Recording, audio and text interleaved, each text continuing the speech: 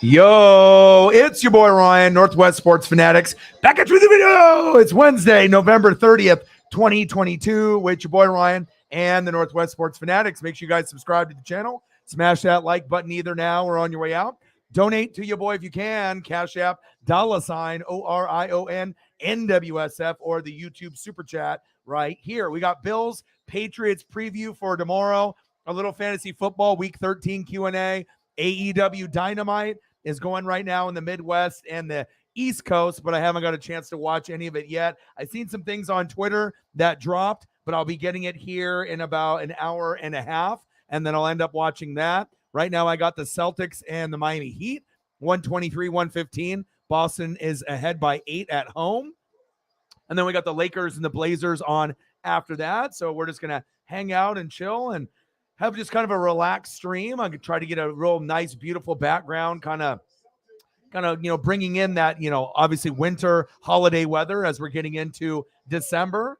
$10 dono from Megan on her birthday, wanting to share the birthday love at the Hawk's Nest. No problem. And I know you'll be going out. So thank you so much. Appreciate you. $10 holla. Bang, bang, bang. Let's go. 90 to go. A good start. Bang, bang. $10 holla. Appreciate you. And like I said, when I know that you are in the room, I'll be able to hit you with a few photos, and I got you. Not JT in the building, what to do? Nicker in the building, what to do? Sarah in the building, what to do? Hope everyone is doing well. Like I said, we obviously have World Cup kind of all in full swing. NBA, NFL and college football are kind of winding down. And like I said, I'm just hustling and grinding like I typically do. And the Lakers and the Blazers are going to be going at it here in just a few minutes. In about, I think it starts at 7:30 actually, instead of 7 o'clock. But we don't have Damian Lillard, so I doubt that we're going to win. But will I watch it? Yeah, I'll watch a little bit of the Blazers and Lakers, even though we'll probably lose with no Damian Lillard. Watching a little bit of NBA just to get myself kind of refreshed with everything. And then we can go over anything that you guys want to. Okay, no problem. Happy birthday. And like I said, I got some pictures already saved here ready for you. And like I said, we can pretty much go over anything that you guys want to. I figured I could have just did another fantasy football thumbnail or title. But I figured since we did that yesterday, if people have fantasy football questions, they know who I am. So if they want to come in here and, get last minute advice, I got you. But nothing really too big as far as the Buffalo Bills and the New England Patriots. Let me pull this up here. And then we'll go into a little bit of a preview. And then we can go into some of the photos as well. And this is pretty much going to be, a stream for you guys, the fans. So, I have a few topics. I'll be watching AEW once it comes on for Dynamite. I'm going to be watching some NBA. But this is time for any type of NFL Q&A, fantasy football Q&A. If we want to go over a few different things. It's Bo Jackson's birthday today. Salute. So I'll be putting up some Bo Jackson photos at some point in the stream. And we're just going to hang out and have a great 3 to 4 hours. And anything that you guys want to touch on. NFL, college football, AEW, WWE, NBA, World Cup, whatever you guys want, go ahead, or even a little Bo Jackson. Salute to Bo. So as we have this game coming in tomorrow, the most recent time the Bills faced the Patriots, they left little doubt about their status of the pace setter in the AFC East. If you remember in the wild card round last year, Buffalo walked off the field with a 47-17 win. And we were like, holy shit. We were like, is this team that good?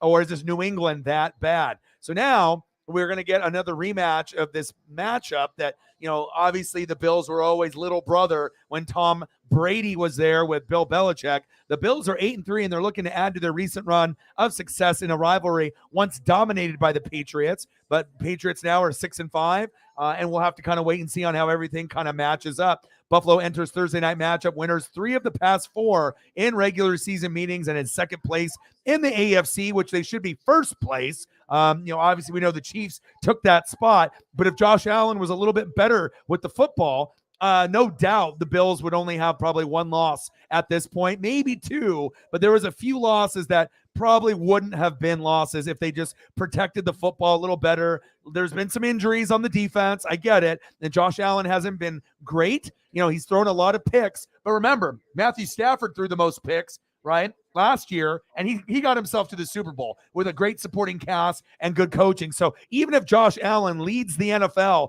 in interceptions at the end of the year, they could still win the Super Bowl. We know that. Josh Allen will take some risks. But if they end up playing quality teams like the Chiefs or a team like the Titans, the Bengals, maybe the Dolphins, if they get hot, there is a legitimate chance that all the Buffalo Bill bandwagon fans might get a little upset because everyone already wrote them in and penciled them in. It's going to be the Buffalo Bills and the Eagles. And that's pretty much what everyone said at the beginning of the year. But as we kind of seen these weeks start to play out, week 10, week 11, week 12, as we're going into week 13 for fantasy football, I don't know if everyone really believes the Bills are legitimately the best team. It kind of looks like it might have shifted over to the best team in football, not named the Philadelphia Eagles, led by their stud quarterback from Texas Tech, Patrick the Clone Mahomes, and they got the two best coaches in Andy Reid and Eric Bieniemy with calling plays. So I'm really looking forward to seeing, a Bills-Chiefs matchup, but, we're going to have to kind of wait and see. So divisional games, Josh Allen says, we know our record this year is something big. So it's not easy to go on the road and playing in divisional games. We have to understand that we have to get ready for a hostile environment. And then for New England, they're coming off their best offensive performance.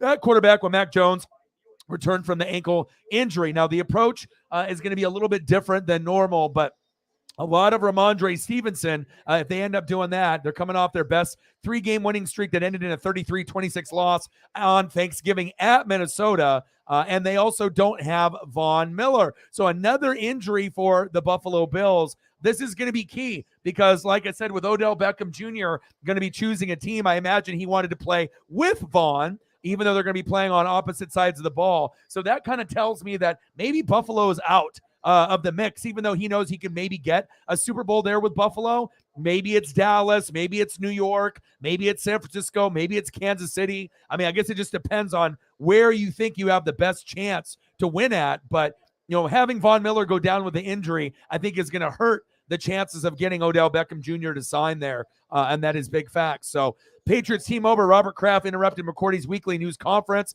and presented him with a photo collage and commemoration of what will be his 200th game for New England on Thursday.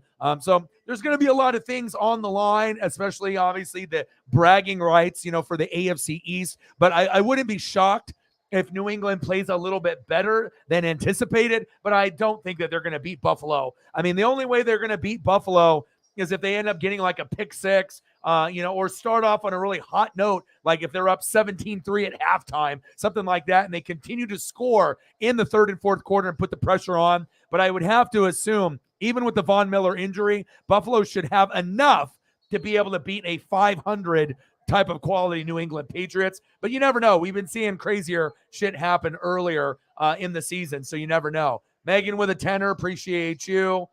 Yes, happy birthday. Be safe out there. Appreciate you very, very much. Sarah is in the building. I was going to start it at 7, but I've already been in the studio in here since like 5. So I figured, you know what? There's no point in me just sitting here watching the Celtics game or watching Duke play. I might as well just, hop online and we can just kind of hang out and go from there. Yes. Thank you for the dono and happy birthday to you. Nicker in the building. What's good? I'm good, man. How are you? $10 in donos. Let's get to a hundo. Let's do it.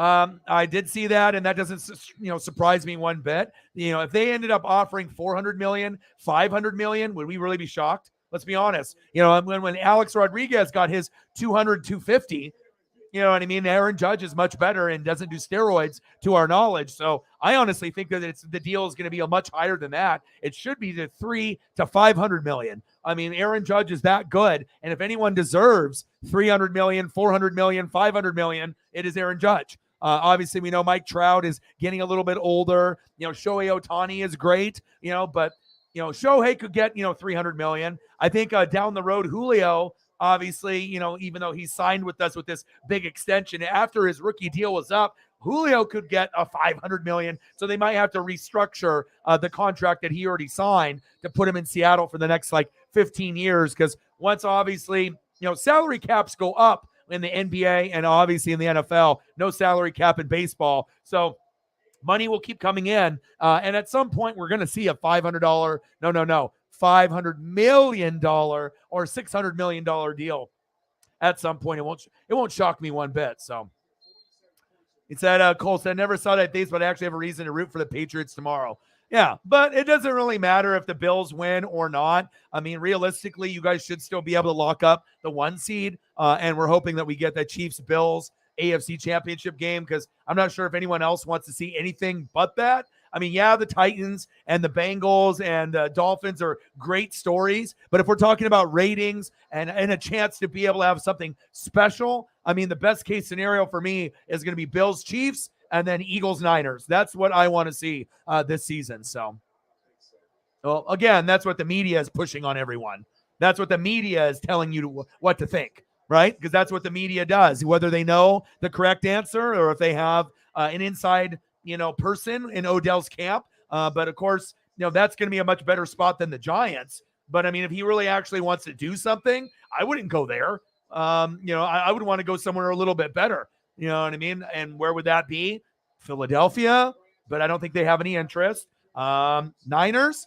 If the Niners, obviously, that would be a better place for him than Dallas. Dallas, he'll be able to probably get some touchdowns. And it could elevate them to get to the NFC Championship game. But if they win a couple playoff games with Odell, I just don't think that they're going to be good enough to beat San Francisco, the Niners, or the Philadelphia Eagles. So, I mean, those would be the 2 spots there. And then obviously Bills and Chiefs would be the best case for the AFC. But, Dallas would be better than going to the Giants. But again, their reputation of being able to choke in the playoffs and not get the right play calling, it could be like a temporary, Amari Cooper replacement when you got Gallup and CD and Dak and Pollard and Zeke, and then the defense as well. And this could be the year that Dallas does make the NFC Championship game, but we have to see it. There's all the talk, but every time they go to the playoffs and we think this is the year, which was supposed to be last year, then they had the horrible play calling and lost to the Niners. So this could be a year, because right now, you got the Eagles, you got the Niners, and then it's probably a tie between the Cowboys and the Vikings. I like the Vikings coaching and play calling with Kevin O'Connell, but I think I like Dallas's team overall because they got the better defense and they got Micah Parsons. Minnesota does not. So I think Minnesota is really heavy on the offense, but on the defense, they're a little shaky. So, we'll see what happens, but, it is what it is. But again, that's what the media is telling you. They're trying to cram that narrative down your throat, but go to Dallas, because they're recruiting. Let's go back to the Giants. But if you really want to win a Super Bowl, you ain't going to get it there. You're not going to be able to beat the Niners or the Eagles. At least I don't think so. So, if you want to go there and you have aspirations of bringing another Super Bowl trophy home, you ain't going to get it there. You ain't going to get it with the Giants. You ain't getting it with Dallas, at least more than likely not this year. If they get rid of, McCarthy and Kellen Moore and bring in Sean Payton with Dan Quinn, then I'm like, okay, maybe NFC Championship, maybe you can win a playoff game or two to get there, but I'm not too confident in those two, obviously coaching / play caller and McCarthy and Kellen Moore, unless they prove it to me that they can get it done. And then obviously we know it's, Chiefs and Bills. And even with the injury to Vaughn, if he wanted to have a better shot to get somewhere, he'd have a better chance to be able to make noise, obviously with the Buffalo Bills rather than the Cowboys or the Giants. So I guess it just depends. And I know that him and Vaughn wanted to be able to try to win it together, but now with Vaughn's injury, the end of the season is kind of in jeopardy for him. We don't know if he's going to be out for the rest of the year, if he's going to try to come back in the playoffs, but we're going to kind of wait and see. So that's big facts.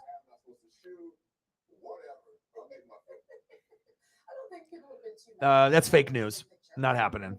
If you read and believe anything on the internet, then you're going to get your brain filled with a bunch of just dumb information that's not true. Because number one, Odell wants to play for a contender. You're not going to play this late in the season coming off an ACL that you already tore, ACL on top of an ACL, to go to some bullshit crap team like the Rams. This isn't the same Ram team from last year. There is no way that you're going to go back and play with a third string quarterback. Absolutely not. You would be better off going back to the Giants to relive the folklore and all the history with the one-handed grab. You might as well go back to New York and lose in the first round with the Giants rather than going to the Rams. The chances of OBJ going to the Rams is 0.00000%. Not happening. Yeah, maybe if they had Aaron Donald playing, maybe if Cooper Kupp was playing, maybe if Matthew Stafford was playing, maybe if Allen Robinson was playing, maybe if they had Darrell Henderson. But guess what? Check.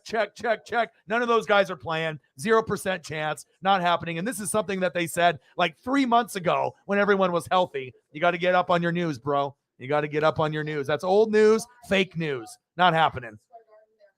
Ramondre putting you in the fantasy football. Hey, remember I told you if you stay afloat, you might be able to make it. And it looks like you, and since I beat Shep this last week, you're welcome. It looks like it's going to be you and more than likely Jake that are going to get in the playoffs with me and Sarah. And if you and Jake get in, anything can happen. So all you got to do is, keep plugging away, try to have the best quality lineups that you can. And you never know, you might be able to upset me or Sarah. I wouldn't be shocked. So.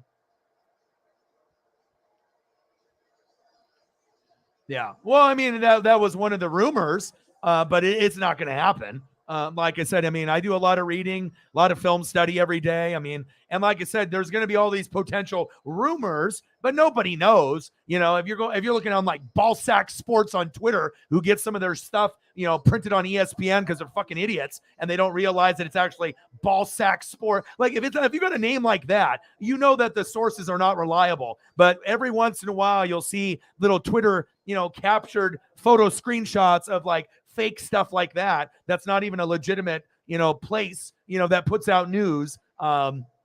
It is what it is. But I know if Odell's coming back, it's not going to be just to anybody. And honestly, even though he played for New York back in the day, that would be a feel-good story. But I think Odell's got a few more years left, not just like 1 year left. And this is, going off into the sunset. And if I was Odell, why would I want to go and play with Daniel Jones?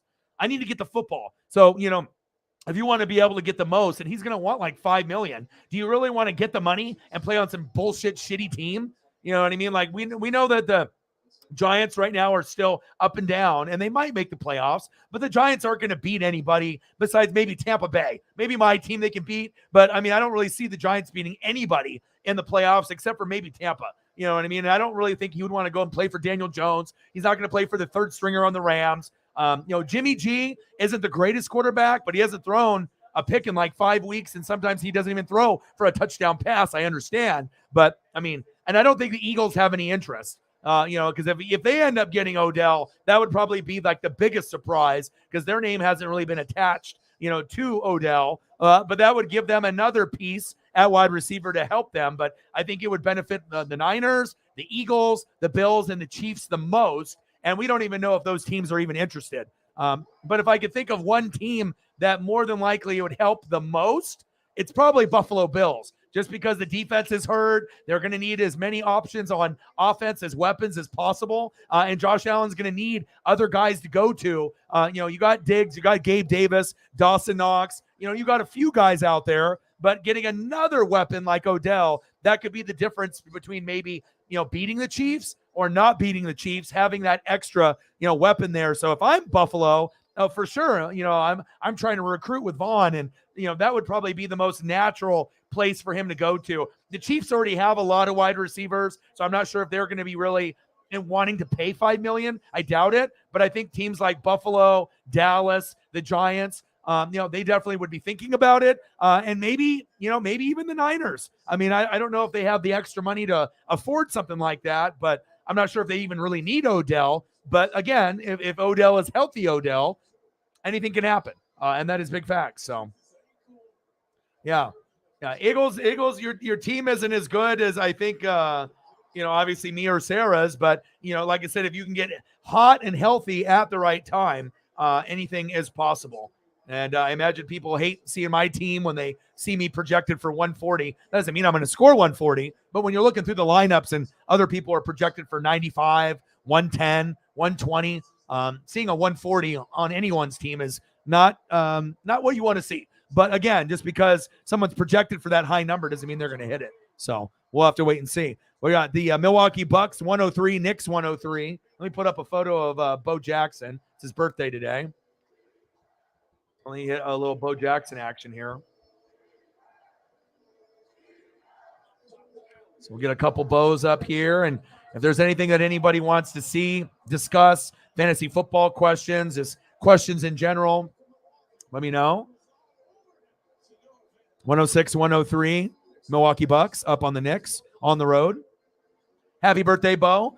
You are a legend. You are the best athlete that we've ever seen playing baseball and football on an all-star level, Pro Bowler and an MLB All-Star. I don't know if you're ever going to see anything like this ever again. We saw Dion, but Dion wasn't very good at baseball. He was average. He was amazing at football, one of the best corners of all time, if not the best corner of all time. You could argue that. Definitely one of the most impactful as well. But as far as being an all-star, being great at two sports, and what a shame with the injury with his hip and everything else, because, I mean, if he could have went a little bit longer in his career, absolutely no doubt there would be a lot more Bo representation across the country. I will always, always rock Bo. And I still got my Bo Jackson Royals poster hanging up in my bedroom. It's still there. It's still sitting there. I haven't taken it down, and it's been there since I was 7 years old. It's been in there since 1988, 89. And definitely one of my all-time favorites. Bo knows. Absolutely. We'll throw some cards up too. And I know the only person that probably loves Bo as much as me is Cyberpunk. We have a real big love for Bo Jackson. And we got some cards up there as well.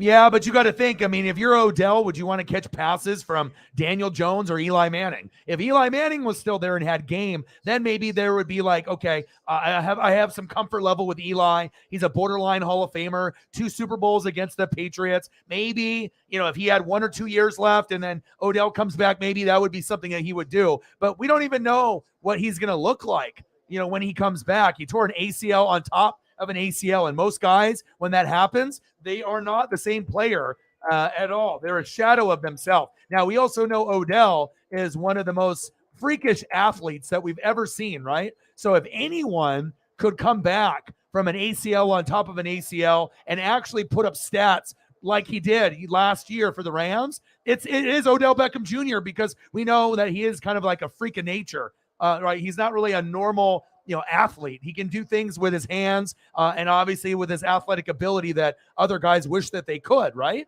But I don't see him coming back to a team, even if they are a borderline playoff team. You'd be better off going to Dallas rather than going to the Giants, because at least you can get passes from Dak, have a number 1 defense, and actually could do some damage in the playoffs. You know what I'm saying? Dallas could win 1 game, 2 games, or make it to the NFC Championship game, or Dallas could get eliminated in the first round against a Giants, Seattle, or a Tampa Bay. We know this, right? There is no 100% guarantee that, and we could also have all 4 teams, in the NFC East, which used to be the NFC Least, which is now NFC Beast. We could even have Eagles, Cowboys, Giants, and Washington. If Washington keeps winning and Seahawks keep losing, we could have all 4 NFC East teams in the playoffs. I hope not. I would rather see Seattle in there. But like I said, you got to also look on who's going to be throwing to you. So, oh yeah. Well, there's quite a few for me too. I mean, I watch Barry Sanders and whatnot, but Jim Thorpe, I didn't get to see enough of Walter Payton in his prime. I've seen a lot of stuff on Earl Campbell. There's a lot of guys, Gale Sayers. There's a lot of amazing, and obviously with Jim Thorpe, I know he did track and field and he did multiple sports as well. So I'm not a dummy about Jim Thorpe. I, collected, cards back in the day, and they had cards back, I think in the late 80s, and they weren't real cards from the 50s, but they were reprints. So you could buy these cards and they had legends from the 20s, the 30s, the 40s, and the 50s. And they remade cards of guys like Red Grange, Boog Powell, and guys like that, Jim Thorpe. And I would read the back of the stats of the card, even though it wasn't a real Jim Thorpe rookie card, but at least they let me learn about guys that were way before my time to learn about that. So yeah, absolutely.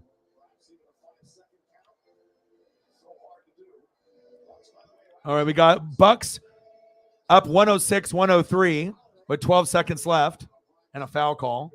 And then, like I said, I'll let you guys kind of go over anything that you want to go over. Patriots are 26-4 when McCourty has a pick in the regular season. So we'll see how it goes. And then, and then there's a few injuries. There's nothing really too crazy just yet as far as injuries in the game as well. So as far as tomorrow, and there might be some new stuff, but Gregory Rosa, right? AJ Epinesa, right? And then Mitch Morse, Deion Dawkins, and Quentin Morris. Obviously, Quentin Morris is questionable. The other four, Russell, Epinesa, Morris, and Dawkins are out for Buffalo. And then Damian Harris is out, so more Ramondre Stevenson. That's good for Eagles John. Isaiah Wynn is out, the offensive tackle. Jacoby Myers, Marcus Jones, and Jalen Mills are all questionable, and I assume all of them will play. So just to give you a little update there. And like I said, we'll go over whatever we need to, but wanted to make sure we grabbed a very special, winter background. So, and this one I really like compared to one of the other ones too. It is definitely a vibe.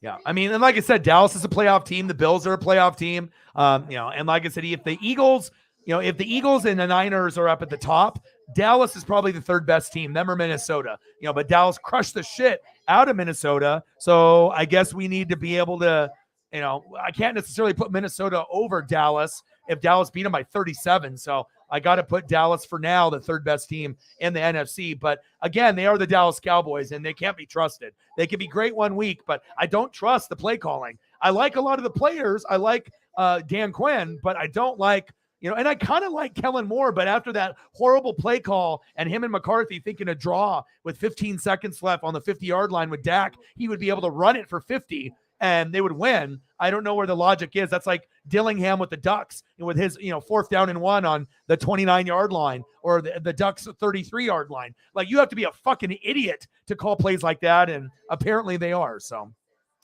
Pac-12 championship, yeah, it'll be exciting. Wish the Ducks were playing. I mean, I need to have something good happen in my life. I need to win this fantasy football championship. Blazers with Dame is injured. My Ducks lost. The Buccaneers suck. I mean, at least the Mariners were good and the Cardinals were good for you. But Iowa Hawkeyes, Oregon Ducks, our college teams suck. Colts and Buccaneers, we suck. Blazers suck. They were number 1 in the West, but now with Dame injured, they've fallen down in the standings. So I need to have something to be excited about. And I guess the Mariners gave me that excitement. But other than that, maybe I can be excited that I have dispensaries here next to my house. And, I guess that's something good. But other than that, $10 holla. Appreciate you. Bang, bang, bang, bang. Stacks on stacks, racks on racks. Cactus Jack. Bang, bang. And I did see William Regal. They took him out on a stretcher. MJF turned his back on him. They debuted the Burberry belt and then got rid of the old AEW. They got their new belt. So what that tells me is if you follow wrestling, William Regal is going back to WWE. So that's what they're doing. They're writing him off the show completely. And so in that way that, he got injured, MJF hit him, he's on the stretcher. Well, that is all because more than likely he's going back to WWE. I'm too smart for your games, wrestling. I already know what you're doing. So don't be surprised to see William Regal back with Triple H and WWE, in the next couple weeks or in the next couple months. That's facts. $20. Let's get to a hundo. 80 to go. Let me know what you want to see. And you want to see Michigan players. Okay, I got you. I'll do that. No problem. I don't know because it switched to the Milwaukee Bucks and now it's going to be coming up to the Lakers and the Blazers. So, I mean, I don't really watch a whole lot of NBA. I mean, I'll watch a little bit here and there, but to me, it's boring. It's like college hoops. If like Kansas or Duke or North Carolina are on, yeah, maybe I'll just watch it in the background, just so that way I keep up with what's going on. But I'll look it up for you. Let's see. All right, just got over with. All right, let's see. What did Tatum have? 49 points tonight. So he killed it tonight. 49, 11, and 3. So one of the big career nights, Jaylen Brown had 26. So yeah, he's been a little bit of a tear. And obviously he struggled in the finals last year, but I think most people can agree Tatum is a top 10 player. Sometimes he plays like a top 5. So.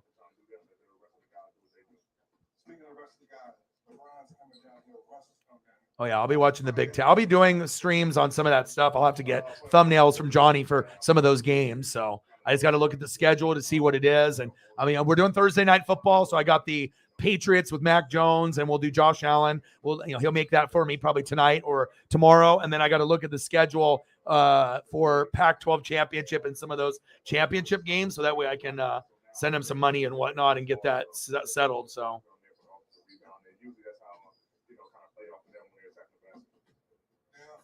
I know right now you're not shooting a great percentage from the people. We know you can't be. It's something you're just not doing well, or the ball just not falling right.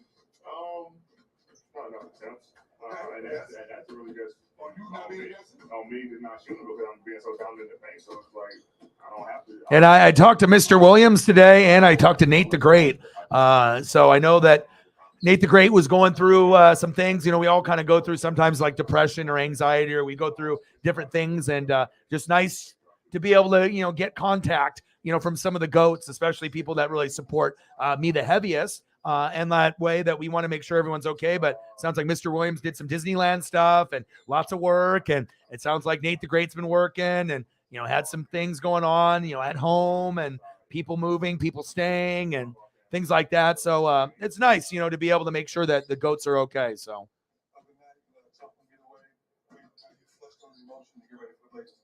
All right, let me pull up some Michigan photos.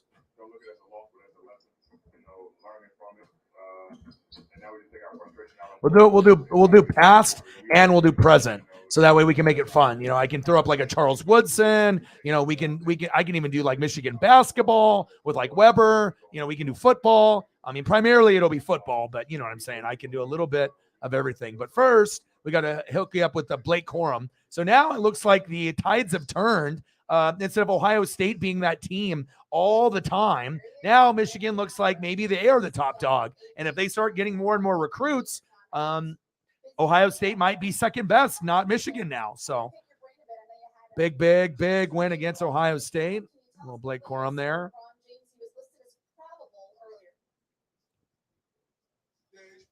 He was out here before the game getting shots up, looked pretty good. I've always liked the Michigan colors.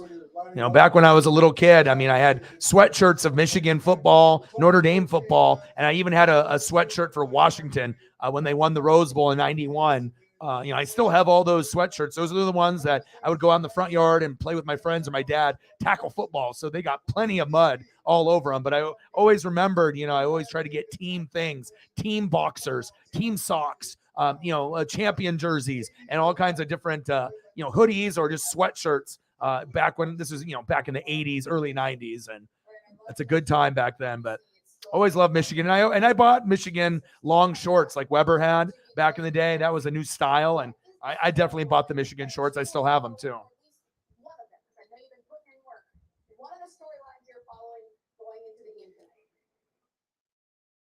The biggest thing for me is the Portland Trailblazers. Talking to Coach Ham, he was also nervous. All right, Blazers and Lakers coming up in 27 minutes. I think North Carolina is on, so let me go to that. So I got to always keep myself in the loop. Blazer game starting in 27 minutes, so I'll watch that. I don't think we're going to be able to beat the Lakers because we're no Dame, but you never know.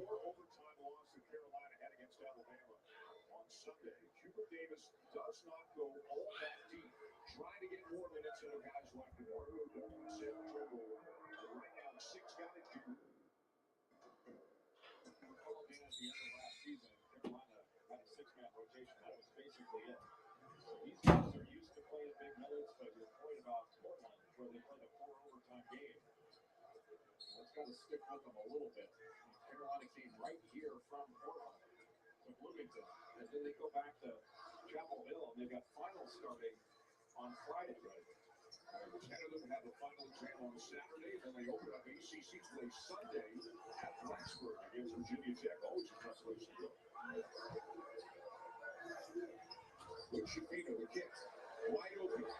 Trying to find some collage stuff here. 28-24, Indiana up on North. Ooh, this is actually a ranked matchup. I didn't know Indiana. I knew Indiana was going to be in the top 25 this year. 6-0. Indiana, number 10 at home versus number 18, North Carolina, 5-2. So I can watch this. I can definitely watch that. Try to hit you with some cool collages and Jabril Peppers, Charles Woodson. Charles Woodson at Michigan was a vibe. You know what I mean? Like, you just knew that this guy was going to be a Hall of Fame player in the NFL. At least I did. I was like, oh, this guy, whatever team this guy goes to, he's going to have a pretty good career. And, obviously was on the Raiders and then got the Super Bowl with Green Bay.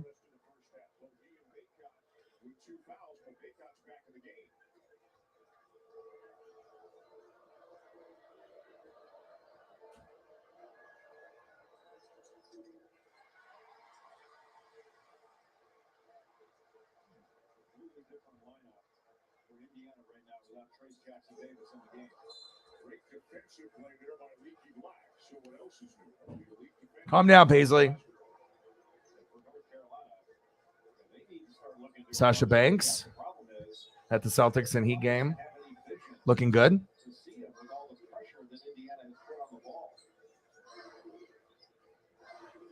When are we going to be able to see Sasha Banks or Naomi, though, back wrestling? That's the real question.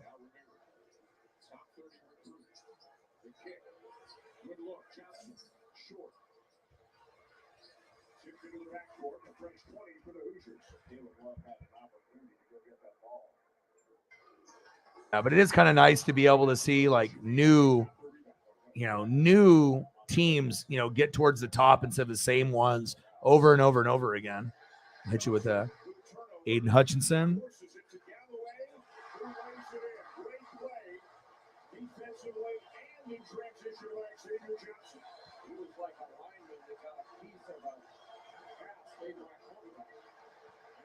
Oh, that sounds good. Damn, Indiana going off. Crowd is going crazy. Big Ten championship is Saturday. I have to look at the schedule. Do you want to give me the? Can you write down in the chat like what time the games are at for Big Ten, Pac-12, and SEC?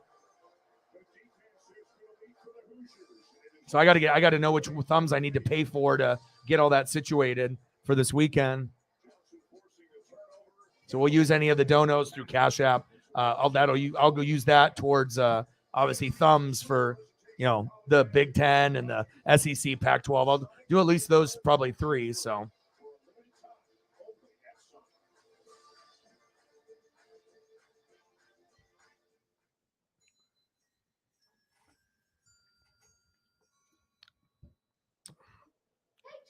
Well, Corum was the Heisman candidate before he got hurt, and I haven't watched enough of Haskins, game in, game out to give an honest, comparison. So, I can't just act like I, know every single thing about both players when I haven't watched every single game. You know what I mean? I watch a lot. I try to keep up with all the Pac-12 teams since I'm a Duck fan.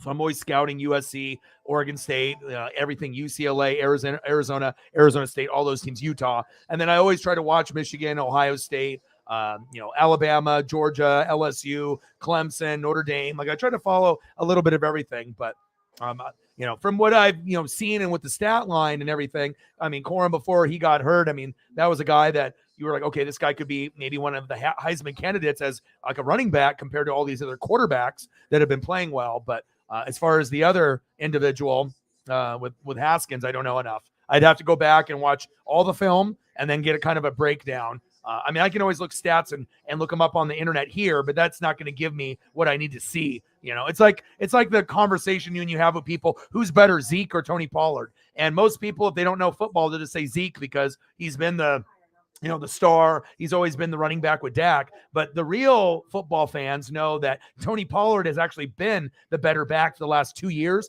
He just hasn't really got a chance to showcase at what he can do. And in the last couple of weeks, when Zeke went down with an injury, and then he actually did get like a full throttle, amount of attempts, like 20 carries, guy got like 25, 30 points in fantasy. So it shows you that Pollard is a lot better than people think. And if they wanted to cut ties with Zeke, or just move Zeke to RB2, they could probably win more games. Like if I was the Dallas Cowboys, that's what I would be saying. If you want to have Zeke on the goal line, fine. But the guy that needs to have the football from the 20 to the 20 should be Tony Pollard, not Zeke. And then occasionally Tony Pollard, you don't want to give Zeke 15 to 20 looks and Pollard 10, or do 12 and 10. I mean, you want to have a guy to get a little bit of a rhythm. But I mean, if it was me, I would probably break down at like 15 to 20 carries for Pollard, and then maybe 10 to 14 for Zeke. And, you could still end up getting similar point totals, but I just think Pollard's a better back. He's just not the more popular name. And it's also political because Jerry Jones knows that Dak and Zeke are like best friends. So there's a lot of politics involved with that too. So Pac-12 is on at 7 Central, which would be what, 6 Pacific or 5? So I got to stream at that time. I'll have to look this up. Or let me go to this. I have to look it up here. Let me go. Let me look here. All right. So for me, it's 5 o'clock. Utah and USC. Boo. Should be Oregon. We have stupid coaches. Okay. And then Kansas State and TCU. Big 12. I won't do that. I'll watch it, though. LSU, Georgia. I don't think I'll do that one either. We already know Georgia's going to win by a fuckload. UCF and Tulane. Purdue, Michigan. You already know Michigan's going to win. And then Clemson, North Carolina. So I don't know. I mean, I'll do the Utah USC because that's Friday. So that'll be the stream. So we're going to do Bills, Patriots tomorrow. We'll do Utah USC. And then I guess I would maybe do one game. I don't know if I would want to do SEC and maybe do Michigan and Purdue. I don't know. I just think maybe that, I don't know how Purdue can even hang, but at least we could watch Michigan one more time. Too bad we couldn't get Michigan, Ohio State in the Big Ten championship. That would be more ideal, like a rematch. And Georgia, Alabama would be much better than Georgia, LSU. So, like, if you actually look at the matchups, they all kind of suck. They're not that really good. Like Clemson, North Carolina should be Clemson. Michigan, Purdue should be Michigan. Tulane, UCF, who cares? Georgia, LSU, Georgia. TCU, Kansas State, TCU. Utah, USC should be USC, but Utah beat them earlier. So that's really the only one where maybe Utah wins. Maybe. You know what I mean? But I'm not sure if Kansas State, LSU, UCF, Tulane, Purdue, or North Carolina even, I don't know. It doesn't have the same kind of excitement, as previous matchups. So, yeah. And Kansas State is 10th and TCU's 3rd. And a lot of people have thought TCU is overrated. They're the pretender. So Kansas State, if they play good football, they could win that game. So Utah could win. Kansas State could win. LSU, no chance. UCF, Tulane could go either way. Purdue beating Michigan, no chance. And North Carolina, Clemson, North Carolina does have a chance to me, but it's, the Georgia one should be the most significant, but you never know. Yeah, TCU, Kansas State might be the best game. Utah, USC should be pretty good too. So I don't know. I guess we'll do Utah, USC, and then I'll talk with you, Sarah, and we'll decide, if I buy one or two, because I don't know. I mean, I just don't know how many people are going to show up, and let alone if we can even get close to hitting the goal. If I'm going to be spending, 8, 9, 10 hours and spending $70 on the thumbs, and we don't even hit that in donos, that's not worth it to me. I mean, we'll do one stream and stuff, but I'm probably going to be leaning maybe towards the Purdue, Michigan. I'm probably at 5 o'clock evening stream, something for us to do, and I'm probably going to maybe lean towards doing that one, even though it might be a blowout. I'm just trying to think of what would get the best views. I'm not really sure. Utah USC is the only game on Friday, so I'll get views there. I should actually, I got to hit Johnny up, tell him I need that too.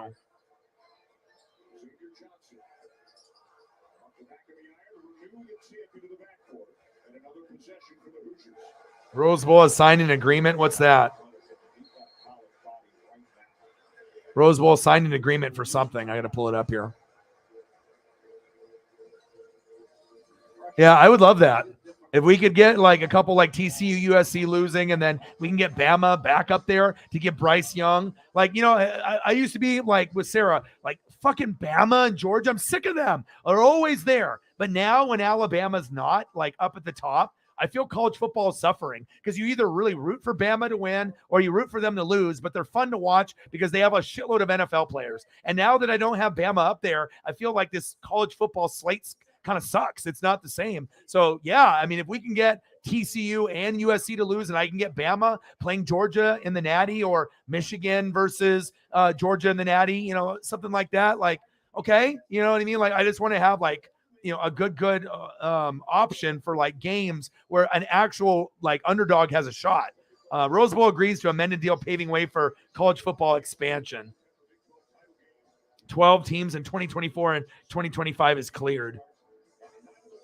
So the Rose Bowl did the expansion there. So I guess $450 million. It's all about fucking money. These motherfuckers. But yeah, it looks like everything should be good. And we should go from 4 teams to 8 teams to like 16. Like 16 would be perfect for me. 16 versus 1, even if it's like a Kansas State versus Bama. Fuck it. Who cares? You never know. Upsets happen. And then you're really going to get upsets when like 7 and 8 play. Because it doesn't make any sense if you have 32 NFL teams, right? And 12 to 14 get in, like a third. So if you have over 100 Division I, and a lot of them are bootios, but you have 100 Division I colleges, Oregon State, Iowa State, Florida State, and so on, right? So if you have 100, why the hell do we only have 4 out of 100 plus?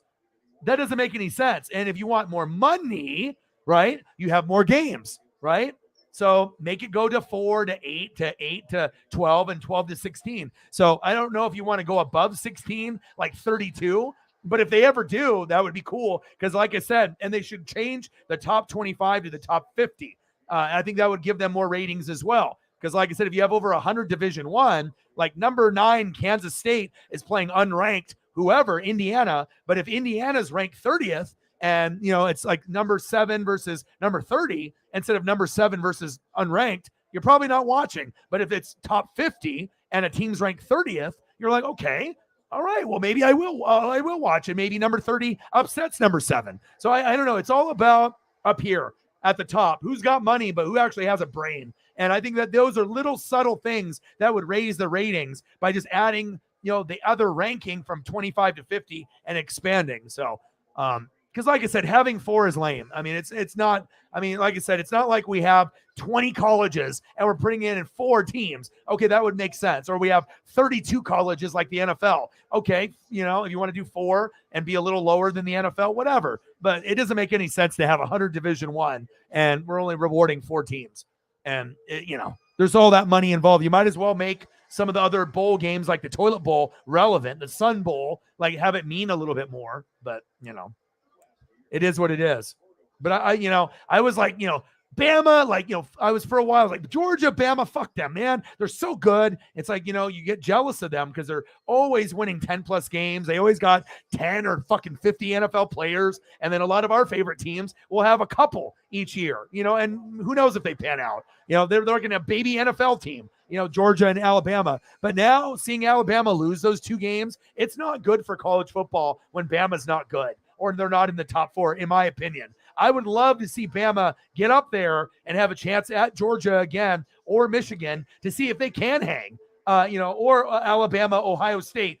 Give me that. I would love that. Michigan, Georgia, natty. Ohio State, Alabama, sign me up. That's must-see TV. That's what I would want to see, but I don't know what we're going to get. We'll have to wait and find out, but I think Georgia will. Well, you have to have a complete team, and they didn't have defense. So to me, the offense was very streaky, but when you're going against the big boys, you have to play defense. And if you can't shut down Bama or Georgia, or slow them down, you can go points for points, but you got to be able to have a defense that can make plays against NFL players. So I already knew Tennessee was fraud to me. Bills Mafia in the building. What a deal.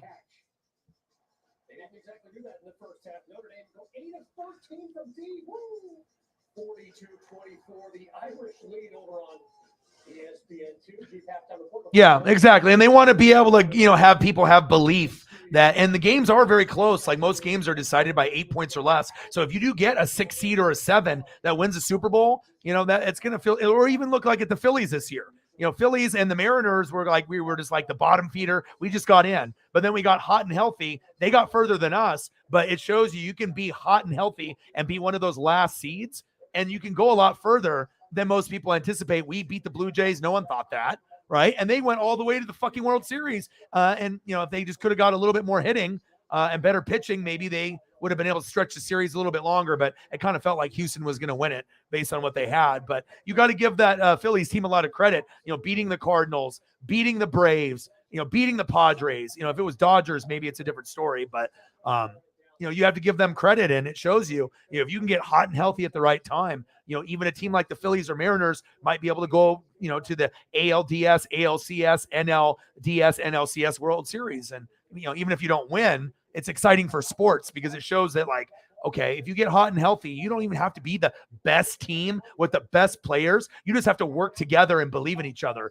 and have not a lot of significant injuries. And you have to have good players. Don't get me wrong, you do. But sometimes you don't have to be the best team. You can just be the hottest and the healthiest, and you can win Super Bowls that way or championships. And we've seen it in the past. So that's big facts.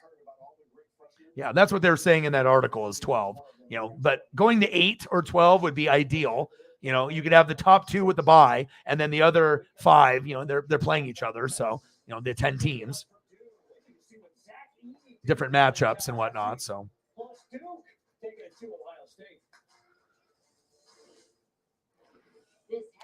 yep, exactly. And like I said, there's going to be like jealousy on how good they are, but it's good for sports to see greatness. Brady, LeBron, Alabama, Georgia now, Duke basketball. I mean, you don't have to win championships every year, but there's a reason why they have this most like bandwagon fans, because a lot of times, they're very, very, very good. Or you can even have the Golden State Warriors now. There's a lot of bandwagon fans that were like Lakers that as soon as they started dropping off before they got LeBron, they were like, we're Warriors fans. And then they had the bad season. Oh, we're Laker fans. And then, we won a championship in the bubble. Oh, Klay Thompson's coming back. Let's go back here. And they just like flip-flop.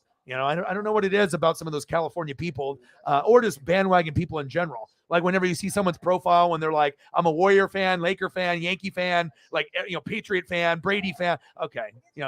You're one of those, that you're jumping ship. Like you can enjoy some of those teams, but if you got like a guy on your Twitter or Instagram and you see that they got all the bandwagon teams, that's a pretty clear sign. You can still be a fan, but lots of bandwagons. You know what I mean? And plus, I've been watching sports since '85, so most of these Warrior fans are only in the Steph Curry era. They're not in the Tim Hardaway, Mitch Richmond, Chris Mullin, the Run TMC, or the Billy Owens, or the Chris Webber, the Chris Gatling. Most of these young fans, they have no idea. They got no idea. The Chris Mullin era.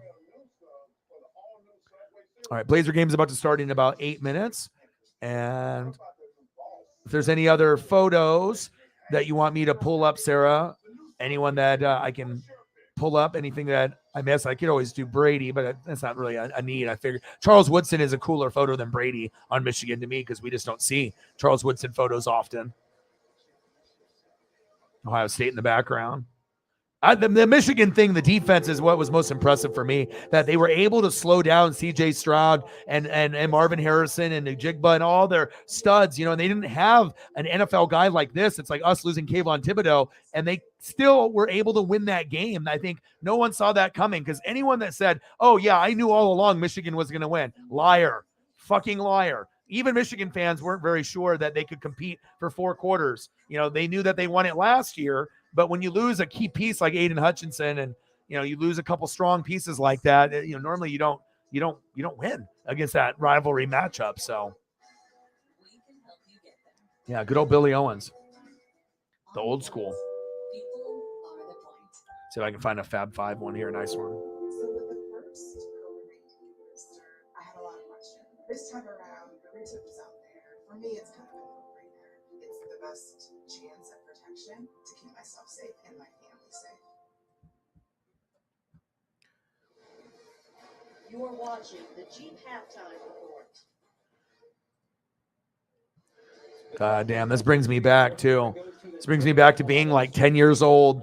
Back in the day, the Jalen Rose and the Juwan Howard and the Chris Webber and the Jimmy King and the Ray Jackson. If you're a real fan, you remember Jimmy King 24 and Ray Jackson 21. Most people don't remember the other 2 names. They remember Webber, Jalen, and Howard because they went to the NBA. The other 2 did not. Or if they did, it was like, they didn't play for a long time. They got undrafted or got picked up by a practice squad, maybe played a little bit, just based off being in Michigan Fab 5. But I know one of them, I think, went to like overseas, played a little bit, but obviously the other 2 were not as good as Juwan Howard, Chris Webber, and Jalen Rose. I mean, Jalen being a lefty, Webber being this just like street baller righty, and Juwan Howard just being that reliable center. That was a special time in sports back then.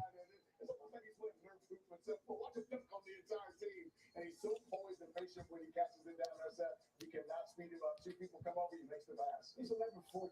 He's efficient. Oh, yeah. But, they got what they needed. Mark Jackson is more of like a personality where he could be on the microphone and, he likes things his way and he's very outspoken. So you're probably going to butt heads with people in management when they're trying to control him, and he wanted to be able to do it his way. And I honestly think that Mark Jackson, even if they didn't bring in, Kerr, if you didn't bring him in, and then some of the key pieces, to be able to win on that coaching staff, I think Mark Jackson could still have just as many rings, as the current coach does now. I mean, Jackson was, he definitely got they said, all right, F you, bye, and stuff. But yeah, I mean, it's a special roster for sure. There you go. Rutgers and Miami having a Nigel Pack coach didn't shoot it well, but he was a factor down the stretch. Second half at 8 points. Good job to get out in transition at the end of the game. They got him the ball in the middle of the floor. Did a nice jump off the rhythm dribble. Remember now, this Rutgers team is playing without Paul McKay with their 6-7 point guard. Well, this Rutgers team, how they defend, but it's the Miami team late. I mean, he molded Steph. I mean, you got to think this was like really before Steph became like Steph. Like, he was we already knew he was good, and I watched him at college. So, when you watch Davidson in the tournament and you saw Steph Curry and you're like, oh, it's Del Curry's son. Oh, he's going to be good. Like, you knew that he was going to be a great player, and that you could probably anticipate that he could end up being one of the best in the NBA just because of his dad being Del Curry and how good Del was. Del was never a great player, like all-star, but he was like one of the best, like, jobber, players, like, him and like Hersey Hawkins, Del Curry, guys that could put up like 20 points a game, but really never be recognized because you had the Jordans and the Birds and the Magics out there. So you're just like another guy on the court, but you were able to throw up 20s and 30s. Hersey Hawkins could do that. Del Curry could do that. And those are two guys that I kind of associate together.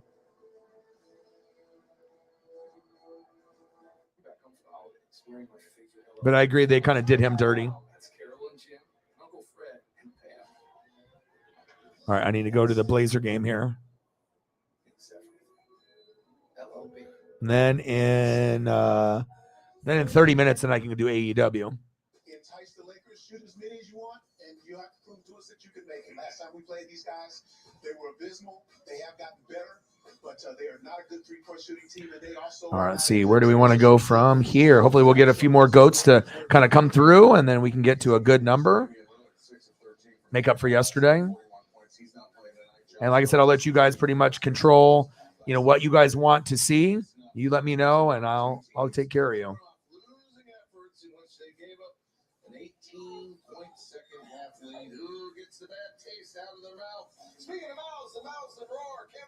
All right, come on, baby. Let's go, Blazers. So now I got Blazers and AEW, so that's what I'm doing.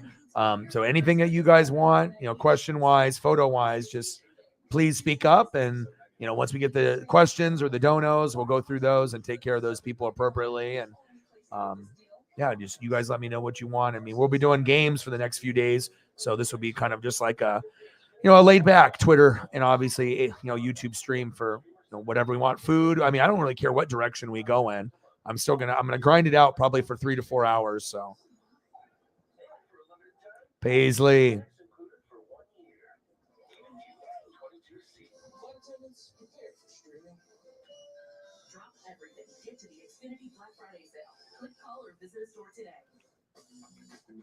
Calm down. No whining. No woo woo woo.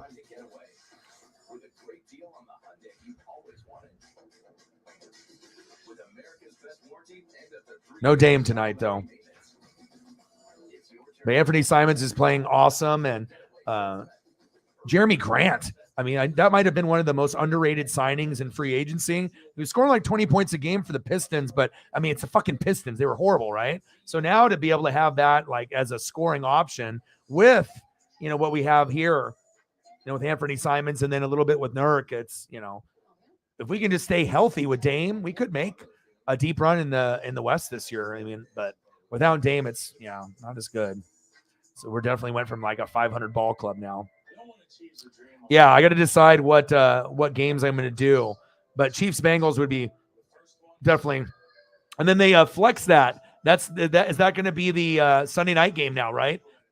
They moved one game out, and then I'm not sure which one that was. Or did they make the Chargers? Like, who's playing? They flexed a new team in, I saw. And they switched one around. I think Denver was supposed to be on Sunday night, right? And I think they switched it because they're like, fuck it. They don't want Denver on there.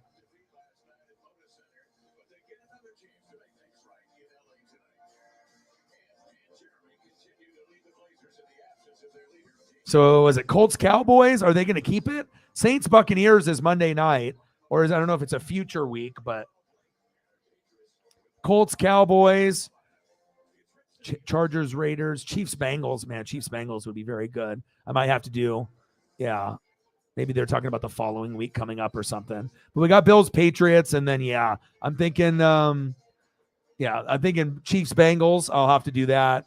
And then we'll hope that we get to a good number on that. I think we could. And it'll be interesting because the Bengals look like they're one of the hottest teams. They seem like the Niners. They're the Niners equivalent where you see teams starting to peak at the right time. It's going to be Cincinnati and San Francisco. So, and they could make it all the way to the AFC, NFC championship game. Maybe not win, but that could be a possibility of one of the teams starting to get hot at the right time. And we got Saints Bucks. That might be ugly. Colts Cowboys. That could get ugly. But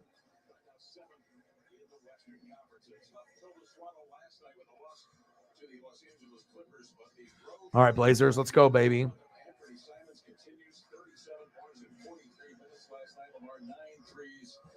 is a phenomenal shooter.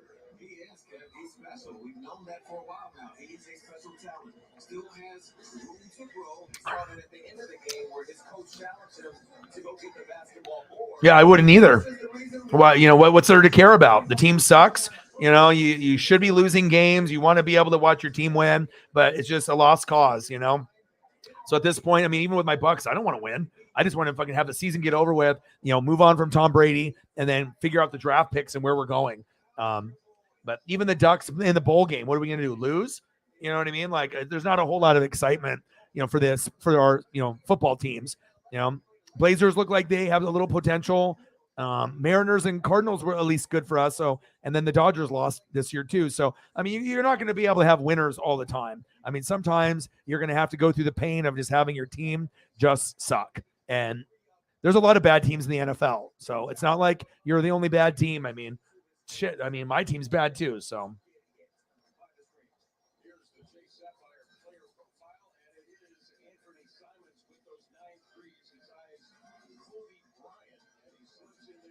Yeah, but it is what it is. We'll see what happens.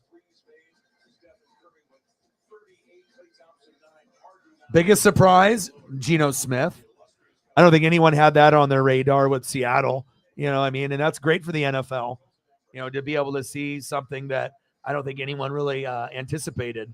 I mean, we all thought for sure this team is finishing in last or third. There's just like, there's no way. It's either them or the Cardinals on the bottom, more than likely, but Rams, Niners, we're going to repeat, all the Rams fans said, right? And I said, no, you're not. And they're, yeah, we are. And they haven't been back since week 1 or week 2 when things started shitting the bed and hitting the fan. So, but I mean, there's a lot of surprises, but I think the number one, I mean, I got him in fantasy. I got the kicker, Jason Myers. But if you look at the entire league, I mean, obviously the Rams and the Buccaneers and the Packers getting injuries. And just because you were good last year doesn't mean you're going to be good this year.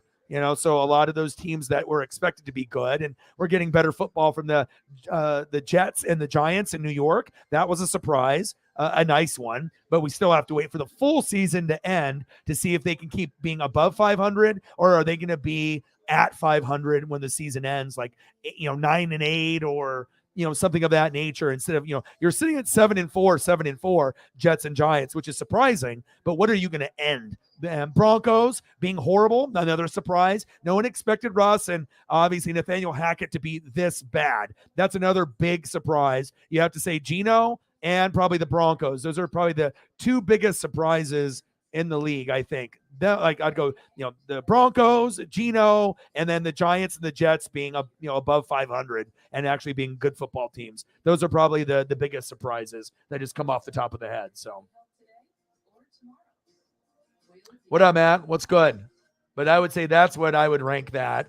Just based off my surprise factor. Researching all 32 teams and doing all that. So, what's good, man?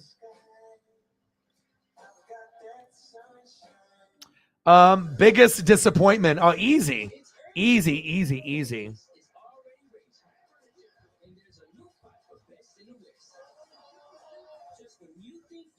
It's not even close either.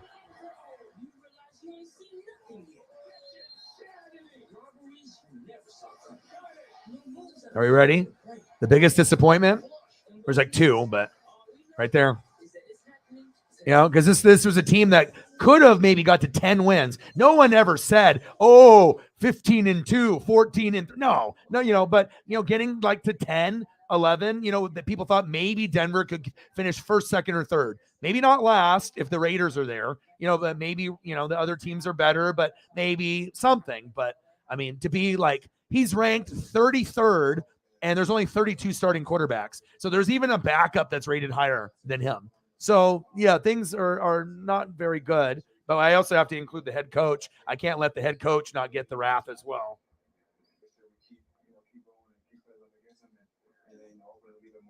What is the key to playing well with the lead we have it?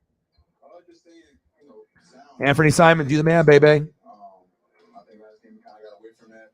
When we got the lead, kind of relaxed a little bit, and obviously, it's the NBA, anybody can come back at any time. So I think this game, if we get the lead again, Broncos country, let's cry.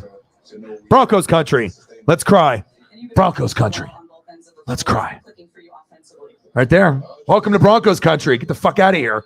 I mean, I've never, and like I said, some guys that are offensive coordinators, right, or defensive coordinators can make it, right? But there's a lot of them that can't, and this is one of them. He can't coach. You have to go back to just being the OC and calling plays.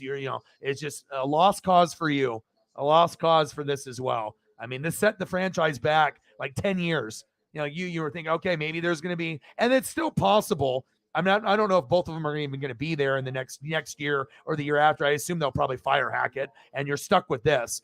Even though it'd probably be better to keep this and fire this and just try to get someone else, but you spent way too much money, so you're contractually obligated, for at least this. But this might, get the job for another year or two, maybe get fired after this year, but. Some guys just can't do it, and they're just better at calling plays. And look at what you got with Kevin O'Connell. Kevin O'Connell turned a team that almost had the exact same roster, being average or below average, 500. Kirk Cousins, right, being 7 wins, 8 wins, 9 wins, maybe a 10-win season, right? But he can get them 10 to 13 wins year number 1. So it shows you Kevin O'Connell, but he did win a Super Bowl with Sean McVay. So you were around better people than LaFleur and Gutekunst. That's what Hackett was around. So maybe some frauds, you know what I mean? So you actually, if you go through championship pedigree people, maybe that's going to be a little bit better. And just the transition, it's like even Todd Bowles. He can't be a head coach, man. I mean, he's just a better defensive coordinator. Todd Bowles needs to go. We need Bruce Arians back. We need that father figure, that disciplined guy that people will look up to. And when he fucking yells and he swears at him, fuck you. You listen, like normally you'd be like offended and shit. But if Bruce Arians says it, you can have a little verbal like swear word war with him. But at the end of the day, you're going to be able to win. And we did. But Bowles doesn't have it. People are going to say Josh McDaniels doesn't have it. Some guys only get 1 year. Some guys get 3 years. But this is the biggest surprise to me, no question. And then obviously we already know what happens with Geno. And I would say, yeah, Geno and the Seahawks and then Jets and the Giants being 3 games above 500, both 2 teams in New York that are traditionally bad, that are good. That was a big surprise. And, you got to be able to go over those key pieces, and maybe Packers, Bucks, Rams all being horrible after in the previous 2 to 3 years being Super Bowl contenders. That surprised a lot of people that they went from being amazing to just dog shit, Also, the Chiefs being able to be the best team in football with no Tyreek, that has probably shocked quite a few people that, the Chiefs are not going anywhere. And when you got the top coach and you got the top OC and you got the best quarterback and tight end, all you need is your O-line and defense, and running game not to be crap. And then you can end up winning a Super Bowl. And if you get a top 10 defense to match this, we already know where that's going to go. But you just got to have a decent running game. Hopefully they can get their true RB1, because once they get their Nick Chubb, in Kansas City, I mean, it might be over. You got to keep boosting the O-line and the defense because that's where the problems are. It's consistent running game, the O-line and the defense at times, but you already know you're going to get production here all day, every day because he's the best quarterback in the league, and it's not fucking Josh Allen. It never will be Josh Allen. Nice try. I think Josh Allen's great, and he will win a Super Bowl, and he'll get his pub, and he'll get his love one day, but this is coaching matters. And it also matters when you have the best quarterback and tight end. That helps too. So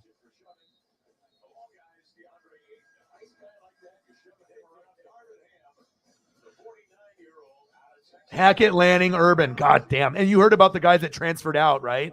Oh my gosh. I know.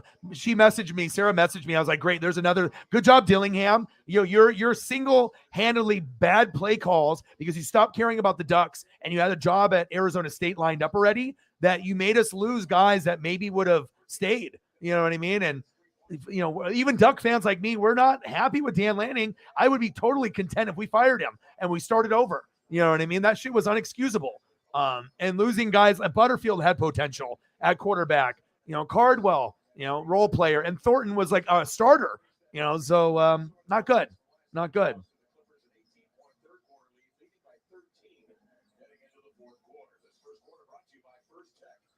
I mean, there's a chance. I mean, things could work out in the future, but sometimes guys are just better off calling plays on defense and offense, and they don't have to be the leader and do that also, because sometimes you need to have a different personality to speak to the team, and sometimes maybe you're just like a jokester, or you just have kind of these quirks that maybe the guys don't really respect you. They know you're an amazing play caller, but maybe it's not the same vibe as like an older like grandpa kind of coach that people look up to as like a father figure, a disciplinarian. Sometimes you got to find that right gauge, or you have to be a player's coach and you have to be young like a McVay or Shanahan, where they just respect the fuck out of you and you get along with the guys because you're still in the same like age group. So you can talk like fucking Fortnite or, memes and GIFs and, other bullshit stuff like, TikTok. And he's not going to be like, what's that? When you get people that can relate with each other on and off the field, then, you're going to get that bond too. Cause Sean McVay and Shanahan are two of the most brightest minds. They McVay molded O'Connell. So,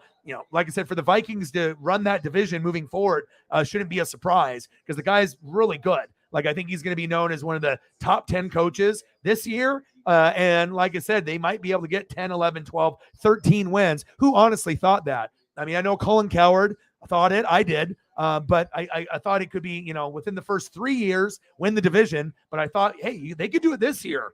Devontae, we know the Lions will be hungry and the Bears, but they don't have complete teams. And maybe the Packers are slightly worse with no Devontae. It didn't take a rocket scientist to think that. But when you have a bad taste in your mouth about a team, even when they trade quarterbacks or coaches, sometimes you're like, well, it's the same old Cowboys, same old Vikings. They're just going to be good, but then they choke in the playoffs, right? And then at some point, the narrative has to change where you actually get further and you actually win something. And then you get the respect. They're like, okay, we can't be calling Kirk like horrible in primetime anymore. Like, if he gets to a point where they make it to like NFC championship game, that would mean that he played good at least in a couple games to get there.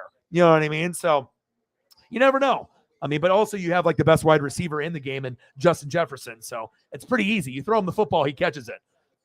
And Thielen's not that bad either. And you have Hawkinson and Dalvin Cook. No excuses, Kirk Cousins. You got probably the best supporting cast in the NFL, like a very good one, like one of the top supporting cast, fucking top 10 running back, sometimes top 3, Dalvin Cook, the best wide receiver, Jay Jetta, a top 30 receiver, Thielen, who used to be a top 15, but he's old now, Hawkinson, a top 10 tight end.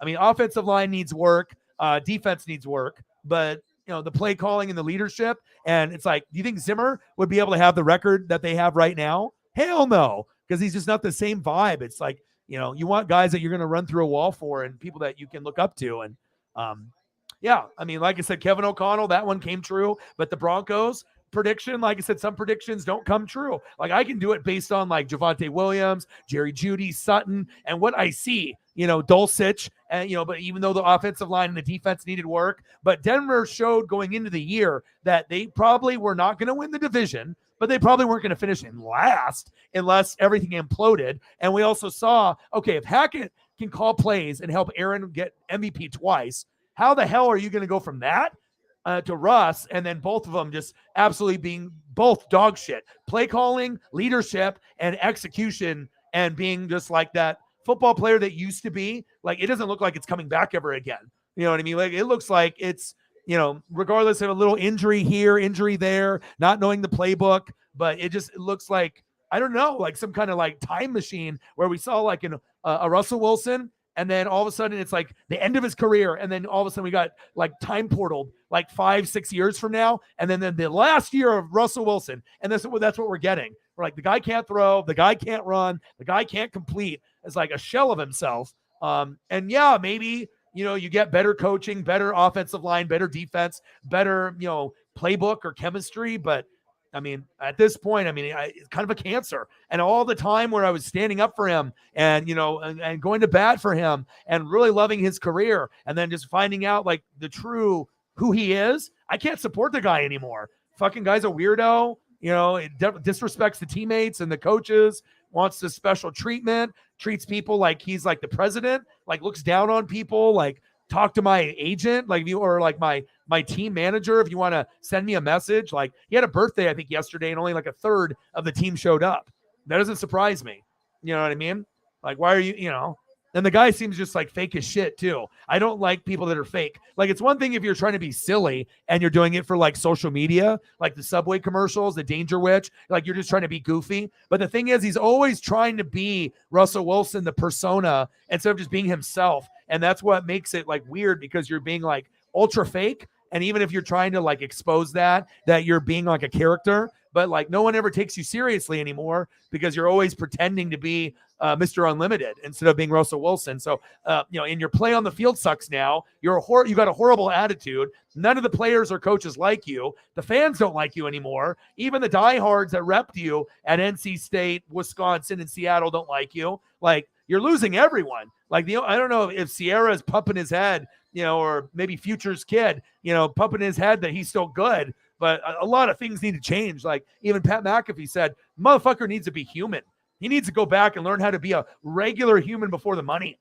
And like how you treated people back when you were in junior high or high school. You know what I mean? And just being real and like being like a normal human with your wide receivers and your running backs and the coaches, and not making the team listen to Will Smith, and it's not even get jiggy with it. And, like just like being like catered to, like you are, like Tom Brady, but even higher. Like, I don't even know how to describe it. Like, just crazy, all this special treatment. But I do think that his career isn't necessarily over, right? And I don't know if he'll ever get back to being the Russ, but I do think that they could win 10 games before his career's over there. They have to, right? They have to, right? Whether they replace the coaches or whatever, right? But at some point, the injury bug won't hit them, and they should be able to finish in maybe a second and third in a year to 4 years from now, right? You would think maybe even win the division at one point if there's injuries at the top of the division one year. Who knows? But based on the team, the injuries, the coaching with him, it doesn't look good. Like, it doesn't look like, things could change next year. They win the division and they're like, 12-5, and you're like, look at that. The biggest story ever. We suck. We're horrible. And then in 1 year, we're 12-5 and we win the division. Now that would be shocking as hell, but I don't see it.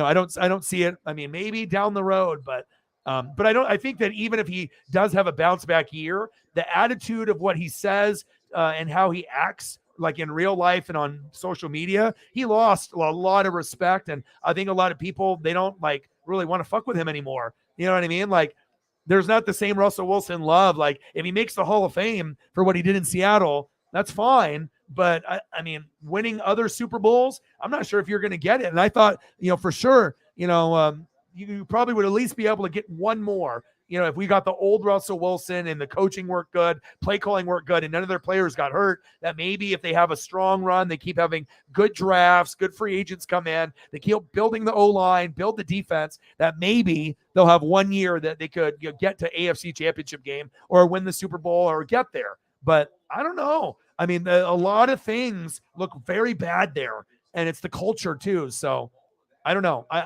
He might bounce back, but I don't think you're going to get a Super Bowl out of him anymore. You know what I'm saying? Like, you can maybe bounce back and get to a playoffs, but being better than the Bills or the Chiefs, I don't think so. You know what I mean? Like, I don't see it. I really don't, but maybe they will. But the organization is so dysfunctional. It's like the Browns. Like, yeah, you got Deshaun Watson, but no one respects you. They don't give a shit about you. Like, we like Nick Chubb and Kareem Hunt and, maybe like Amari Cooper or Myles Garrett, you know what I mean? But, it's like certain franchises are just kind of fucked. So, dude, seriously, I will never forget that. And we've had a different OC for the last like 5 years. So at some point, we're going to have to try to find someone that is willing to stay. But Oregon is like a destination you go before you get to your dream spot or the NFL or another college job, because they know it's a high profile job. But I'm just sick and tired of these guys coming in and then leaving or changing their mind. It's like, I want that structure where I have a Chip Kelly for 4 or 5 years or a Mike Bellotti for 10, but it just doesn't work that way anymore. But I wish we had a Mike Bellotti. It would make me feel like secure, like, okay, we're going to stick with the same guy and we know he's good and we're just going to keep recruiting with that guy. And anytime you keep changing, that's when your recruiting goes to the shitter, because as soon as you start getting guys that commit, then you're gone. They're going to decommit. Because like you're like, okay, I'm going to be here for 4 years. By the time, you're a junior, we're going to be a championship squad. We're going to build it together. Then the guy leaves by the sophomore or junior year. That guy's about to be a great player with they've been building it up. But then he's like, well, the coach left. Fuck him then. I'm leaving. I'm going to go to USC or I'm going to Michigan. And then all that build up for nothing. For those recruits that we try to get, hey, I promise I'm going to be here. I'm going to commit to your family. All the bullshit lies, and then all of a sudden they get a job from their college they went to, or their alma mater, or whatever, and then bye. And that's how it is. So it sucks, man. I mean, I like Crystal Ball. I don't like Dan Lanning. But Chip and Bellotti, Rich Brooks. I mean, Chip gave us the most fame, but Bellotti gave us the most stability besides Rich Brooks. But Bellotti got us on the map with Joey Harrington. So. But Chip obviously is number one. Oh, you did. I haven't had any in like a month and a half, 2 months. Did you make it yourself or did you go get it?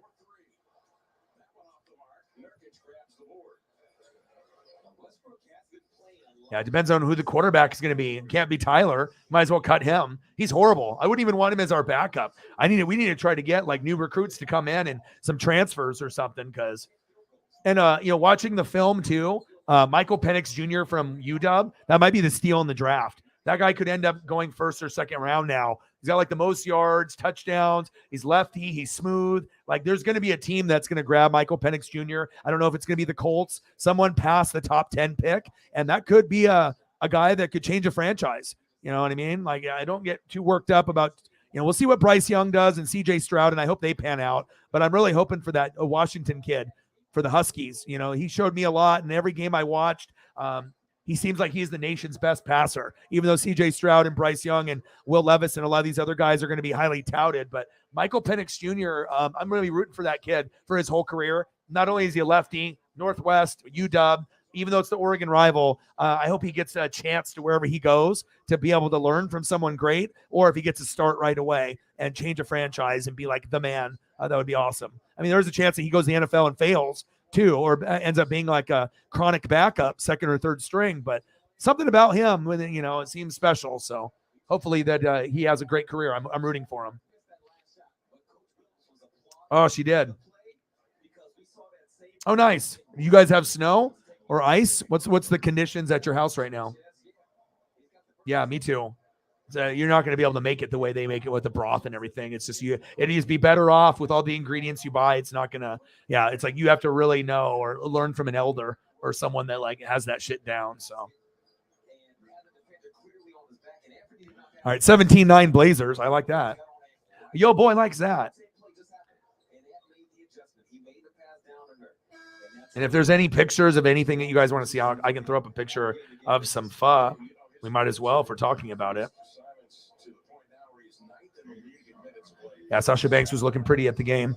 I miss her. I wish she would go to like AEW, because if you could have her, Naomi, like just a few more Charlotte Flair, just have like 2 or 3 more names go over, then it would even out the women's division from both federations. Sasha would have some amazing matches in AEW, and the crowd roar from AEW fans compared to WWE fans would be louder. I feel that they would kind of rejuvenate her career, and of course she's going to get a huge pop if she comes back to WWE. But sometimes I just want to be able to see people go somewhere else. All right, I'm going to find some pho. Get the pho out of here.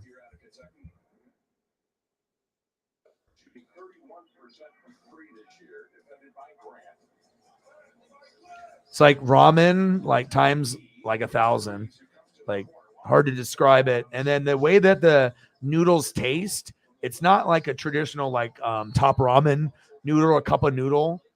It's different. And man, like if you look at all that, you can have the different veggies and you can have the meat, but really is the broth.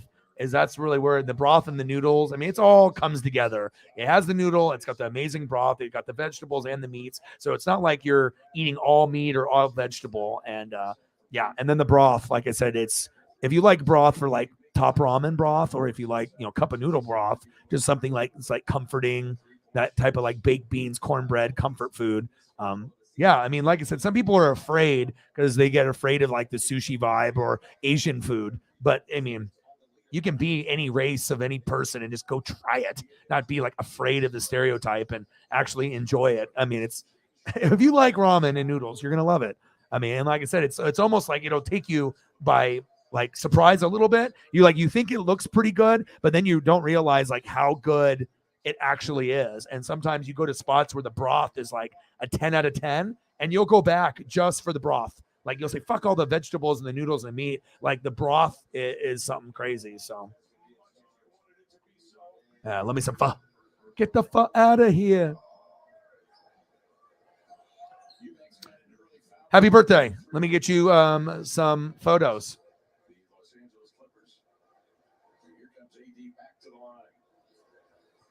All right, we got Megan's birthday. So we started off with the surprise of the year, Geno Smith. I'm 11-1 in fantasy, and Geno Smith is my quarterback. And then that's what makes football amazing. If you just don't have a hater mind and you just enjoy greatness wherever it is, and wherever I see it, I will capture it and I will use it. And, it's great to see. Then we get you a little Pete looking handsome on your birthday.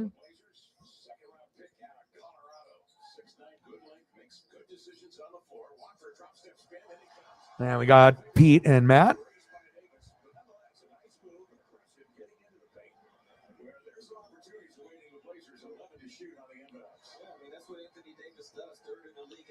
And we got Steve. Here's the same reaction from Davis. Trenton has the dump off pass now. Well, shame on him if he takes it. And another. Excited for those throwbacks.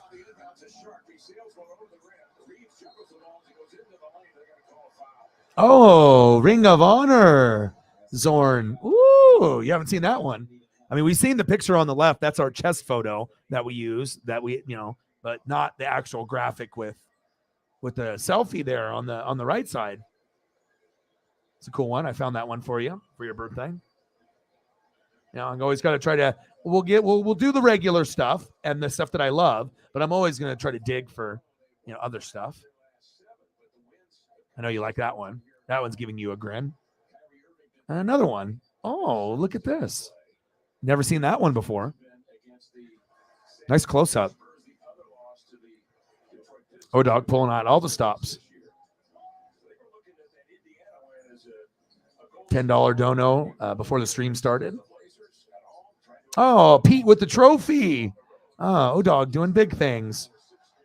Michael Strahan, Pete Carroll, John Schneider. O-Dog is good. O-Dog is good. Pete with the Lombardi. See, I know how to make people happy. You just have to know people. If you already know that a blend of tender marbled Wagyu beef makes the best burger. $20. Let's get to a hundo. Arby's Wagyu Steakhouse burger is back. You beef genius. Arby's. We have. Nah, I mean, if it's a real autograph signature, I wouldn't wear it. If I had something like that, keep it in the closet or get it framed with like glass on both sides so you can hang it up and you can look at it from both sides. They have places where you can get them framed and it looks awesome. And, it just depends if you actually want to display it on the wall or if you want to wear it or just, try it on once in a while or, So are we doing this or what? It's over. I mean, wearing signed stuff is like rich people stuff. People do it, where it's like, oh, I got this, whatever, Jerry Rice jersey and it's signed. And sometimes you'll see like rappers and, really famous celebrity people wear stuff that's, I don't know. But that's like, you're just ruining it. Because if it gets like stained or someone smears the signature, then the jersey is nowhere near worth what it was. So anything that's signed, I feel, you can look at it, you can put it on and try it on, but I would just keep it in the closet or frame it, with double glass so that way I could look at it. So is this stuff really fresh? Yes. I mean, yeah, we don't have freezers. This is definitely real food. And we always have fresh stuff coming in. I mean, this is the best spot that you can get. Fresh is Yeah. Well, it's like I said, if it's, something that you can't wear and it's like a 3X, 4X, might as well, just, have it in the closet or display it or, however you want to do it.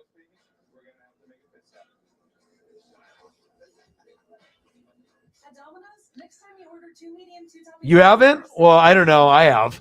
I mean, I'm not sure how much rap or, hip hop stuff that you watch or, if you keep up with different like hip hop artists or, different artists out there. But there's a lot of people that'll be like rockers or rappers or singers. And yeah, I mean, I don't know. I'm always watching people at games and they'll always do close-ups of people's shoes or their jerseys. And you'll see people that will be wearing stuff. So it happens. Like, for example, Drake, when Toronto was good, obviously with, the claw, right, with Kawhi Leonard, he had a Mitchell and Ness or an authentic Del Curry jersey that was signed, and he wore that to the game. Most people would just like, no, I'm not going to wear this Del Curry authentic, but he was doing it kind of to troll, and whatnot. And so, people do it. I mean, but I guess if you're a billionaire, millionaire, you wear a fucking $500 jersey that's signed. Well, it doesn't fucking matter. You probably have like 50 in your closet. And you don't give a shit if it gets damaged or not. But if you're just like a normal person, you're probably not wearing a signed jersey out in public. So, but I've seen athletes and people that do it. They'll do it for like NFL jerseys. Normally it's NBA though. Normally NFL and baseball ones that are signed, not so much, but you get these flamboyant rappers that got money and they want to flash it. And sometimes they want that one of one jersey or that special one that's, either authentic from the player, Mitchell and Ness, or if it's not, then maybe it's one of the ones that's signed so they can flex with their friends, I guess, and say, look at me, I'm wearing a jersey that's autographed. So, yeah. Well, I mean, if you're rich, I mean, it doesn't really matter, I guess, like, because I've seen like Mike Allstott jerseys, and I was like, fuck, man, that'd be really cool to get a Mike Allstott. I would rather have him autograph it in front of me, but there's a Mike Allstott jersey that's signed, that's available, but I don't know if I would really feel comfortable, like, okay, I'm wearing this jersey that's signed. I bought it because it's memorabilia. Why would I want to jeopardize the signature at all? Otherwise I would have just bought a regular Mike Allstott jersey, not signed, and just wear that. So I don't know. I guess some people like to flex, their money, I guess, like people, pulling out their wallet and having $100 bills out, I guess, weird type of thing, but I know people do it. 2017 Blazers. And then let me know what you guys want to see for photos. And like I said, we can go any direction. Right now I'm just watching Blazers, and then AEW just started. So I have to decide if I want to watch AEW or this Blazer game. I'm recording the AEW, so I'll probably watch a little bit more of this Blazer game since it's close. No Lillard, but we got Anthony Simons out there. So, and then I'll turn on AEW a little bit later. Come on, Blazers, rebound. Fuck. But I'll let you guys kind of handle the rest. We're going to go probably to the 3 or 4 hour mark. So anything that you guys want to see, players, comments, anything that I can grab a picture and attach it to based on what we're talking about in the chat, why not? And then we'll just try to get to our goal. So, oh yeah. Oh, he already should be. It's the most disrespectful thing ever. A guy that can have 30 interceptions and 30 sacks, and he's a small corner. And if it wasn't for him against the Eagles with the pick six, against Donovan McNabb, we have no Super Bowl. That was the most memorable game of Buck history, as that was the real Super Bowl. And because Eagles would always beat us. But Rondé is one of the greatest corners of all time, but he doesn't get treated like it because he's not as big as a Charles Woodson name or a Champ Bailey. But if you actually look at his stats and what he did things that those guys didn't even do. in college or in the pros. He was a real impact guy. Very disrespected. I think he's probably the most disrespected corner of all time, because if you actually go back and look at all the things that he accomplished, and being an undersized corner, it's not like fucking Rondé Barber is 6'5". You know what I mean? And even Tiki got more love than him, which was disrespectful. Rondé was the better player. Just because Tiki played running back doesn't mean he's better than Rondé. He wasn't. But only people that saw him at Virginia or saw him on Tampa really know how good Rondé was. Yeah, and like I said, I'll have conversations with other Buck fans, and we all say the same thing. It's like the most disrespectful thing ever that he's not even in yet. Like, you got to, and even Simeon Rice was borderline because he was top 3 defensive end at the time. He was averaging 15 to 18, like around that time period in sacks, 15 and a half, 16. And if we didn't have Simeon Rice, we don't win the Super Bowl. You know what I mean? So it's like you have Warren Sapp and Derek Brooks and Lynch and Rondé should be in. Derek Brooks, so you have Sapp, Brooks, Lynch, Rondé Barber, 4, and it should be probably Simeon Rice borderline, but if you don't have him in, I understand. But 4 Hall of Famers on defense and Mike Allstott. So we had 5 Hall of Famers on the team at one time. No wonder the Buccaneers were so good. And you had Sapp, who was the best D tackle. Brooks was the best offensive, the threat on defense as an offensive weapon, pick 6 ability, but he was the best outside linebacker when you had Ray Lewis and Urlacher playing middle, right? And then you had Rondé, who was a top 3 corner at the time. Lynch was a top 3 safety, and then Simeon was a top 3 DN, and Allstott was the best fullback, slash, if you want to put him at running back, he was probably a top, 15 running back. But if you put him at fullback, he was the best, and then when he ended up being a fullback slash halfback, there was times where he was putting up bigger numbers than work done. So, yeah. I mean, you guys have to look at the rosters and compare your teams to like the 85 Bears, the 2000 Ravens with Ray Lewis, or like the 2002 Bucks. And when you look at like how many Hall of Famers each program had, 85 Bears, 2000 Ravens, 2002 Bucks, there's a reason why we only gave up like, 13 points or less, average per game, because we had such great players, Richard Dent, Singletary, and then even look at guys like Refrigerator Perry that were on the team. And obviously with the 2000 Ravens with Ray Lewis and the rest of the guys that they had, it's pretty special. And you see other defenses nowadays that are pretty good, but they're not like those 3 defenses. Absolutely. He made the nickel, famous. And if I do get a jersey, I don't own a Rondé or a Allstott because I wanted to make sure I tried to find an authentic one from back in the day, not like a China knockoff or one like maybe a copy of a jersey like they make it now in 2022, but it's like a copy of what they wore, or it's the same jersey they wear now, but they just put the Rondé Barber name. I don't want that. I want like the old school Reebok shit. So I'm, that's why I haven't bought one, but obviously Allstott and Barber, I'm picky and I don't want to get the orange one. I want like white. I want to find the rare white, like even from this, system control, it didn't come with sleeves. I bought it like this vest. This is a sideline vest from 2005. It's 2022. So, and it's in like mint condition. So it's like, I'm always looking for kind of like that rare stuff. I mean, the colored, red, but I like white. The white stuff, it just pops in if you can find it. But I mean, I would end up taking like, maybe a red Rondé and a white Allstott, but I would prefer white Rondé, white Allstott. But if I had to find a screen print one, fine, if it's big enough, but I would prefer sewn. But there's not a lot of sewn stuff from back in the day. There is, but that's why my Derek Brooks, from 99, 2000, I've had it for like 22, 23 years. Sewn is my favorite jersey because it's the Reebok Authentic from NFL Shop.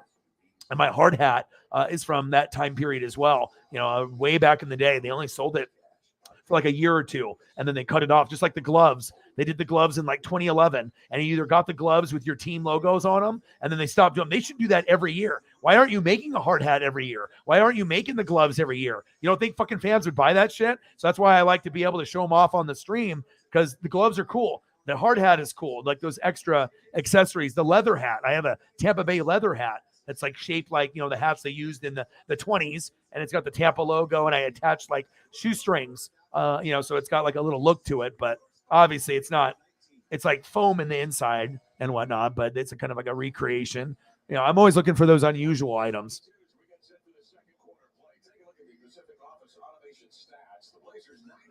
Oh yeah. Yeah. Let's throw up a Rondé, man. We have to put Rondé in. We went from Fa to Rondé, but let's do it. But that pick six, that was like one of the most like significant, crazy moments, dude. Like,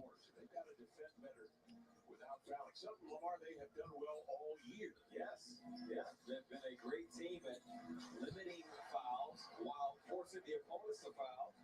Currently on a per game average, the Blazers commit the third fewest fouls per game, right around 19.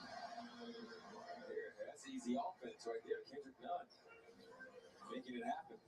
Thomas Bryant, 6-year pro, he's been around a while. I mean, then what also makes Rondé like really special too is the sacks. Like, it's one thing to get picks or pick sixes, you know what I mean? But then you were actually able to line up, you know, on the edge and like throw quarterbacks down. Like, you were a lot stronger than people thought. Like, you were the most like probably a versatile weapon. Yeah, Champ Bailey was great. Charles Woodson was great, but they weren't blitzing and doing the Tampa 2, you know, defense where they were getting sack lunches, you know, almost every game or opportunities for ones every game. And, you know, he was a great hitter. I think he was a better tackler than Woodson or Champ Bailey too. I mean, those guys were athletes outside, but I mean, this guy was doing everything, and he definitely took after John Lynch. They were like missiles. Derek Brooks, Warren Sapp, you know, all of them, Simeon Rice, every single one of them was, you know, they were trying to decleat you. Pick six, fumble for touchdown. We're going to, you know, injure you. We're going to decleat you. We're going to pop. You know, you're going to be on the ground. Like, I, you know, that's the reason why I wasn't a Niner fan, because they didn't have guys like John Lynch, Rondé Barber, you know, Warren Sapp, Derek Brooks. That's my personality. Like, if I'm going to play defense, I want to be like that Brian Dawkins, that Ronnie Lott, you know, those elite guys, the Palomalus, the Ed Reeds, the Lynches, the Brian Dawkins, the Ronnie Lotts, the, you know, Steve Atwaters. Like, I like that style, you know, the Ray Lewises, the Brian Urlachers, the Luke Kuechly's. Like, I like linebackers and corners and safeties. You know, that's who I am. Like, that's my personality, especially the elite ones. And yeah, definitely very slept on. And it's insane that he's not in yet. But you know, that's what it is. Yes, the real A train. And I've been very selective. I've gotten close to buying, but you know, I've just had other things that have come up where I'd like to buy stuff for like other people, or you know, other things come up, you know.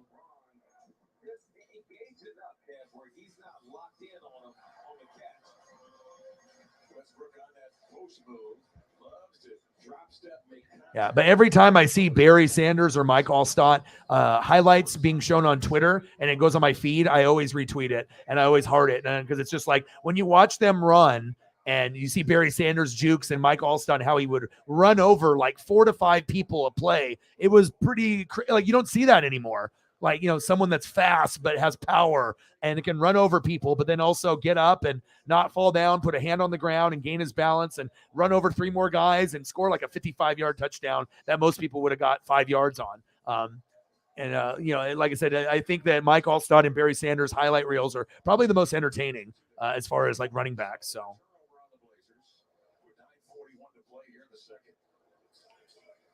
You trying to bet $20 the Pats are going to win against the Bills?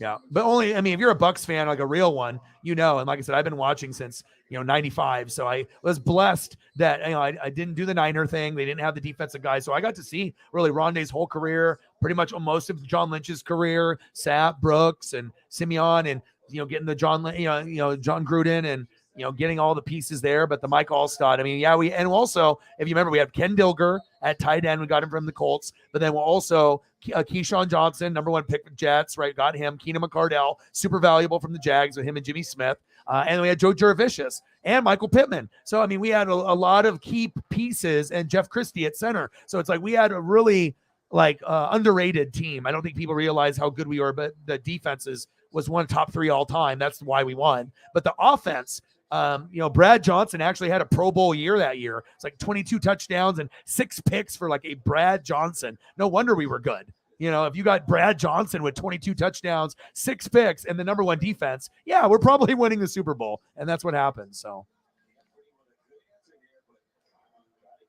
you do? Oh man. When did you buy that? A long time ago or recently? Yeah.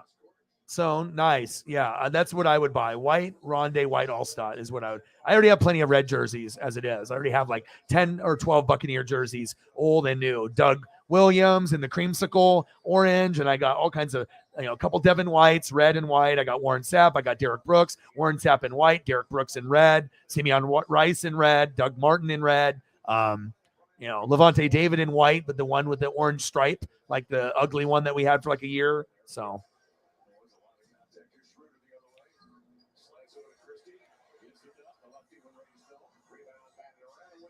Oh, absolutely. Every year we'd lose to the Eagles. They just beat the shit out of us. Even when we went to the Super Bowl in '99, we had Sean King. If we just had a quarterback that was better, we would have won the Super Bowl that year because Sean King just fucking sucked. He couldn't get any movement down the field. So the defense was holding teams to 13 points, 10 points, and we couldn't even get it was very hard for us to even get to 17 points back then. And that's why we lost. We played the Rams and they could just get a little bit more. But if we had just, even like a Trent Dilfer, obviously Dilfer was on our team and, him and Sean King, and then Dilfer went to the Ravens and won the Super Bowl, but we needed something better than Dilfer or Sean King, unfortunately. And, but at least Dilfer got his after. So.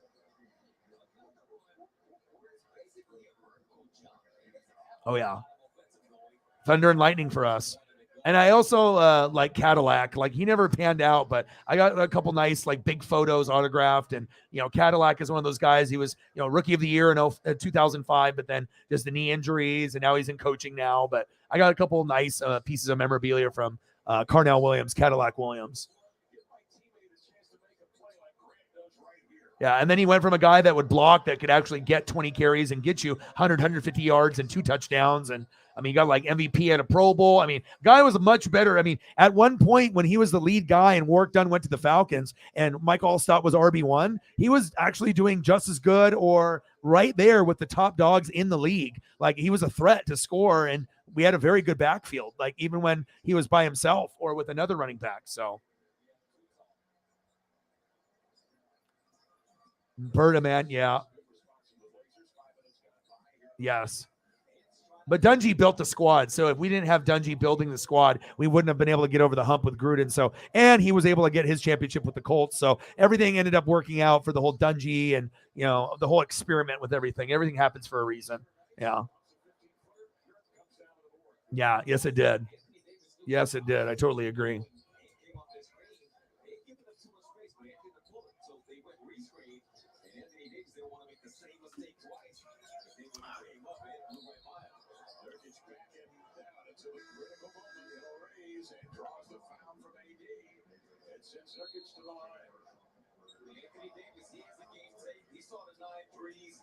Last night, so he's going to step up, be basically at the 3-point line. All of that is shifting. I miss him, man. He's my favorite offensive player ever. I've never been able to fall like in love with another Buccaneer player on offense. Mike Evans and Godwin I love. And, obviously when Brady and Gronk were there, but it's I like Mike Evans and Godwin a lot, and we drafted them. So if I buy jerseys of them, they would be the only ones I would buy besides maybe a Tristan Wirfs.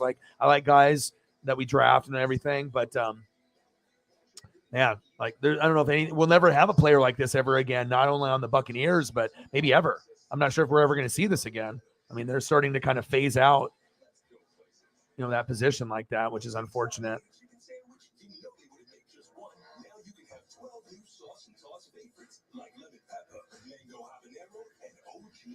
So try the new chicken sandwich for only $5.49 at Wingstop, where flavor fits its wings. Folks, it looks like we're going to have to land this big old bird earlier than expected because it's the Xfinity Black Friday sale. Stream your heart out with the ultimate streamer setup when you get internet with unlimited data for $55 a month. Plus, get a free Flex 4K streaming box. And for a limited time, get HBO Max included for 1 year. Even 22 seats. Flight attendants, prepare for streaming. Dude, I wish he never would have left. It sucked that Warwick Dunn left and then we won the championship. I would have really loved for Warwick to be a part of it. He was a really good fan favorite. We loved him. Oh yeah. He was the best, most underrated linebacker in football with him and Demario Davis, but then he finally won the championship and got recognized for every year being very good at tackling and just being an OG. And Levante was my first favorite player on the team after, and then we got Devin White, and Devin was a little bit more talented, but those are my two favorite players. I'm a linebacker guy, so it's always going to be Derek Brooks, and when we had the Warren Sapp or the Rondé and the John Lynch, but I haven't found another Rondé and John Lynch on that level in this generation. So Antoine Winfield Jr. looks like he could be one, but it's definitely me with the Devin White and All-Star. Those are my favorite. Yeah, I mean, like I said, he had that one play where he got criticized and, was taking a play off or whatever. But you got to understand also, too, with his talent level, I mean, he's like top 3 at the position. You got him, Darius Leonard, Devin.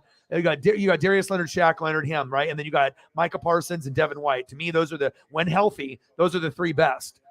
So I mean, could rotate 1, 2, 3, and maybe it was Devin, and then maybe Shaq Leonard, but now it's Micah.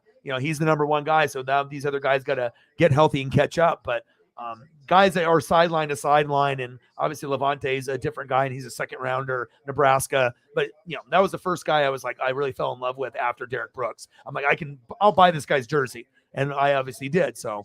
And I have 2 Devin Whites, so I got the white and the red sewn. So those are the last 2 jerseys that I've purchased because those were the ones that were worth me buying. Only other ones that I would consider maybe Antoine Winfield Jr. or like a Tristan Wirfs. If I know that they're going to be there, Wirfs would be a cool one to have, especially if he ends up being our like Orlando Pace or our Hall of Fame offensive lineman on the line. Why wouldn't I want to buy something like that? Because at some point it's going to be like a Mitchell and Ness throwback, and then I'll have to pay more for it. So, but getting like a white Tristan Wirfs would be really cool. But I don't think they even make a sewn version of Wirfs. So, unfortunately.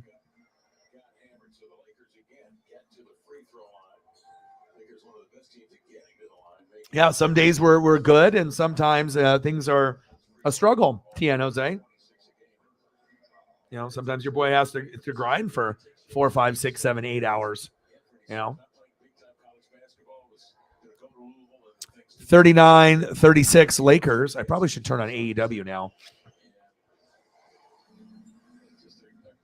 The pewter, like this color, no, I don't. I don't have any of those. I was thinking about getting a Devin White one, but I just wanted to get the red and the white first. But I don't have any of the pewter. I have a bunch of white and red. I have Reebok ones. I got the creamsicle Doug Williams. I even have a Josh Freeman sewn. Believe it or not, I didn't throw it away. I have a Josh Freeman sewn white, and I also have a Doug Martin red sewn. But I don't like buying offensive players because every time, like back in the day when we sucked and I got an offensive player, and then once you get burnt on like a Josh Freeman and then Doug Martin, I was like, I don't really want to buy guys. But I mean, I would buy a Mike Evans and a Godwin, or even like a Brady or Gronk. But I mean, I'm probably never going to buy a Brady or Gronk, honestly. But I would get a Mike Evans and a Godwin and throw it in the closet for the memories. But I have no pewters, so. But I do have a lot of Buccaneer jerseys. I have like 10 to 12 somewhere in there. So it's like 10 to 12 Duck jerseys, 10 to 12 Buccaneer jerseys, like 4 or 5 baseball jerseys, Griffey and like Julio, couple Blazer jerseys with Dame. But mostly it's the football stuff. So total 20 to 30, somewhere in there. I don't know exactly the number, but I think between baseball and basketball, probably like 5 to 7. And then the football, probably 20. So probably like 25 to 30 is, but I mean, but that was also buying them like one a year. Like, usually that was kind of the thing that I would do. Football season, okay, I'm going to buy a new Buck jersey. So for about 10 years, I was buying like a new one, to add to the collection. But I don't buy jerseys every year anymore. It's like, it has to be something special. Or I would rather buy a jersey for someone else, I mean, like with Ducks jerseys, I mean, the last one that would be worth buying would be Thibodeau, but I can't even get Thibodeau sewn on the back because he's got too many letters in his name. So, yeah. And like I said, I like to be able to take care of you guys. So,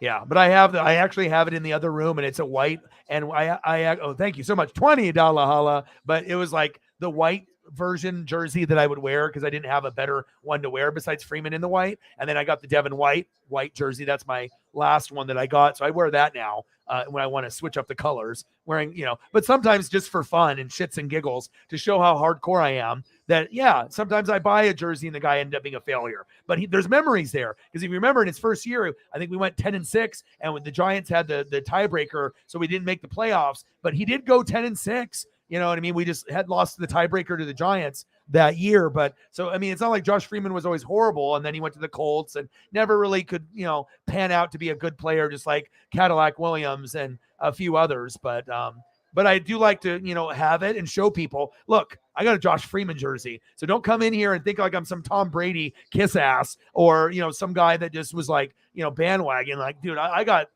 some horrible ones in the closet still, like the Josh Freeman. And even though that might be like a horrible jersey, there's something about it that makes it cool. Because it's like, who has that? Like, how many people actually purchase that? I you know what I mean? And there was no one else worth buying at the time. So when it was like 2009, 2000, who else was I going to buy? You know what I mean? So yeah. And it's cool. I mean, and then I got the Doug Martin one. That's red sewn. And I don't really wear that one very often, but it's cool to still have them. And then I have like Warren Sapp screen print. One of my first earliest jerseys. I have like Simeon Rice, red screen print. And then Keyshawn Johnson. That was one of the earliest ones because they didn't offer a lot of stuff here in Oregon. And I'm like, fuck, I got to get a Keyshawn. I was like, there's so many others I would rather get, but I wanted to represent. And it was so old, it didn't even have the NFL symbol underneath the chin. It had nothing there. And then the next year they added it. So it was like, 98, 90, like 99 or 2000, like early on. They didn't even have the NFL symbols on there. It was just blank. It was just like, it was like a V. So like you can tell some of the older Reebok jerseys. And like I said, that was one of my first ones that I ever bought because I wanted defense. But I was like, fucking A, are you kidding me? It was like Just Sports in Oregon. I was like, what do you got for Buccaneers? They're like, well, we got Keyshawn. I'm like, motherfucker. I was like, all right, well, I guess I'm wearing Keyshawn. And that, obviously I didn't wear it for a long period of time until I got the next one, which I think was Warren Sapp and Simeon Rice. And then I got the Derek Brooks sewn. And then that was my favorite. So. But yeah, Oregon availability for stuff for Buccaneers was very thin. $20 holla from the birthday girl. I appreciate you. Bang, bang, bang, bang. Boom, boom, boom, boom. Bang, bang, bang, bang. Pete Carroll, thanks you. $20 holla. What do you want to see? You want to see some newbies? Guys that are on the team right now? You want to see the oldies? You let me know. Whatever you want to see. It's your birthday. Or if you want to see some like your rock and roll or your favorite rock artist or something, or you want to see some Funko Pops or something, you can always think outside the box. Maybe some Star Wars stuff, maybe some Grogu. We can always put stuff on here that we love. There we go, $40. All right, we got 60 to go and 2 hours to go, so we still have plenty of time. That's a nice one. Oh yeah. The white stuff. The white throwbacks. I mean, they just look cleaner. Any jersey that's white just looks cleaner than the colored jersey. No disrespect to the colored jerseys. The colored jerseys are cool, but when you have a white version of a jersey, I don't know. Something about the white, it just pops. And it just like, it's going to get stained. You just got to eat like hot dogs and hamburgers and stuff. You got to make sure that, you take the jersey off, especially if it's a white jersey. But I think like white jerseys get more looks, more head turns, more comments. They just look flashier when you wear them in public or at your house. It's a fire jersey. On a scale of 1 to 10, it's like 100. It's awesome. It's a good look, especially the throwback 80s, 90s Seahawk jerseys. They look very, very clean. Yeah, the only reason they had it wasn't with the jerseys, it's the helmet. They have to find a requirement so someone doesn't get fucking CTE using the fucked up old helmet, because the logo with that helmet was based off the old school helmet. So they didn't want them to use the old helmet. They want to use a new one to make sure they don't have any brain damage. So that was the whole, reason why some of the helmets and jersey combos have taken a little bit longer. But when we get the Kelly green and we're going to get the creamsicle, I don't want to see the creamsicle. I want to see the white version of the jersey where it's mostly white with just a little creamsicle. That's the one that looks good. That's like the old school Steve Young look, and the Bo Jackson look. Could you imagine if Steve Young decided that he wanted to play for us instead of, not? And if Bo Jackson was like, yes, I will play for you instead of play for the Royals and the Raiders, what could have been? Steve Young and Bo Jackson. Maybe there's a reason why. And Steve Young and Bo. I don't know, man. Pretty crazy. There's a lot of USFL. Jack, the data shows that people love our more flavorful ultimate cheeseburgers. I mean, what could have happened to Tampa Bay back then? So the data's good. The data's real good. Well, it's the best data I've ever had. My best-selling ultimate cheeseburger. How seasoned is it, grill? There's never been a better time to get away. With a great deal on the Hyundai you always wanted. With America's best warranty and up to 3 years complimentary maintenance. Yeah, because I know, like I said, all it would have taken is just a couple more years. And yeah, if Steve Young was there with Bo Jackson, that would have been a done deal, but it ended up being more like Florida State, Miami football, and then Derek Brooks and Warren Sapp, and then a couple wide receivers for the Gators to get me over. But maybe it was just meant to be all along. Arriving in members' mailboxes this week and posted online. Inside, you'll find 20 pages of Christmas savings, including holiday decor, toys, sporting goods, and more throughout the store. Steve Young. That would have been insane. We had Vinny Testaverde and Mark Carrier. We had a few guys back in the day, but I didn't watch, back then. But man, if you could have Bo and Steve Young, free agents would have came, and that could have ended up being a team where maybe they make a run, for 1 year, even though they, needed more help. They had a lot of holes and they had bad coaching, but shit. Steve Young and Bo Jackson would have been amazing, but obviously we know what happened with Bo and his career, and everything worked out for the best. Maybe not for Bo with the injury, but Steve Young at least got to get his championship with the Niners. So. He's better than good. He got rewarded for driving safe and driving less. Sorry, Barb, just to confirm, this is the feel-good news of the week? This is what we found. Yay, snapshot. You don't really put Steve Young on the screen too often. People love our more flavorful ultimate cheeseburgers. Show me the data. So the data's good. Yeah. Real good. Well, it's the best data I've ever had. So where do you live currently right now? What state do you live in? Lakers up 1, 2:33 left second quarter. A little Ichiro. Okay. In the house, Trailblazer fans, show off your Rip City pride by wearing your Portland Trailblazer apparel on your next adventure around the world. Oh yeah, absolutely. Those are awesome. Here's Kevin going down under. Yeah, that's why with that, you don't wear it outside. You wear it inside only, and then you just, you don't need to wash it if you don't go outside. You keep it in good condition. You don't have to worry about the threads coming loose, right? And then if you do need to wash it at one point, inside out, and you don't put it in the dryer. You just let it dry hang after it goes in the washer on like a gentle, you wash it just by itself or with other jerseys inside out, and then never put it in the dryer because you don't want it to shrink or have threads come loose, and yeah, you'll be fine. Oh, in New York. Yeah. What made you become a Buccaneer fan? How long ago have you been a Buck fan for your teams?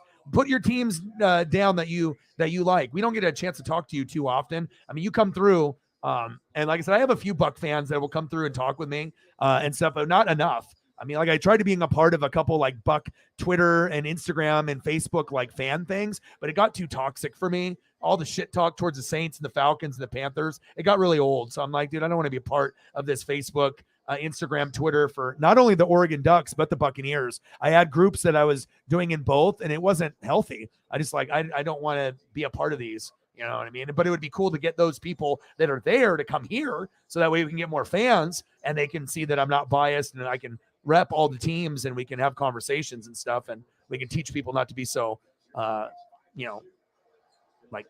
so biased and being such a hater, too much haterade. So, all right, let's get some Ichiro and some photos here. Thank you. I appreciate you. Summertime in Australia must be nice.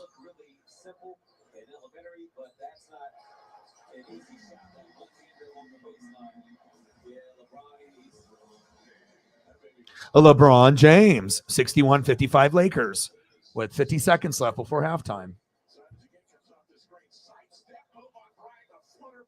I need to turn AEW on, but Gorgeous move. Well constructed by the young man. I repeat, that's not easy. He's making it look really simple. come on, Blazers. Come on, baby. We're on the road too. LeBron James. Okay, LeBron. Seconds left here in the second. That's flashbacks to LeBron's dunk he had in the fourth quarter league the last time we were here. Simon's a pull-up three there. I gotta delete some photos here to make room for some more for you. Gotta get rid of some of these Michigan photos and photos that we had earlier.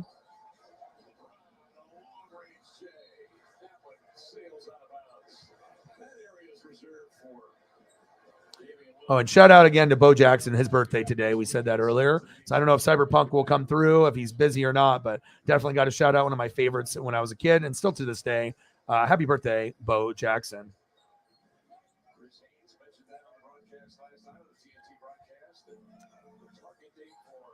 Dungy did. Nice. Yep. Me too. You know, but they got to a point. Then it got to a point with Dungy. Like, you know, he couldn't get us over the hump. Anthony Simons with a rebound dunk. Wow.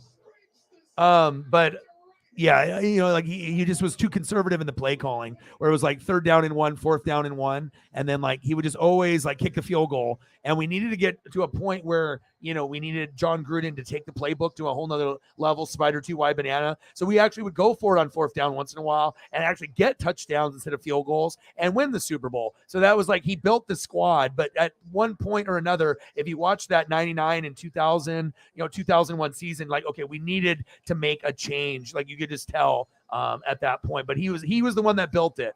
I actually met Tony Dungy in Oregon when his son was a receiver, and I actually was sitting in the parent section. Like I was like, I think maybe in the 3rd or 4th row, and I was walking up the steps, at halftime, and he was 1 row, I think, behind me. And then we walked side by side, shoulder to shoulder with a bunch of people. And I was, dating another girl with a son that I brought to the game. I said, this is Tony Dungy, coach of the Buccaneers and the Colts. And, and he leaned over and is like, do you believe him? And, I could tell like the boy that I was, helping raise and stuff, like he was like kind of in shock because he saw him on TV, talking about the games and stuff. He was on the NBC thing or whatever, but really cool dude. I didn't want to ask for a selfie because I didn't want to be that guy. And, but most people didn't recognize him, but Dungy kind of looks like an alien. So it's very easy to recognize Dungy, and he was wearing his son's jersey, Dungy. So I was like, okay, this is too surreal, but it would have been cool to get at least a picture with my phone or an autograph, but I just had too much, I guess, class to ask him. I didn't want to bother him. So 5-0. Yeah. Yeah. Yeah. And I started watching around 95 when we had Sapp and Brooks, and, Lynch was there. And yeah, yeah, absolutely. And us Buck fans are a little different than the younger ones that just have hopped on being Brady fans or whatever. They don't understand what it's like to lose or how long it takes to build something. And, when you're a small market team, it doesn't happen all the time.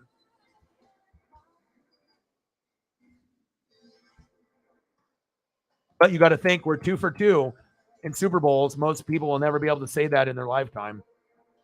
That we actually, in our lifetime have got to see 2 Super Bowls, and some people will never see that. They won't even get one, and maybe we'll get a 3rd one before the next 40 years. So there's a chance maybe we can go 3 for 3 or maybe get to one. So, unless we get like Justin Herbert, once his contract's up, he decides that he doesn't want to sign with the Chargers, and then boom, goes to the Tampa Bay Buccaneers, and then my life might be complete. Then he helps us get a Super Bowl in Tampa. That would be a dream come true. I'm trying to talk it into existence if you haven't noticed. So.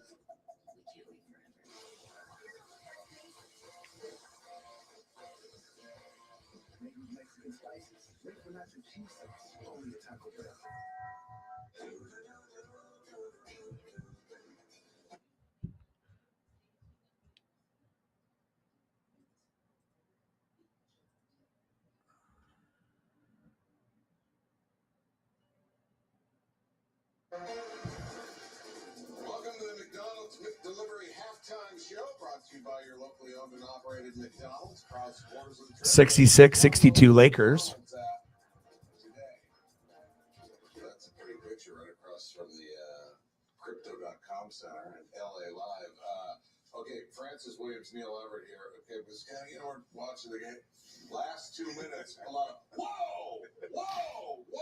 Tell me if that Sharp highlight doesn't make it on Sports Center. I can't. Oh yeah, Shaden Sharp. Sharp had this like rebound dunk. It was ridiculous. Luckily, the Blazers got off to a great start. That was a good thing, and Lakers were kind of sleepwalking. Yeah. But as you said, as the half progressed, those last 2 minutes, man, that was must see. So let's get to these highlights. You don't want to look down because you might miss up. All right, first half highlights brought to you by First Tech. Yeah, and then he challenged him too, and that's when Derek Brooks got Defensive Player of the Year. And when you're getting 5 or 6 touchdowns with an outside linebacker, the best in the league, where he can not only get a pick but take it back to the house. I mean, we had a really special team there, and Sapp and Rondé, and just the coaching, and them being able to be on the same page. And yeah, it was a very, very special year for sure. And also, making Brad Johnson work. Like every play back then, if you remember, was like, I don't know, man. It was like crazy. It was like 20 words. It's like Spider 2, White Banana, and then he had like another play. So it's like the first play, the second play, and then each word, like airplane, banana, car, was like the wide receiver, XYZ, the route, and then all the different extra sub words that were in there. So that way that he made it so complex, but. You got to give Brad Johnson a lot of credit, and we had a lot of great weapons on offense, and he made that offense like a top 10 offense when we knew we had a top defense, but he actually made the offense like relevant. And I think that's a big reason why we won, because we were scoring points. Like the defense was scoring, but we were still scoring some on the offensive side too. Like Keenan McCardell was like fucking unstoppable. Like, that was a big part of us winning too, having Keenan McCardell. Keyshawn was good on the good third down and longs, or 3rd and 9. We need that big first down. All right, Keyshawn. But if we want touchdowns, that's Keenan McCardell. Or Joe Jervicius with the big play using his height down the sideline. So.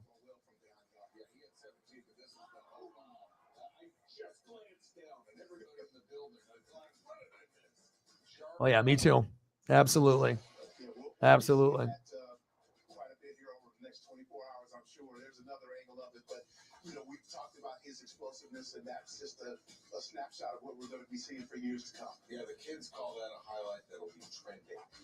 First half stats right there. Jeremy Grant, 17 points. Simons, 15. Shoot 50% from the field. Blazers shoot 47%. They get 15 free throws. Lakers. Portland gets 11. Rebounds, a little bit advantage of the Lakers. Yeah. Well, the Lakers in the first half shot the ball 50%. I mean, you can live with that. And they got the threes that were timely. So, that's why right now they've got a little cushion. Russ hit a big shot at the end. I might go get a Ichiro bobblehead from my card shop tomorrow. If it's still there, I might have to swoop it up and get it.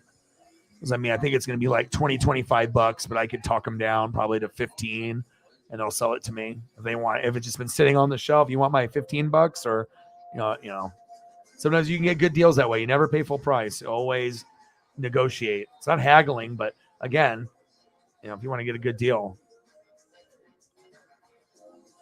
and especially if I know if I ask a question and I can get $5 to $10 off, yeah, why wouldn't I?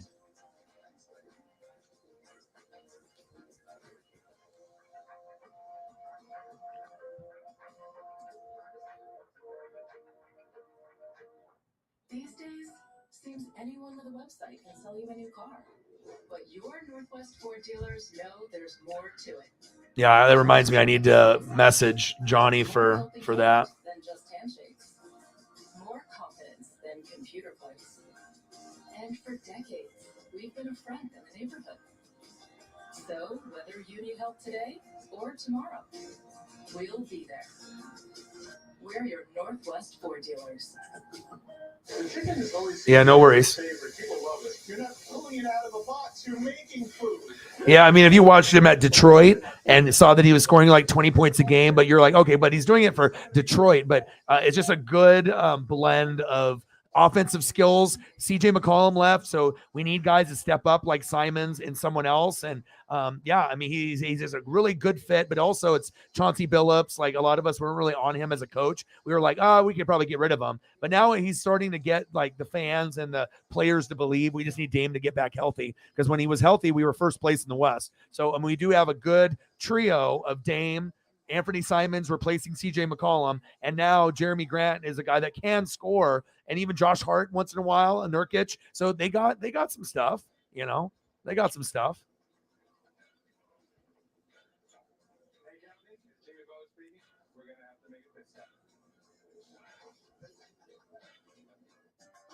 A couple of Jim Zorns there.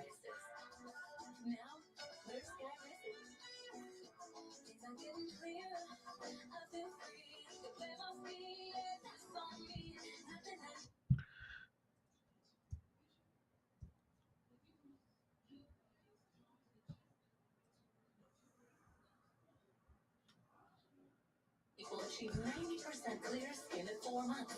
In another study, most people had 90% clear skin even at 4 years.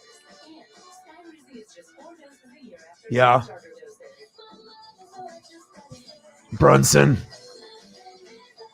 Did you watch Knicks games back in the day with like John Starks and Derek Harper, John Starks, and Patrick Ewing, the old school OG?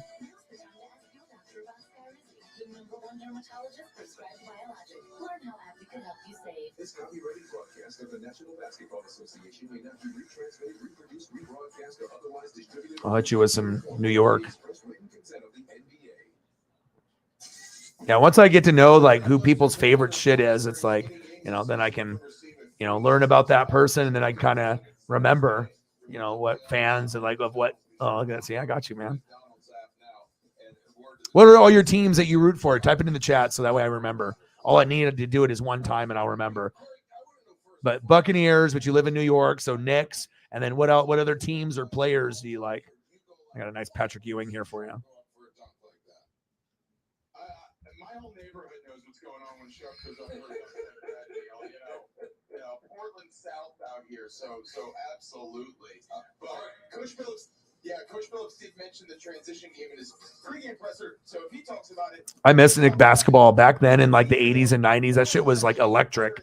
Like fucking Patrick Ewing on TV, like with the Bulls or like the Celtics or you know, Pistons. Like that shit was like must see TV. Sixers when Barkley was there. I mean, them and Miami Heat when it was Alonzo and Ewing. God damn. I mean, there was a lot of fucking fights and crazy shit. Charles Oakley. I mean, I got all kinds of basketball cards, you know, and memories, stuff on VHS and posters, and it's a special time, man. Look at that. Bucks, Knicks, Gators. So we have two things that we like the same, Gators and Bucks. I mean, I'm a Duck fan, but if there's another team that I really like following, and, you know, obviously me being a Buccaneer fan is partly because of Steve Spurrier, you know, not him being just our first quarterback, but that, you know, that spread offense, and then having Danny Warfel like in '96 and Rydell Anthony, Jaquez Green, Ike Hilliard, all of them went to the Bucks, but two of them went right away. Rydell Anthony and Jaquez Green. Ike Hilliard went to the Giants and eventually came, and that was a big part of me liking the Bucks. On top of that, with Warren Sapp at the U and Derek Brooks at Florida State, so that's kind of a combination of how I enjoyed those defensive guys of Sapp and Brooks and Rondé and Lynch, and picking up Simeon Rice later, All-Star. That's like, it was just my personality. That's what I liked, and I never went away from them. You know, it's like I'm going to stick with them forever, and yeah. And we just got blessed that we got Brady and Gronk, and we got to get another one. I don't know if anyone anticipated that, so that's nice. So I can always throw up Nick stuff. Or who's your favorite Nick player? You like pass player? Yeah, you an Allen Houston guy? You like Oakley or Ewing, or what do you like, bro?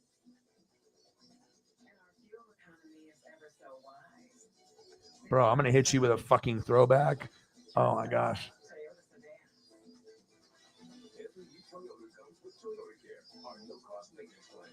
Visit your local Toyota dealer today. Find yours at Toyota.com.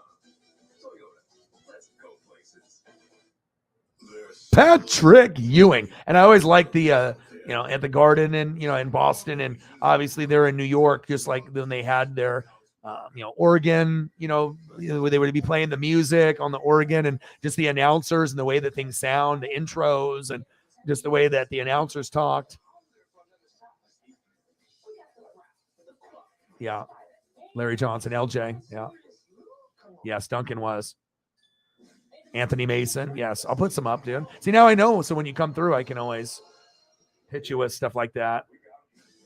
So you're on the same age as me, then, because it seems like you have a lot of similar memories than me.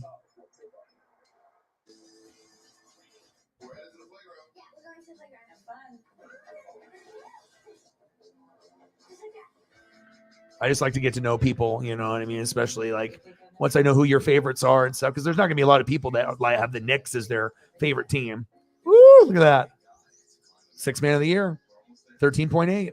Sometimes I can find the fire graphics too, and it gives you a flashback. Like you see that face, and then the number, and him going baseline, and just those memories of those players back then. I mean, it really is good for the mental health to go back in time and be like, oh my God, remember like how Knick basketball used to be like respectable and everyone loved it. I mean, it's like when the Knicks are good at basketball, it's good for the NBA. It's like you need the Lakers, the Celtics, but also having the Knicks being good is very important, I think. Like, we need to be able to have some respect for New York. So when people go there, it's not just an easy win. They actually have legends there, but it just hasn't been the same since that generation, unfortunately.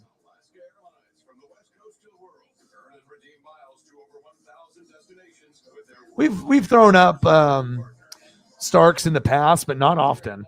Every once in a while I'll find a Knick fan and I'll give you a piece of nostalgia. It's cool to see it though. It's like one thing to talk about it, like you can do on any other stream, but like when we can actually you let me use my creativity and let me go find something. And then when we can talk about it, then it really comes like, we can actually feel the photo. And you got Mason here and Starks in the photo.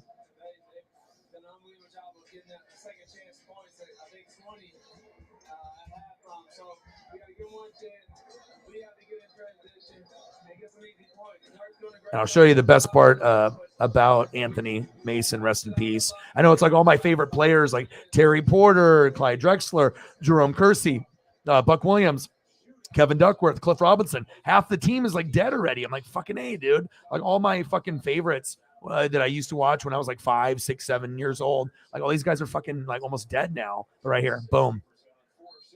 Knicks, or he'd shave his name in the side or what. I mean, people were afraid of him. He had the Debo build. He was the one guy that you didn't want to talk shit to because he might hit you and knock you out. Like he had that look about him. Yeah, I'll fuck you up,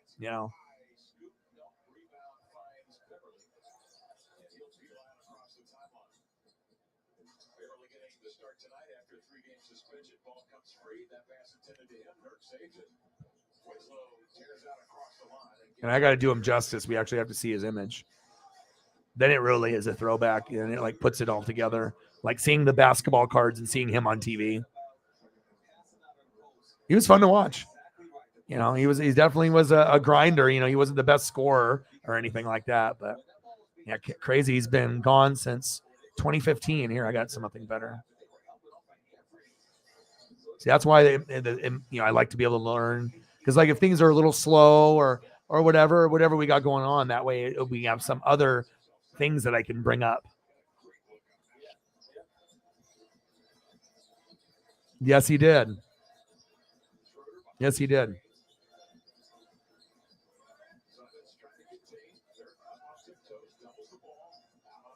Yeah, 2 years. See, I imagine I can find a good one.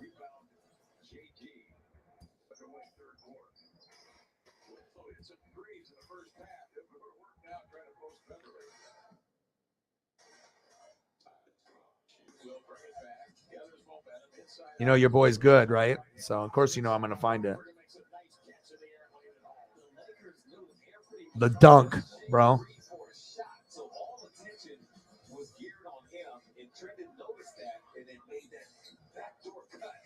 Let's go, baby.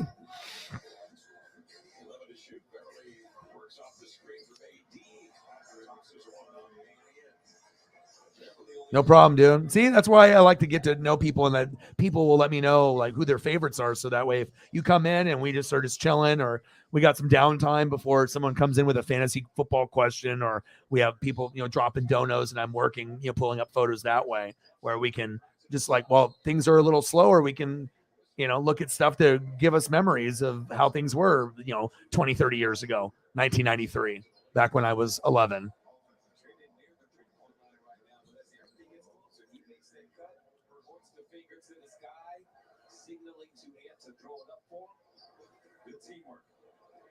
Fourth foul on Winslow, who usually plays pretty well with a heavy load. shows very good discrimination when it comes to that. Discretion, I should say. Reeves backs off. Cross court comes to Beverly. He works on Watford. And then elevates. The Blazers eased him into that one. Here's Burke, 16 to shoot. Up comes to Grant. I'll show you an autograph photo. Look at the autograph photo. I'll even take the banner down. Dude, imagine having that framed and him autographed right there on the left, and having that in your room. You know, I mean, you could look at that every day and remember those memories. So sometimes you got to plant the seed. So that might be something that you look into to relive your childhood or back in the day. I mean, that even if you had to pay $100 something for it, it'd be worth it. Then get the frame, nice black frame, boom, hang it up in the bedroom or in the studio or in the computer room. Pretty sweet. Pretty sweet.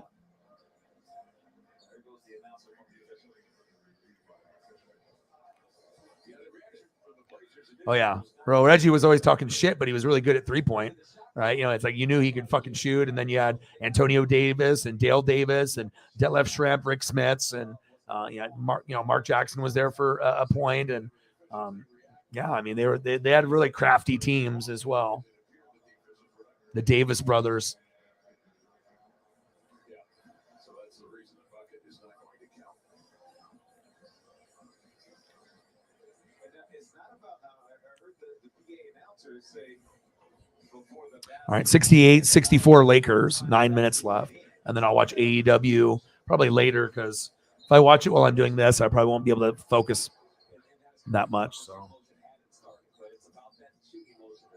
oh, wait, at least I get this Blazer game in. Nice drive.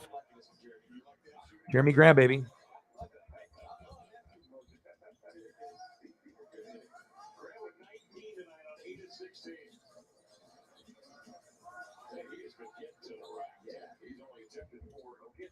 Yeah, Jeremy Grant is a really good player. Like, I'm really happy that panned out for us.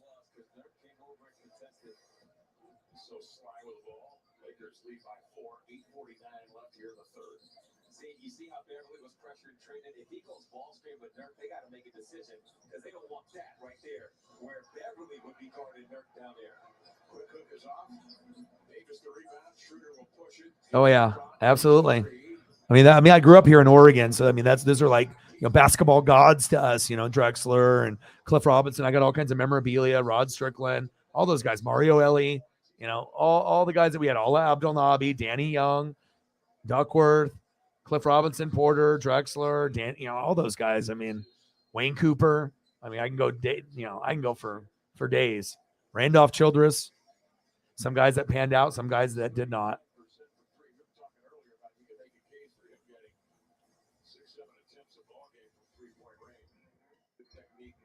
And if it wasn't for the bad boys or, Jordan, we could have gotten 2 titles. But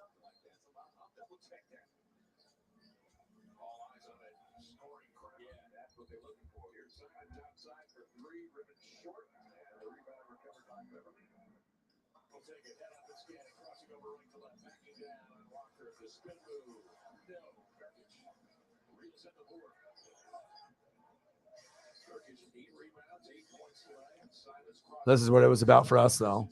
Like a lot of people nowadays, they say that, Dwayne Wade was better than Drexler. But like if they want to go like Jordan, Kobe, who is the third best? And a lot of the younger generation says Dwayne Wade, but they never watch Drexler. And if you watch Drexler with Hakeem Olajuwon at Houston in college and at Houston after he left the Blazers, it's no question it's Drexler. But, Dwayne Wade is very close to me. I think you could say it. You can go either way, third or fourth best. But I think if you actually watch Drexler's whole career, I would go Clyde.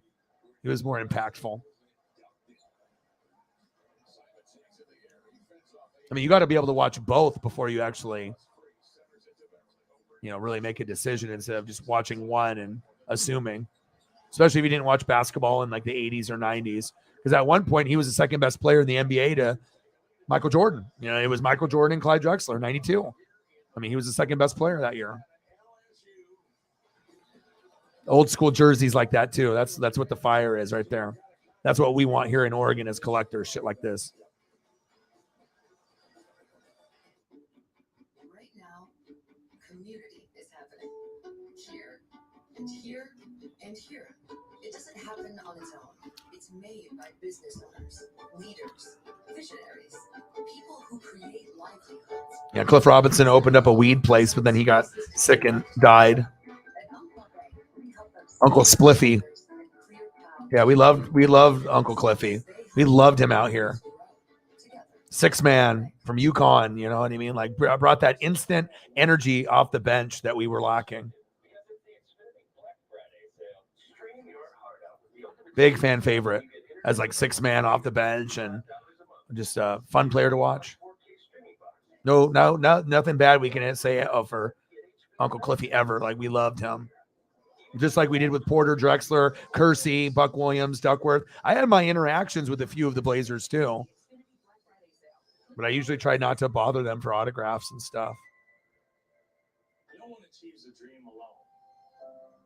There are the coaches, the teammates. Old school jerseys too. The under lowercase Blazers, you know, for like the 80s, and then going to like, you know, the 92 with that. I mean, both of them are incredible. Like headband too. I mean, that's a lot of memories right here. So like at this point, I'd be like 7 years old, 5 to 7 years old. And then here I'm like 10 to 12 years old. So it's like, you know, the different generation and super awesome.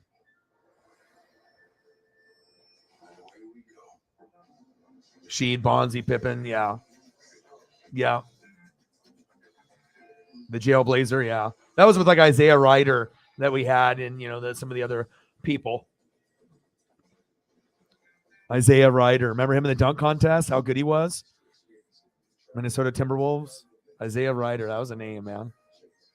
Isaiah Ryder. Then they had Baby Jordan, Harold Miner. Remember him from USC? Supposed to be like the next Jordan. Never panned out. I remember all the old school names.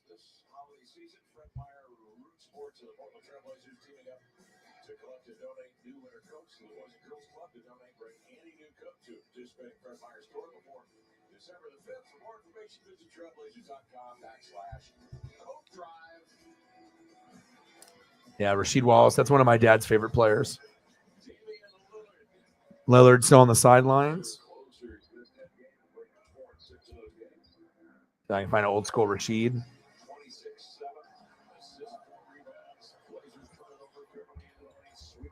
Come on, Blazers. Fuck, LeBron.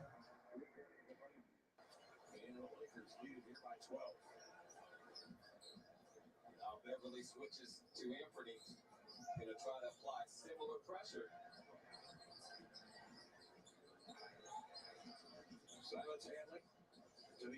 J.R. Ryder. Isaiah Ryder. Look, this is a dope one I found. Look at this one. Rasheed. That's a fire one. Shaq is like, damn.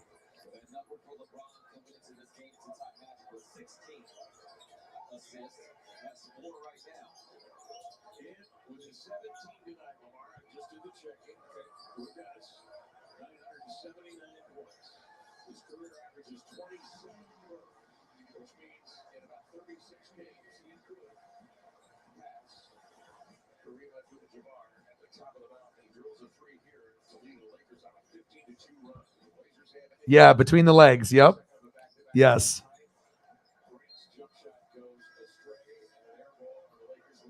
Oh, Vinsanity, dude.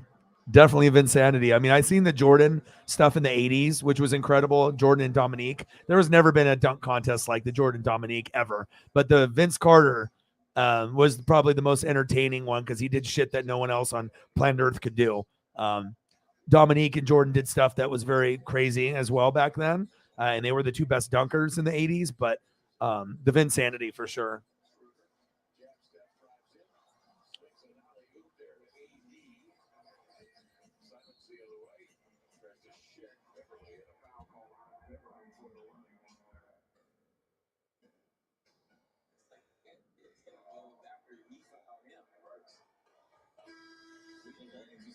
I mean, when Vince dunked, I mean, I saw him at North Carolina, so I already knew that he could dunk. But then when he got to the pros, I was like, oh, shit. Like, if this guy ever does the dunk contest, it's probably going to be, like, not even close. Like, he's going to really show, like, the world, like, how tall and like what his vert is, and then his creativity when he gets up there, because you got to be able to hang up there for a while to show your creativity and whatnot. So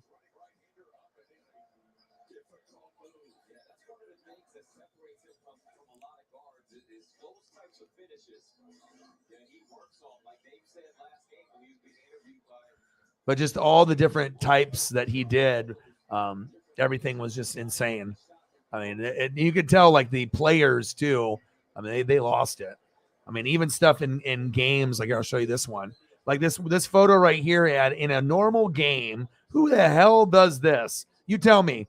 Who the hell does this? This looks like fucking NBA Jam or NBA Hang Time. Are you ready? Who does that? That is crazy. Like that not only is an amazing shot, but there's not very many players that actually can fly in the air. Drexler could do it. Jordan could do it. Kobe could do it, but you just can kind of glide in there, like Clyde the Glide. We know Clyde the Glide. He could do it, right? Glided in the air. But just look at the way the body is positioned. Arms spread wide, ball palmed, just flying in the air. Something special, man.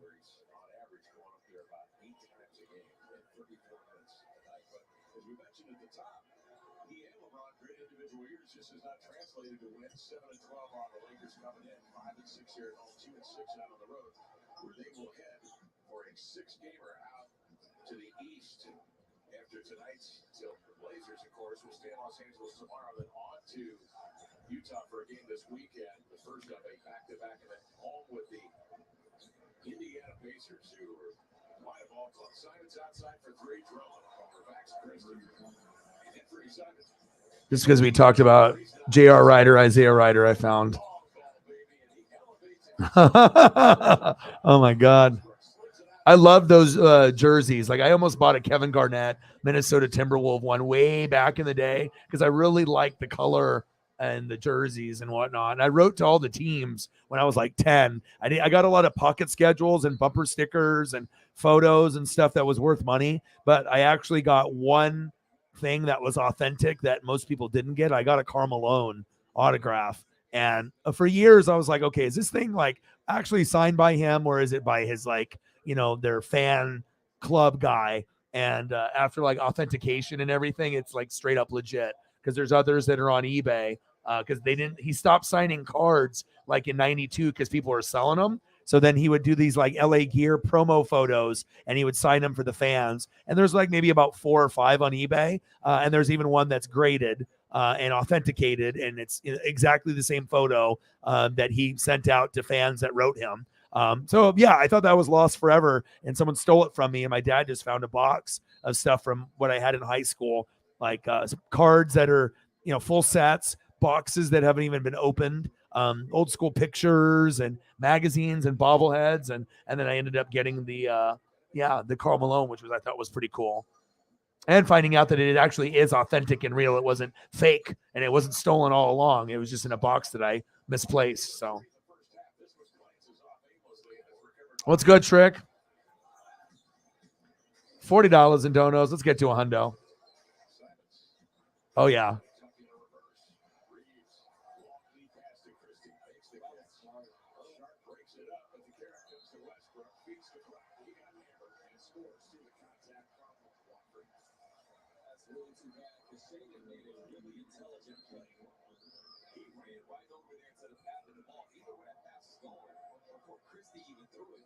He just wasn't able to totally control it. The Lakers turned it into a possible 3-point play. Or this one, the USA Vince Carter dunk. That one was when you're dunking over a guy that's 7 foot. That's something else.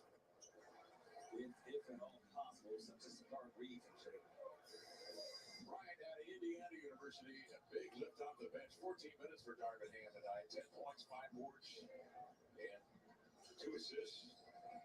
Watford rumbles in the 1-2. Great delivery to Eubanks, who tried to leap over Bryant and pack it. And it slides off, and Bryant got popped. And Drew got Keon and DB up off the bench with this attempt. Ideal boost camp that you want when you go up to jump and that defender pushes you up. there's a few inches. It feels like you're flying for a second. You got it. You got that ideal bump. Didn't get the and one, but chance for two.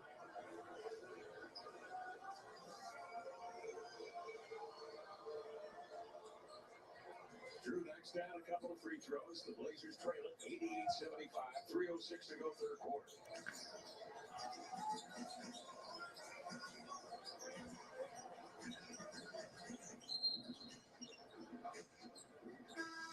Valerie Sega with a foul called here.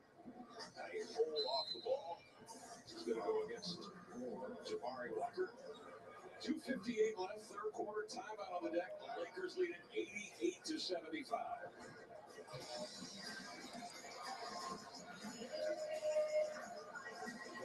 Yeah, I know. I mean, what it could have been really big. You ready? You ready? Show me the data. Oh, your boy, Kaka! What's good? Oh, shit! It's me, Vinsanity! Golly, ka! I mean, I wish it was better resolution, but the higher resolution, it does not allow usually. But hey, your boy's always trying for you guys. Oh, yeah. That is awesome, too. So that way you can gain that history. I used to tape them as a kid, and then I would watch them on VHS, and, you know, I would just record all that stuff as a kid. And, you know, I'd have like 10 different VHSs, and I would go through and, you know, try to see which ones, you know, 96, 92. And I still have some of that stuff in a box. So. Oh, let's go. Kaka! Vinsanity. Cha! Yes. I do. I do.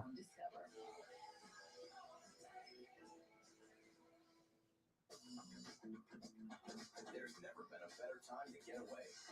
With a great deal on the Hyundai you always wanted. With America's best warranty and up to 3 years complimentary maintenance. It's your journey. Own every mile at the Hyundai Getaway Salesman. Hurry in to get our best deals of the season. Get in and get away. Get 0% APR on the Kona, plus 0 payments for 90 days. See your Pacific Northwest Hyundai dealer. Jack, the data shows that people love our more flavorful ultimate cheeseburgers. Show me the data. So the data's good. The data's real good. Laundry, the best data I've ever had. My best-selling ultimate cheeseburgers. Now seasoned as the grill. Sidesteps Bryant, triggers the play. Oh, let's go. Kaka! Or here. Gah!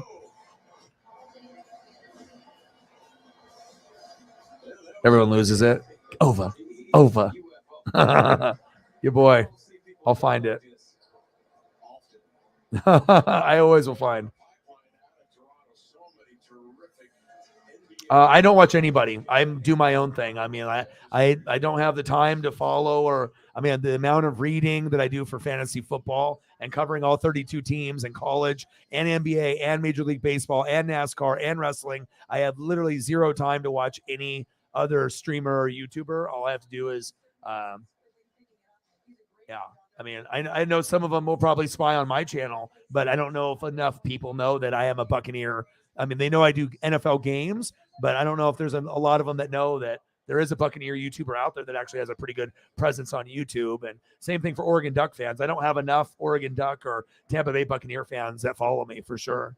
But, you know, I'm not going to go to their little, team, fan rooms and promote myself there. It's like, you either are going to find me or, you do or you don't. So, but yeah, I don't follow anybody else. Stuff will come up on my Twitter feed and stuff sometimes for certain people that I know that post like Buck photos or clips and stuff like that. But I mean, I don't, because there's not a lot of Buccaneer streamers that are out there to my knowledge, at least not big ones. I mean, I'm at like right on the cusp of 20K. I'm not sure if there's any Buccaneer YouTuber or Twitch streamer that's over that.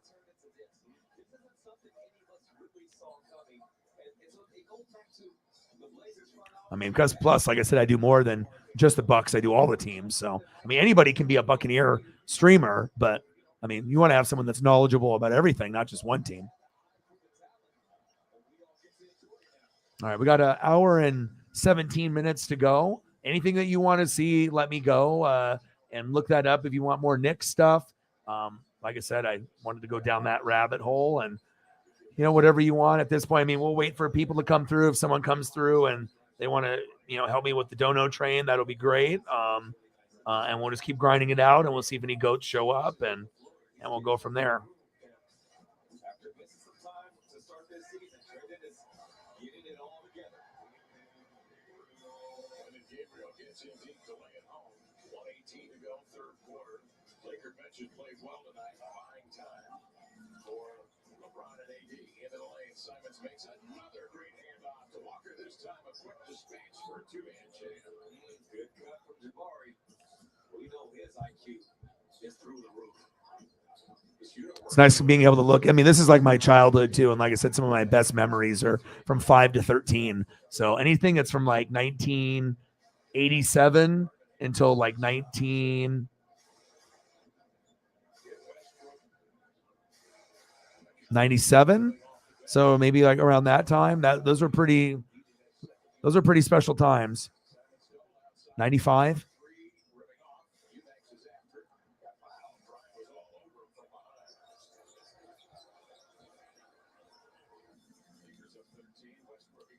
Larry Johnson.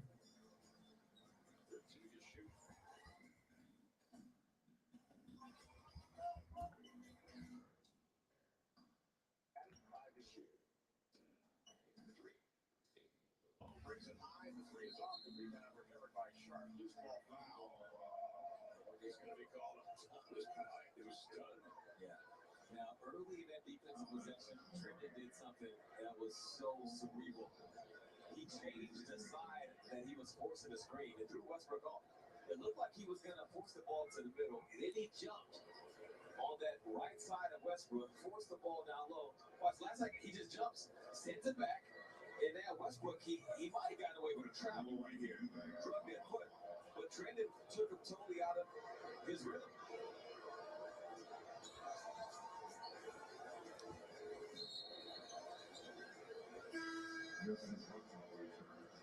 With how smart and versatile he is, man, I think the future is really bright for him. I felt that It's right there. season. And I think part of that next step for him is becoming a respectable three-point shooter. 4-point play. Absolutely guard him differently because now he can use that ball handling and that ability to drive to his advantage more often. Optimus free throw, Westbrook gets one off as he clears center court and begins to dance. Westbrook clears center court and lets it fly. The Lakers lead by 15. 97-82 Lakers. There it is right there. And the Lakers outscore the Blazers 31-20 in the quarter, but the Blazers have the Lakers right where they want them. Yes, I do remember. First Tech Federal Credit Union believes And they had, you know, Olajuwon obviously in his prime, and then the first one without Drexler, the second one with Drexler. So, because you had 92, 93, 90, let's see, 91, 92, 93. That was Bulls. 94, 95, Houston. And then 96, 97, 98 was Bulls again. So, yeah. Yeah, man. Tough. They've had some tough moments. Like, I think that they were definitely worthy of a championship, but sometimes Jordan ruined shit, for a lot of different people. Like, when I think of Larry, I remember watching Larry on the Hornets. That was a big reason why I bought a Hornets starter jacket, him and Alonzo Mourning and Muggsy Bogues. And I was like, Del Curry was there too. But I had one, and I still have one like from way back in the day. And then watching him at UNLV, but old school LJ.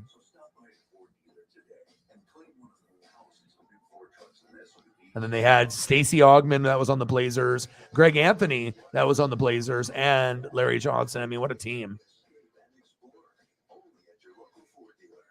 The running Rebels.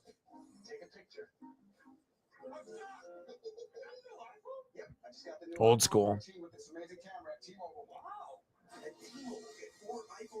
That's what makes the streams cool. You know what I mean? Like we can just be talking about something, but when I can get I try to find obviously the HD 4K stuff, but sometimes, it's harder to find stuff that'll fit screen because it has to be a certain dimension. And then I'm looking for a quality, obviously, aspect to it as well. But yeah, it's cool to be able to go back in the past and remember stuff from being back in the day, being young, and having those memories for sure. It's like, who else am I going to talk Anthony Mason with or John Starks or, there'll be a few people that are old school, but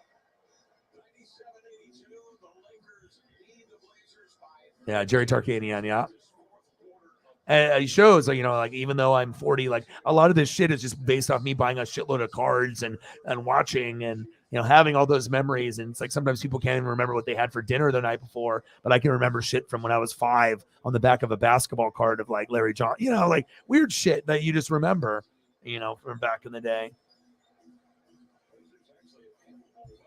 All right, we're down by 15 in the fourth quarter. Then I'll go to AEW once this is over. And then I'll go and, we'll still keep grinding it out. And like I said, we'll see if we can, get a few more people to come through before I end. And I'll watch this. I'll watch AEW. And then tomorrow we'll do Patriots and the Bills. And then I will do Pac-12 championship. Now, which reminds me, I need to message Johnny. So one sec. I got to send him the details on what I would want.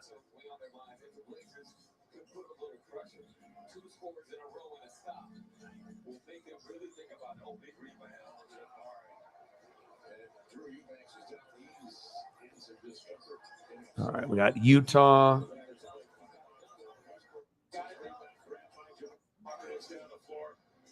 Has had difficulty with his back, and he is kind of surveying. He's a little wobbly out there right now. He's trying to chalk it off as Winslow comes down and scores. That was a big bucket there. Westbrook settles for the 3. The Blazers head the other way. Well, and then with that shot coming, that's what I was saying. Drew would have a dunk if the Blazers got it and pitched it up ahead, but Drew wasn't feeling totally good. Yeah, no. One sec. I got to see who I would want to have on the thumb. All right, we'll do Cameron Rising and we'll do Caleb. We'll do those two. All right.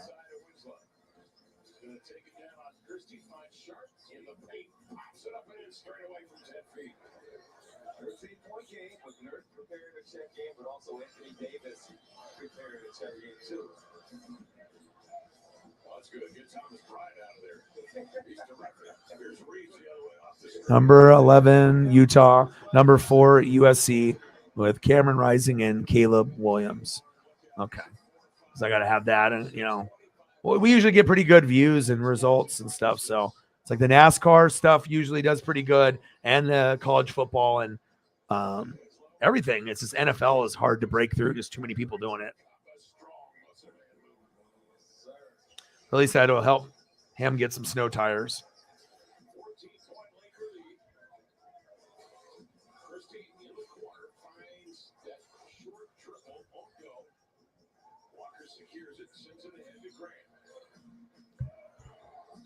Okay, so I got that. Okay, cool. So, and then we'll figure out what I do on Saturday, what game that we're gonna do. So we're gonna do a game or two. I just have to decide, I guess, if I'm gonna be buying stuff for the, the thumb or not, and we'll see. Because maybe those would be ones that I wouldn't have to spend the money, and I'll just make my own, and then whatever happens, happens. And then Sunday we'll probably be doing a couple games too. So, my boy, what's good? What's going on, man? Just grinding, just trying to grind. Been kind of slow the last few days, ever since we saw you. But I'm just trying to grind it out. Just staying extra long just in case a goat shows up, even if it ends up being super slow. And watching the Blazers right now lose 102-89, 102-90 against the Lakers on the road. And then I'm going to watch AEW after and eat gummies and eat food and hang out. So, oh yeah, of course I do. Yeah, the shoulder shrug. Yeah, it's like 6 3-pointers in the first half. Yeah, tough. Yeah. LJ, Grandmama. Yeah, the Grandmama commercials and the Little Penny, Anthony Hardaway. I loved Anthony Hardaway a lot, and his pennies and the Air pennies and 1 and 2. I bought those and loved those shoes. I'm good. Some days we're doing good with donos. Other days it's a real struggle. But I just try to grind every day. Yeah. But overall, yeah, Blazers are losing. The Buccaneers suck. The Ducks suck. Mariners was good for me this year, but other than that, it's sports wise, it could be better, but you can't, But if I win the fantasy championship, then that'll make up for some of these, problems that are happening with my teams. So, yeah, how you doing, man? And where are you at right now? What state are you in? Have you moved since we last talked, or are you still in the same state?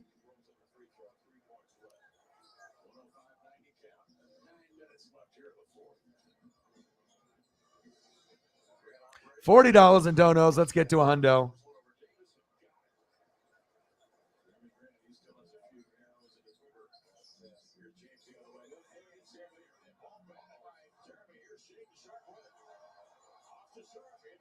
Yeah. Well, that's what happens sometimes. You could be a Florida Gator team and, you could end up surprising people. Like I said, with Richardson, things were just clicking. And, Tennessee beat Alabama. We've seen some crazy things happen. So,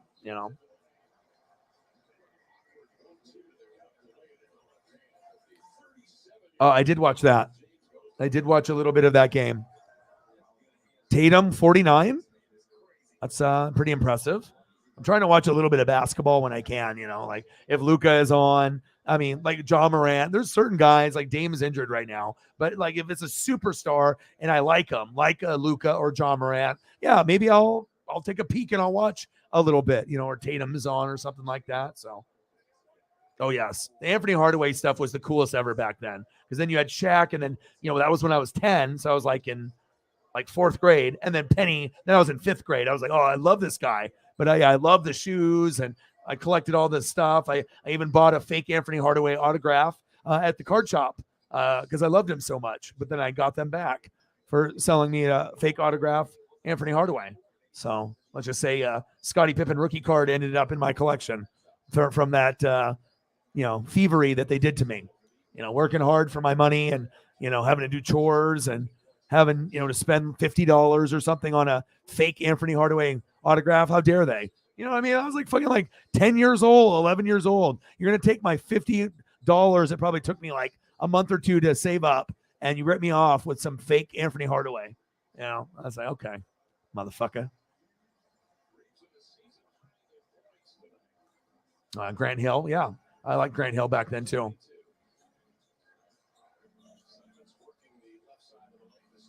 Still in Sacramento. Nice. Anything you want to see photo-wise? I'm just chilling for another hour and 3 minutes, and that's kind of how it goes. I'll usually watch a basketball game or wrestling, and then if people come in and ask fantasy questions or donate, and then I can throw up pictures, or if we talk about stuff, I can always throw up pictures. Yeah, Sasha was looking good at the game. All right. Happy birthday. Thank you so much for your representation on the channel. Let me go through some of the photos that I still have here for you. Happy birthday. Have a great one, and be safe. And we'll go a little Gino. We'll go a little Pete. I made sure I didn't delete them before you left, so because I knew at some point I would be able to give you a little birthday photos here. So we get a little nice slideshow for the end of the night. That can make things great. And then a little Jim Zorn special one there. Never posted that one. That's a new one. We did the left one, the chest, but we haven't had the right one, and let alone them together. Very cool. And then boom, I found this one, the player Q&A, but I was like, ooh, it's full size too. I was like, ooh, I hope this formats, and it did. So you got that. And then you got your Lombardi, Michael Strahan, and Pete and John Schneider. And I'll leave you with that. So what a better way to have a birthday than seeing Pete with a Lombardi. I don't think it gets any better than that. Happy birthday.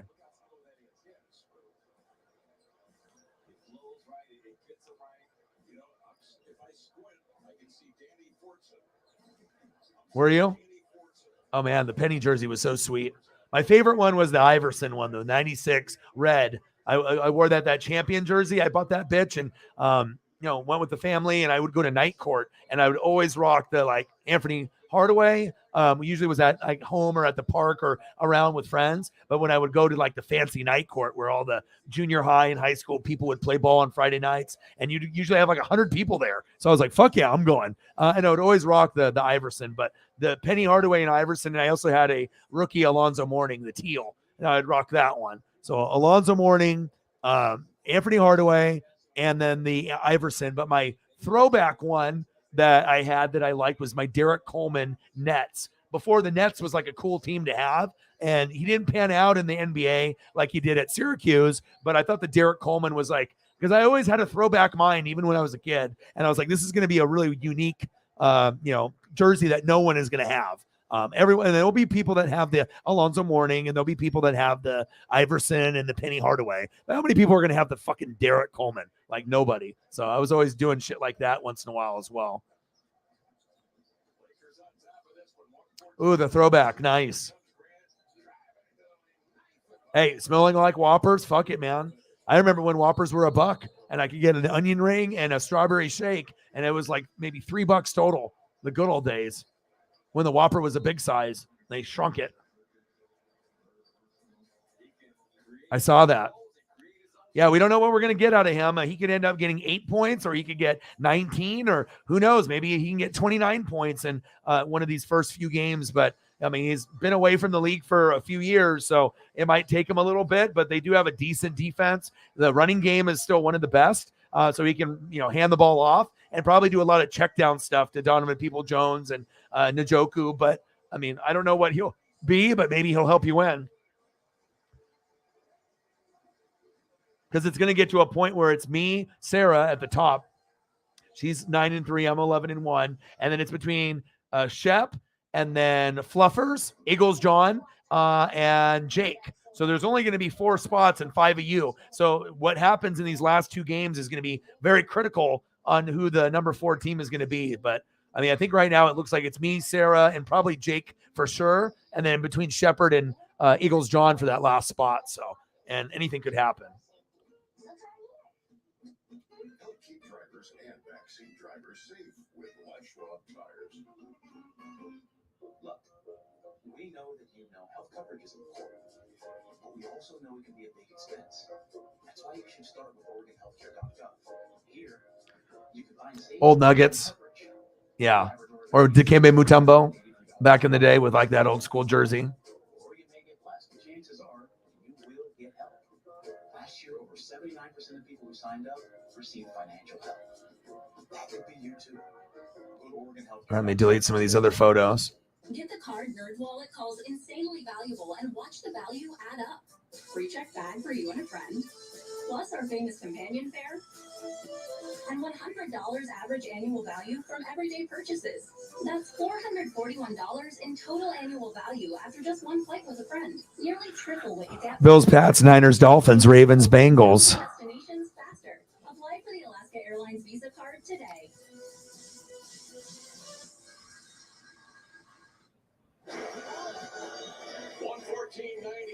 Lakers. 6:59 remaining here in the fourth quarter. It's Ravens, Broncos, Chiefs, Bengals. That's even better. I was about to say that list looks wrong. I was like, something looks wrong about that list.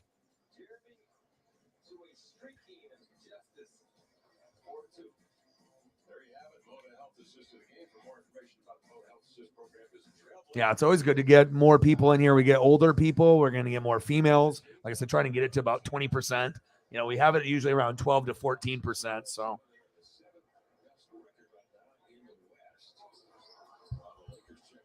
And then happy birthday to Bo Jackson. So obviously did that earlier in the stream, but wanted to definitely show some love. Let me delete some of these other photos. Check up on Paisley for a second, and then we'll figure it out.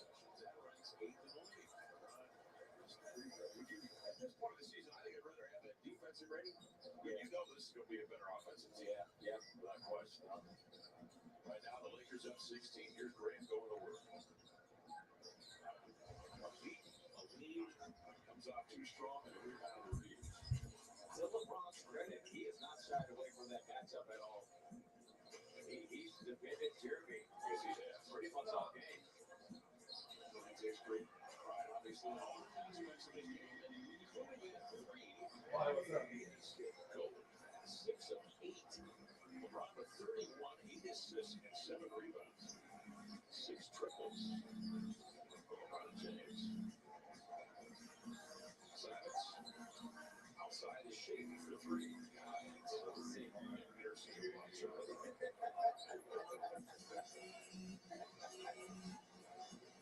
Shaden's name's making the rounds. In Canada, in the U.S., I mean, he's becoming a household name amongst basketball circles because he's been on so many highlights already in his young career. Beautiful pass around to a moving body on a dive. And Davis is fouled. This picture lights Shaden's chances here 37%. So in Shaden's first 14 games this season, he's averaging 10 points a game, shooting 55% from the field, 51.5% from the three-point line. And then his last 6 games almost couldn't be more opposite. Only 2 Yeah. points per game, Chiefs Bengals even better. 22% from the field, and 7.5% from the Oh, yeah. three-point line. Yeah, they've been doing a lot of that stuff on Twitter. All right, Blazers are done. 117 to 101. So I think it's time for me to start AEW Dynamite. All right. AEW is. Back to the invite. Smart move. The next time you pick up your phone, remember. All right, boom. The guy kicked Pluto out of the solar system. And it deserved it, so thank you. Bye-bye. Whoa, that was fun. See who else needs a DeGrasse kicking. Yeah, Bills, Patriots tomorrow. And then Steelers, Falcons. And then Packers, Bears, Jags, Lions, Jets, Vikings, Commanders, Giants, Titans, Eagles, Broncos, Ravens, Browns, Texans, Seahawks, Rams, Dolphins, Niners. We'll have a lot of intrigue. Chiefs, Bengals as well. Big playoff implications there in both those games. Chargers, Raiders, and then Colts, Cowboys, and Saints, Buccaneers. So, you know, and it's not like the best week, but I'm watching it right now. Well, they're doing match number 3 of the trios championship or whatever. So if Young Bucks and Kenny Omega are wrestling, of course I'm going to watch that. So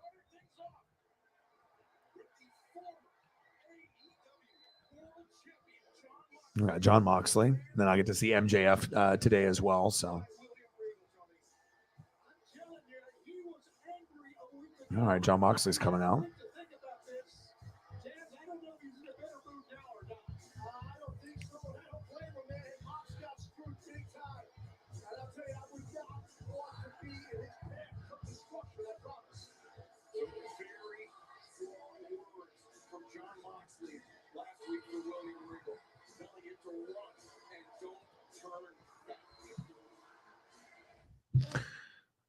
Okay.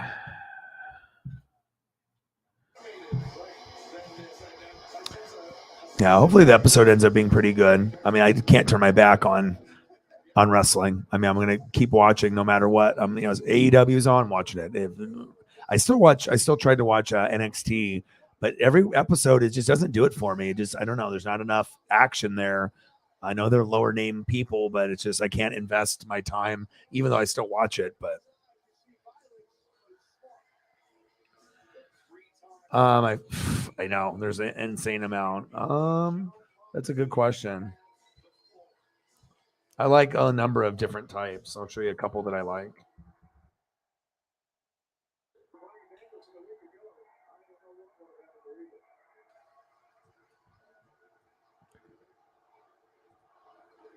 I was able to find this jersey from someone in Ohio It's worth like $200 or $300 because it's pretty rare, and they don't have too many of them in the public. And on top of it being sewn, they have a lot of the ones that are green and black, and with a little bit of yellow on the outside. But this white version, I couldn't believe the guy didn't know what he had, but he was selling it for like $30. I would have paid $300 because I know how rare it is. But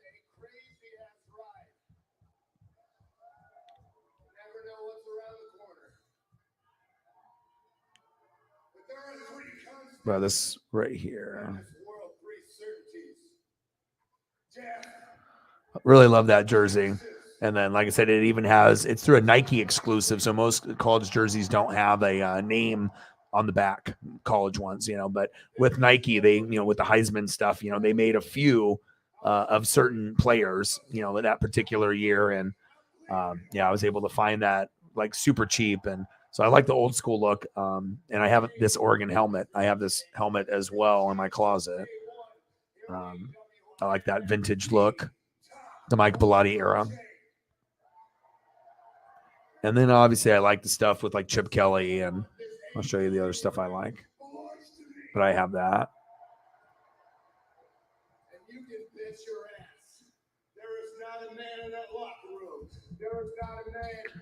And I like Michael James a lot, D'Anthony Thomas. I mean, those are my guys. So. Tell me any different.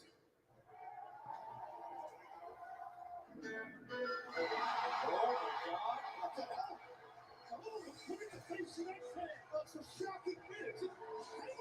Hangman Page.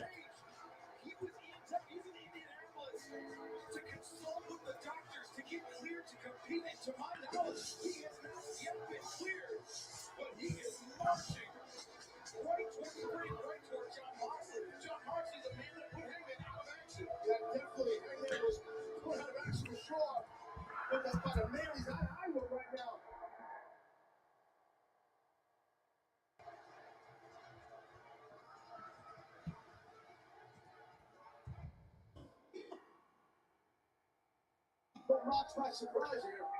That's not new. You sure you want to do this, man, after what happened last time?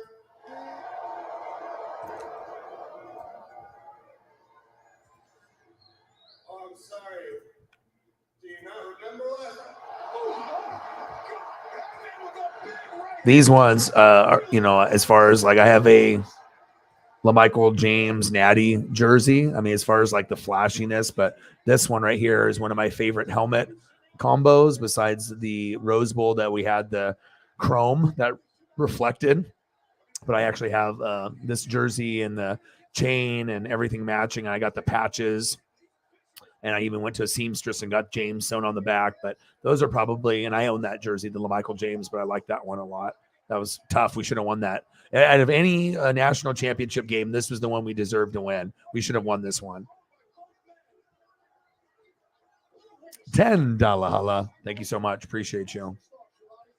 There we go. Boom, boom, boom, boom. Bang, bang, bang, bang. Bang, bang. Thank you.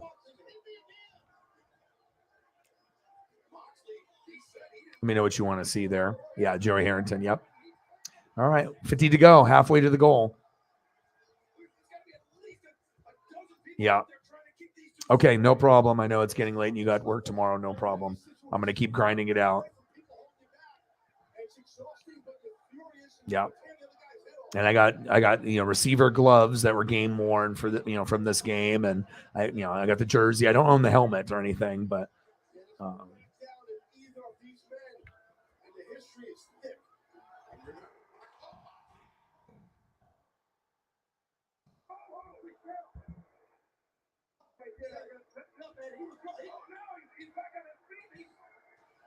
he had his eyes so focused on Hangman, he didn't even know where the ramp was. Yeah, he's just in a rage to your point, Moxley. I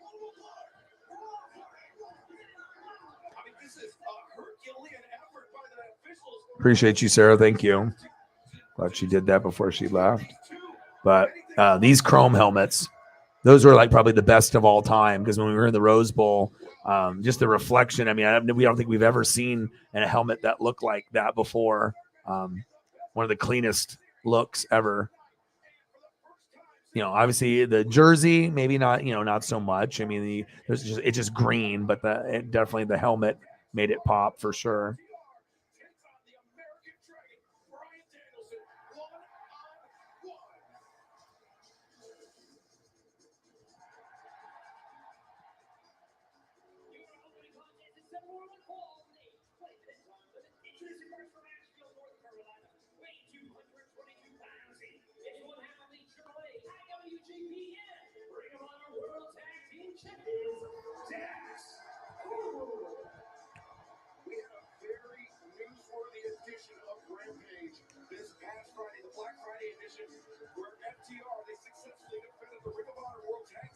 But the straight chrome, I don't know if we've ever seen anything like that. Like it still had the wings, the duck wings on it, but then you could actually, like, it's a mirror. You look like throughout the whole helmet.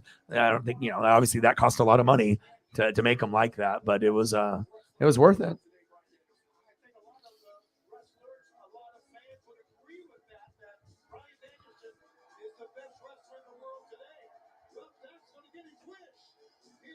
Yeah, didn't pan out. Just never could. He went to the Lions and he just kept getting sacked. So it just wasn't going to happen. You know what I mean? But as far as like Oregon, like Duck, he's a legend. Like, we a lot of comebacks, and he had put us on the map like for the first time where, in 2000, where the Oregon Ducks were like a cool team. Like we actually were a good team. And that team that we had in 2001 we were number 2 the whole year. We should have played Miami, but then we played Colorado and Nebraska went and got destroyed. We would have got destroyed against Ken Dorsey and Jeremy Shockey and all that. But we beat the shit out of Colorado, and we had like 15 NFL players from that team. So that was a pretty special year, probably one of our best years ever, besides winning the Rose Bowl a few times.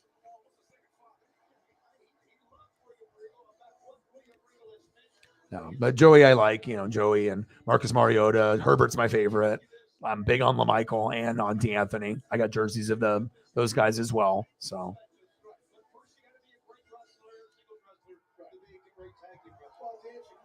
But yeah, absolutely.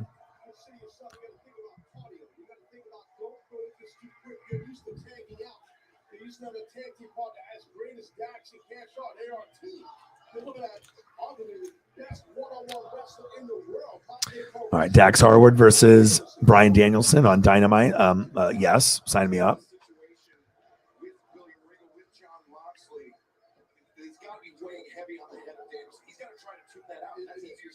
No, it is. It definitely is, because as Shimani mentioned, or you did, I can't remember which one of you guys, but the father figure is Regal to Danielson, so it's definitely weighing heavy on him. Damn, the good old days. Right there by Dax on that counter. Delete some of these other photos.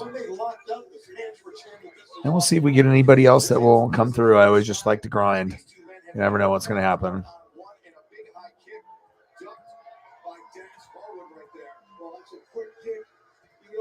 You saw Dax's eyes like, okay, Danielson, I see why he's American Dragon. He brings those feet quick.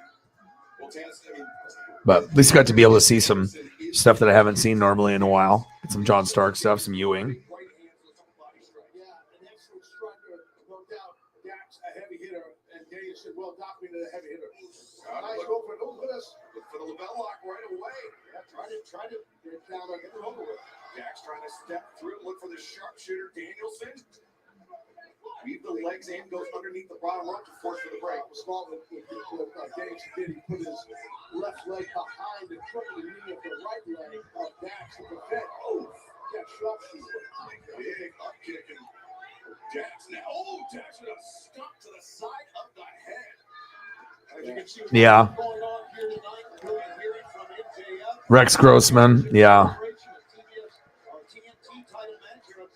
Fun and gun.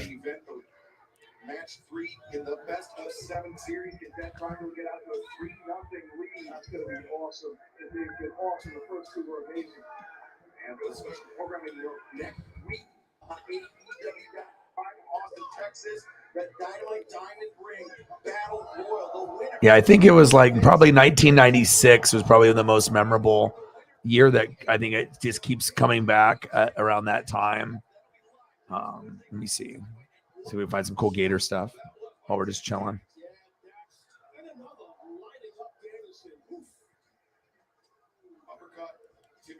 Like this. Like that era. Obviously, they have Derek Brooks there in the background, but the Rydell Anthony, the Jaquez Green, the Ike Hilliard, those three receivers with Danny Warfel, that's what got me, man. I was like, I love this team. Like, you know, obviously I was a Duck fan, but I really enjoyed watching Florida Gator football back then. It was just like must-see TV. Like I watched a little bit of Florida State, I watched a little bit of the U, but I just like the colors of Florida, and I just love the offense. So much fun. I'm a defensive guy too, so for me to like the offense, that's saying something, you know. Danielson telegraphed it, Dax. That was almost a toe kick to the sternum. Whoa. Oh, no. On the hip, man. You saw Dax. He came up gingerly on that, but Danielson. Look how he knocked him into the face. The tope. And Dax Harwood sent over the barricade. I think he caught his foot on the run as he was diving through. I think so too, Tony. Imagine if I'm gonna bring you back, bro. Dax would be in the fifth row. I might be in the conception. Sometimes it's nice when things are a little bit slower, then I can just, you know, I'm just chilling. We're not doing a game or anything, just kind of relaxing. Look at that. Fuck, dude. The Sporting News, fun and gun, #1. I mean, talk about a throwback photo right there, and he's even got the guys behind. Your boy can find them, man. You give me time, I can find it.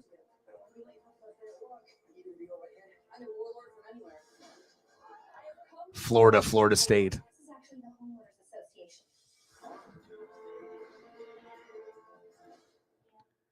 I love this mattress. So, you know, we'll take it. Dude, like, you know what I'm saying? Like, bringing back memories. Save big on select adjustable mattress sets and pay 0% interest for 72 months only at Ashley. This holiday season, give your family the gift that keeps on going. Energizer Ultimate Lithium. The #1 longest lasting AA battery. Yeah, that rivalry was awesome back then. Yeah, seriously. This holiday, shop sparkling gift sets from Pandora Jewelry at a special price. And all the receivers made the NFL. So even though Danny Warfel wasn't a very good quarterback in the NFL, and neither were Ike Hilliard was the best. Jaquez Green and Rydell Anthony were equally, like, you know, not very good in the NFL, but they, you know, obviously were a part of that running gun offense. But Ike Hilliard, you know, he made a name for himself with the Giants and then came to Tampa. So he was the best one out of the three, but they were really fun to watch. I mean, I still had a lot of love for Jaquez Green and Rydell Anthony. I mean, those are probably like the low name guys that, I mean, most people don't remember Ike Hilliard, Jaquez Green, Rydell Anthony, but I do. I mean, that's a big part of why I'm a Tampa fan. So things were really awesome in 95 and 96 back then. Quaker Instant Oatmeal has upped its game with protein. 10 grams of protein, heart-healthy whole grains, and so delicious you can see why these oats are the cream of all time. And then I just found a really cool photo. Quaker Oats, the super trusted superfood. It's Macy's Friends and Family Sale. Get all your holiday gifts with an extra 30% off top brands and 15% off beauty, fragrance, and more. Plus shop specials now at Macy's. It's that time of year again. 96, 2006, 2008. Sugar artists are about to deliver jaw-dropping holiday creations that taste as incredible as they look. Holiday Wars is coming to town. All new Holiday Wars Sunday at 9. Who are your favorite Florida Gators of all time? Because I mean, obviously, I know that there's others that were much better than those three guys. You know, you got, you know, the Tebow, and there's all kinds of guys, the Pouncey brothers, and Aaron Hernandez. I mean, they've had many, many good players. Percy Harvin, Chris Leak. Only a true Florida fan remembers some of that stuff. Emmitt Smith. Fred Taylor. And also Danielson trying to put some distance between himself and Harwood. Back maybe looking for another German, but instead the reversal.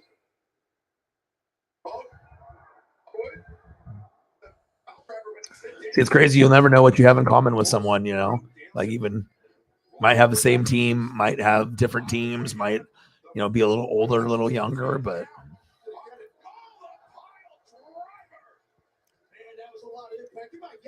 Yes, sir. Converge, and no, Danielson able to kick out. Well, now earlier, Excalibur, been a tough week for Brian Danielson. Emotionally and everything going on with the Blackpool combat drug and everything happened with Mox this week, and obviously William Regal. Yeah, this is weighing very heavily on the mind of Brian Danielson. But right now, he has Give you some Gator glory. Oh, snap. It's your guy. Missed with the headbutt. Danielson, mighty straw, the roll up two, and no. That time, Dax Harwood miscalculated on that one from the top. And back to your point about being emotional. As you know, Taz, it can weigh heavy on you. Yeah, it definitely can. It can weigh out during the week, affect your training and everything. That knee strike definitely affected Dax Harwood's face. But yes, it definitely can. The emotions can make it a tough week as you prepare for an athlete. Let me show you an autograph. I don't know if you've seen an autograph before of what his autograph looks like. You don't get there without being able to tune out all the extra stuff, all the stuff outside the ring. Complete focus. Doesn't mean it's easy. No, it doesn't. And look at these shots. And look at the chest of Danielson. He's got a close-up look at that time. Looks like a chunk of Nice. Jabbar Gaffney. That's another name not a lot of people know unless you actually remember.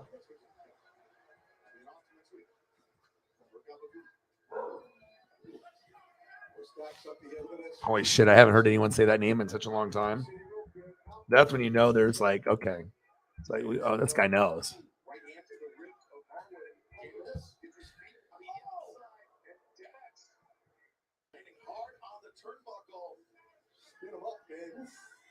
Tough landing right there. Take advantage of it now. And oh boy, how about this? Up on, usually this is reserved on the mat, Excalibur. Yeah, Danielson goes at the point of the elbow, landing at the center of the sternum of Harwood. Just driving the oxygen back out of the lungs. This is dangerous here. Look at Danielson. He's going for a back throw, I believe, a back suplex.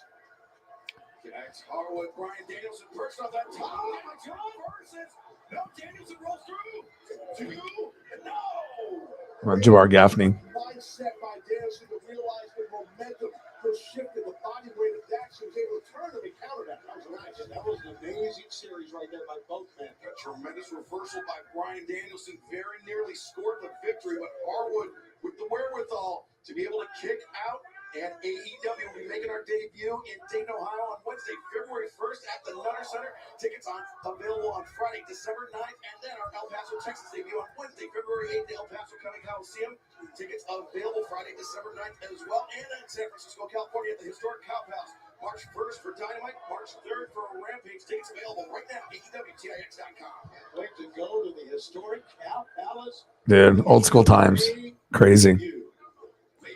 Bay Area, they oh, hilarious. Let's see. Shout out to Bo. Happy birthday, Bo. Larry attempted duck underneath, but that one collided Harwood. He backed up just a half step. Oh man, those are taking effect though. Dax is eating them, man. Yeah, Caldwell. Those are taking effect. He was walking right into that, right? I think Caldwell. And now both men center up the ring. He passed away a couple years ago. Both guys are worn out. They're beating the hell out of each other. Dax has definitely oh, what a shot! But Danielson up to his feet and lands one of his own.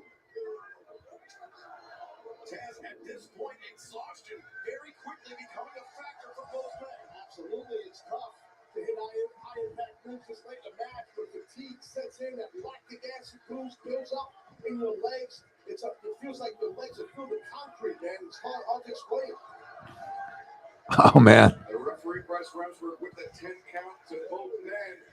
Danielson seems to be rousing first. Dax.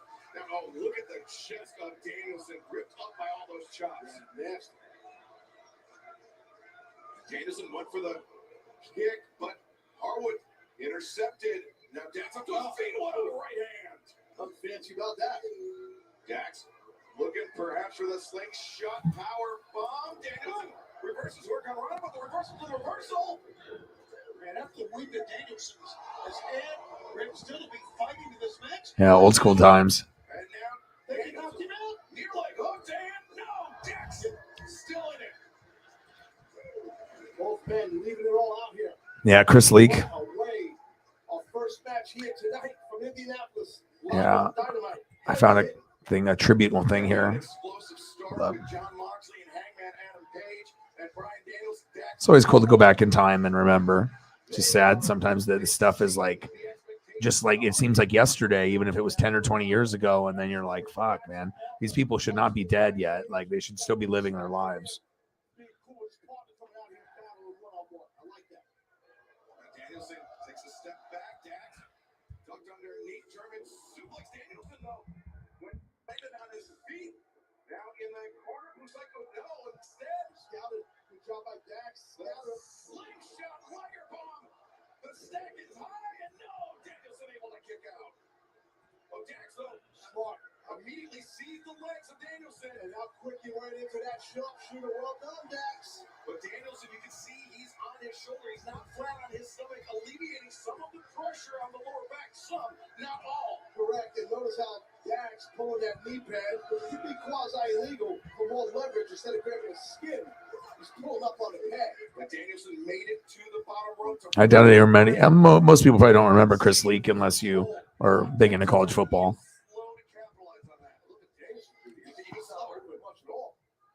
Now Dax, looking for sharpshooter again. Danielson, inside cradle. 1, 2. Harwood first is. Pinfall attempts all around. Neither man with a clear advantage. Oh, wait, Danielson transitions into. He's got the arm captured, and now the lapel lock is very nearly locked in. Old Florida Gator stuff is just cool. Just the history. You know, and you start to realize how old you're getting when you have like memories of stuff that happened just like 5, 10, 15, 20 years ago. But sometimes it seems like so long ago from where the program is now. And, you know, the names change and whatnot. But Gaffney and Caldwell, Jacob, yes.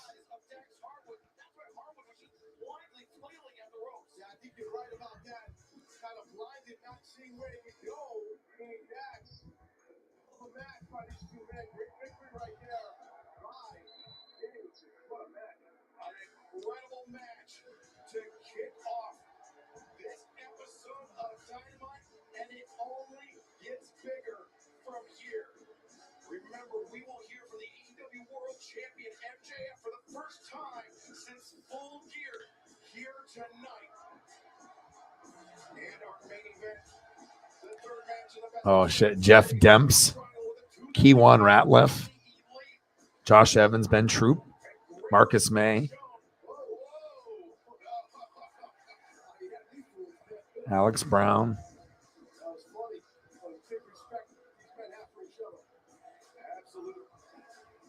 Great performance by Bryan Danielson by both men, but right now, colleague Tony Schiavone standing by. Max Garcia. Wow. Marquise Pouncey. Battle Royal for the Dynamite Diamond Ring will have a little bit different rules to it because MJF is the world champion. Ricky Starks, though, who wrestles later tonight, will have a world title shot coming up, and winter is coming. Absolutely, but I would like to make an announcement right now, Tony. Ricky Starks is entering himself in that battle royal that will take place next week in Austin, Texas. And I'm going to go ahead and make a judgment call right now. I'm going to make a judgment call right now. The judgment call is this. I'm actually going to... Most of the Taylor Jacob photos are, you know, not, I guess there's not enough good quality. So there's like one that, let's see if this one will come over. I'm coming for your spot. Everything that you have, guess what? I am owed that just as well. I am absolute Ricky Starks for a reason. Tonight I'm going to prove that. It's like the only one, the autograph one too as well. I'm ultimately going to prove that I am absolute. Fridays on TNT. You only have two options. Either run with us or run from us. I am going to break you piece by piece until I break you. Oh, this is AEW. If you want a badge of honor, there's only one way to get it. The hard way. Fridays at 10 on TNT. Your When a burger with steak, butter, and bacon sounds like the best, she's about to find out you can't read a map. Sonic steak, butter, bacon, cheeseburger. Sonic. Lots of good athletes. I mean, most of the players that come out of Florida, they might not be like superstar, but they usually don't bust. There's not a lot of like Florida Gator bust. I mean, players. I think if they're really talented, they may have peaked in college. But most of them, I mean, some of them really do end up having like Pro Bowl careers or Hall of Fame type of careers, and some fall a little short. But that's what happens. I mean, not every player is going to be, like this, okay, on the NFL level. Ooh, Ernest Graham, yes. That's a good one. And Buccaneer, too.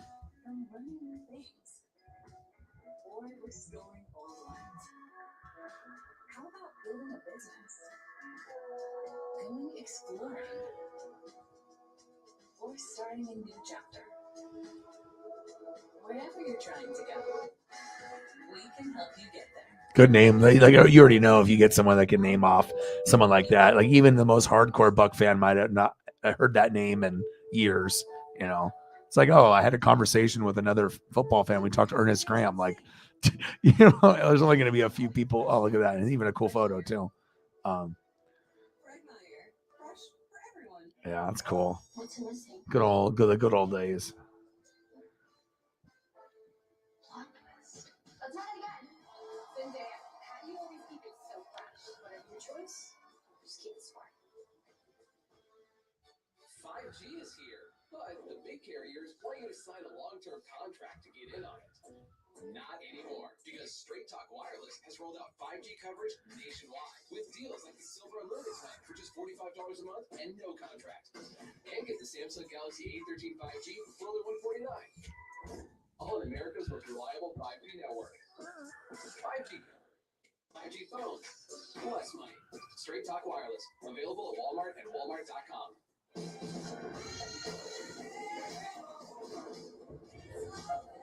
Good girl, the feminine fragrance, Carolina Herrera. Bad boy, the masculine fragrance, Carolina Herrera. At Macy's, the fragrance destination. Welcome back to EW Time on the Line. Let's see if this Jeff Demps one. Cameras have caught up with the security team. They were escorting Hangman Adam Page off-site, but instead John Moxley intercepted him. Yeah, we're continuing the way we started. Now it's just one-on-one right here. Look at this. Straight up. Oh, Moxley's hand crashing into the garage door there by Hangman Page, and the security detail and the officials. Yeah, they're going to throw them both out of here. Look at this. And they have to. Yeah, they do. They got to get them both out of here because they're going to disrupt the whole damn show. And remember, Hangman Page, he was just here to get cleared. He's not here for a match. He's not here to fight, but he and Moxley are going at it hammer and tongs. It's good to go back into that time period. It's a fun time. It's like when Jordan was strong and programs were going after each other. Really good football players that came out around that time window. That's fucking awesome.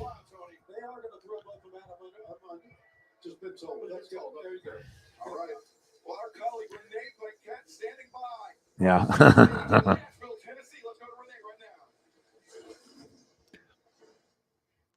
Yeah. Yes, Percy Harvin was awesome. I'll get some Steve and Percy up. And thank you to the Green Snow physicality during this interview. Claudia, the spotlight is on you right now. How about it? When you lose to Chris Jericho next week and you're forced to join the Jericho Appreciation Society, the beautiful thing about being a sports entertainment, Claudio, is you can do anything you want. You love yodeling, right? You can be a yodeler. Okay. Obviously. How about you let me finish the interview?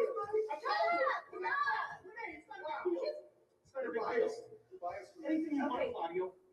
Claudio, our final battle, you will be facing Chris Jericho in the main event for the Ring of Honor Championship. What would it mean to you to regain that title, and what does that title mean to professional wrestling? To me, it means a whole lot. I mean, it was my first world title. Yeah, Percy had that step though. That was like the Cordarrelle Patterson, the Debo Samuel, like one of the first, like, as soon as he got the football, he was like Dion. You didn't know what was going to happen. And I mean, he helped Seattle win. Yeah, one of the most electric players ever.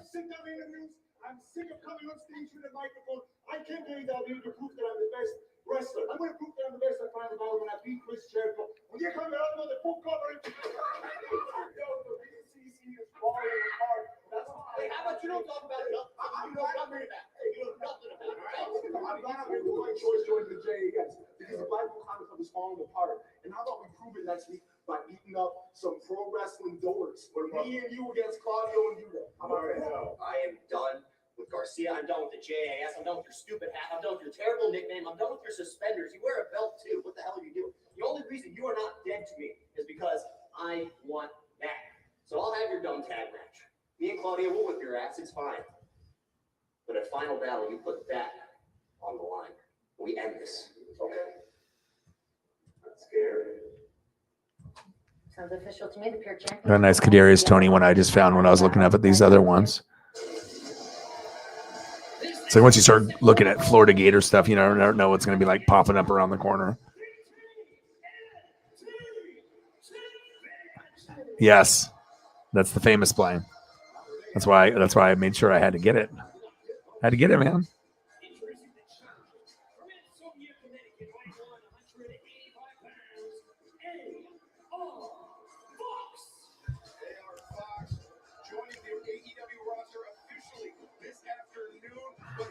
See if I can get some Jaquez Green or Ardell Anthony.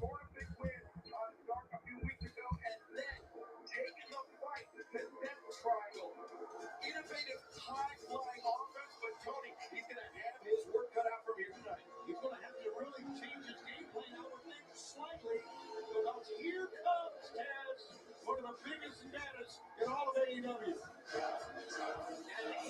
From Huntington Beach, California, weighing for 110 pounds, is the Ring of Honor World Television Champion and the Ring No, another Kadarius Tony. This one looks good. Well,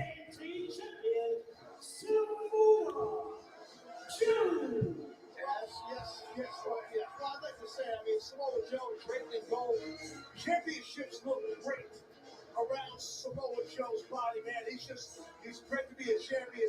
He's a bad apple. It's well documented. He's a close friend of mine. And I'll tell you what, I feel he makes Samoa Joe. Yeah, I'm just trying to get caught up on Dynamite.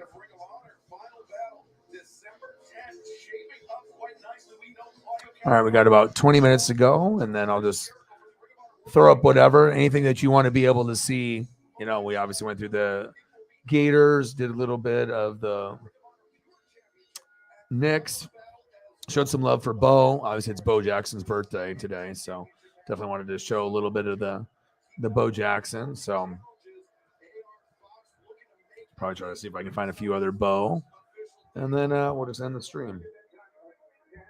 Just, I usually go long just because even if I'm already done after like the 2-hour mark or 3-hour mark, you never know. You might end up getting someone that shows up, and then we end up saving the stream, and we end up having a successful stream and a better stream. So.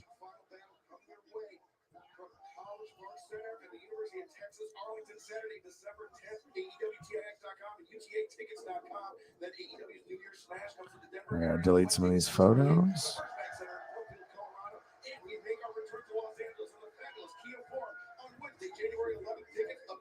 It's nice to go down memory lane. A lot of those players I haven't talked about those players or seen photos of those players in quite some time.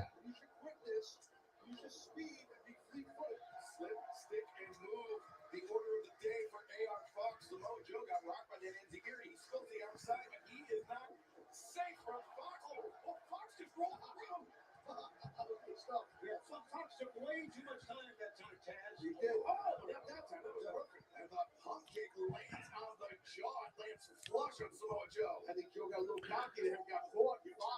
Outfoxed him. And it was the front leg sweep by Samoa Joe. And he sits out with the senton. Our TNT Championship match continues in picture-in-picture. What do you see when you see yourself? A sidekick, a liability, a monster, a pale imitation. I see more. Master Bruce saw more. He saw the future of Gotham.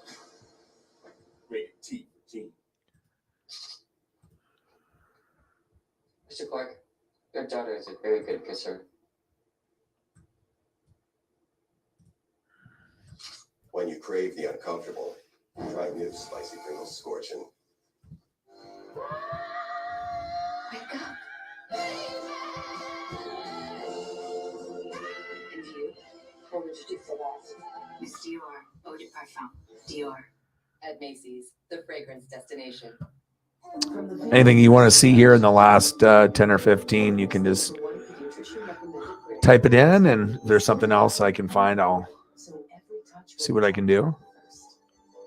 I'm going to try to find photos that are a vibe like this one.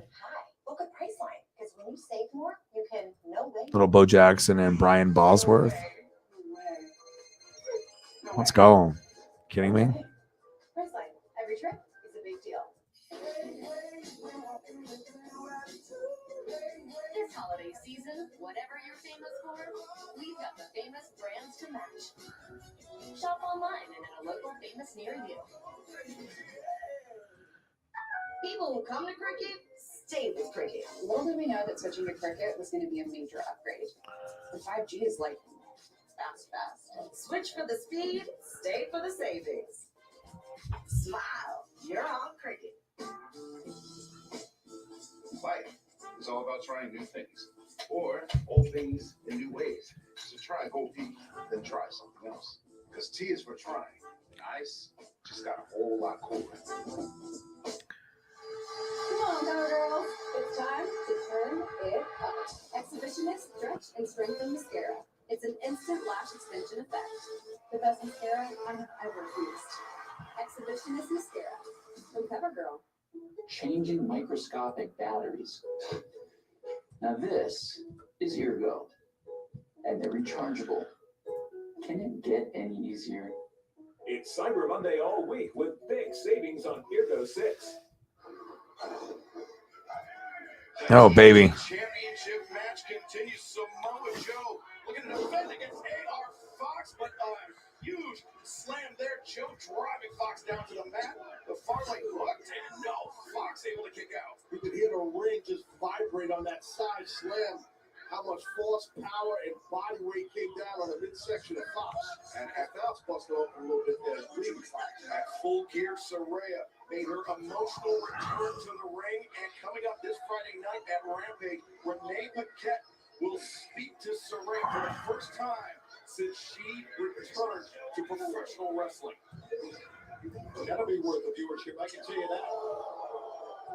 AR Fox was fighting in with some elbows, but Joe just one swift chop to the chest, stopping the momentum of Fox. I really think that Taz, that Joe's done a hell of a job grounding this guy. He has. Oh, but Fox leaping off the middle with that DDT. That was his first really big move of the match here. Joe has just been dominating this thing. He's got to try to follow up, and that kick will do it. So will I want. Good job by Fox. Okay. Oh, look at that. A short cutter there by AR Fox. Joe ducked the kick, but he didn't avoid the cutter. Now Fox to the top. 450 splash. Fox covers. Deep hook, and no.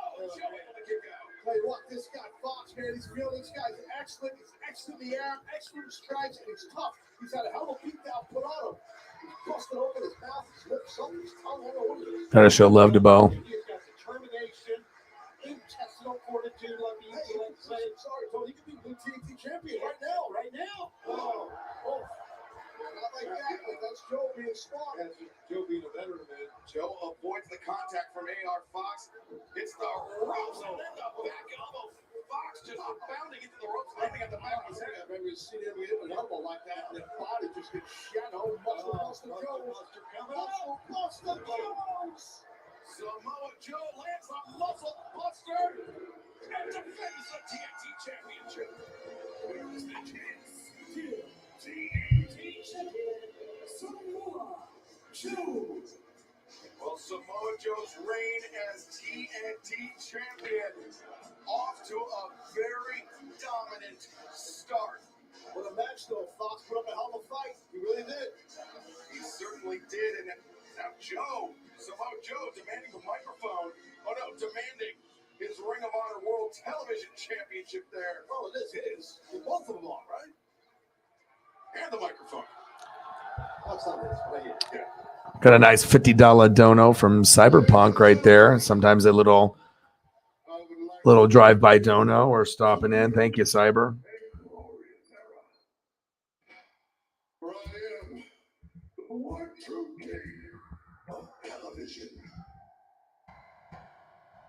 Well, we hit the goal just like that. Sometimes you just need that other person to come through and show love, whether they can stop by in the stream or not. Thank you so much.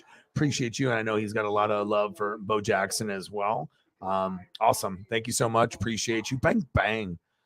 There we go. And then sometimes that's what you do. You put in that extra work. You put in that grind. You don't know if someone can show up, or maybe someone will show love and respect the grind and the effort. And appreciate you, man. It means a lot. Thank you so much. $50 holla. And we got to our goal. We got to the 100. We got to the magic number. So we got about 11 minutes to go. I'm gonna do Bo Jackson photos for the last 11 minutes in honor of his birthday. So let me delete some of these other ones to make room for some more, and we'll cycle through those. And definitely wanted to showcase the birthday properly.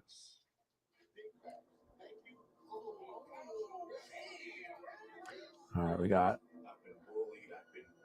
All right, so first we started off obviously with the Josh Allen and the Stephon Diggs early in the show, and then we did the Bo Jackson, obviously with the Royals and the Raiders.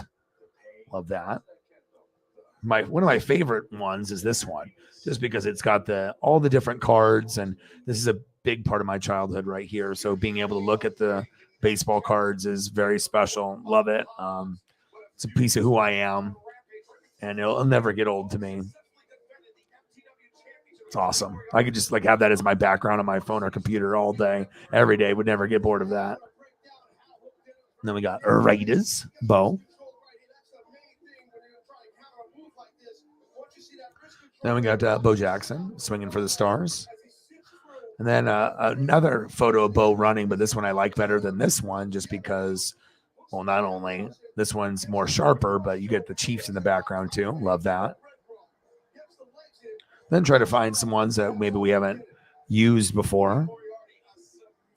Bo and Brian Bosworth. I mean, this is definitely a vibe. I mean, you don't see too many photos with even them split with Bo and Bosworth. There's a few, but I like this particular photo of both of them. And then this one right here too at the game. I mean, look at Bosworth's hair. I mean, that's just crazy. Nice little photo there. And then we got the Bonos, obviously with the Bonos card. I had the card, and that was definitely a vibe. And then this one might be one of the cleanest. I might have to keep this. This is very, very impressive. I love this. This looks amazing, and got to definitely represent Bo. This will be one that I definitely will keep, and it's actually probably my favorite one just because of how crispy and clean it is with the Royals and with the Raiders. And then obviously a couple action shots. Definitely have to get those ones in. This one's very special against the Cincinnati Bengals. And then we got another one there against the Chiefs. Let's see if I can get a few more up. I act like I never saw anything. That's what I call being sneaky. Be ready for whatever life throws your way. Only Dial provides a hard-working clean, but is gentle to skin with its Skin Smart Complex and 3 moisturizers to leave your skin feeling fresh and healthy. Nothing cleans like Dial. With Gold Bond, you can age on your own terms. New Retinol Overnight means the smoothing benefits of retinol are now for your whole body. Plus, fast-working quick corrector diminishes wrinkled skin in just 2 days. Gold Bond, champion your skin. Gotta try to find some Royals ones on here too. You are, don't settle for silver.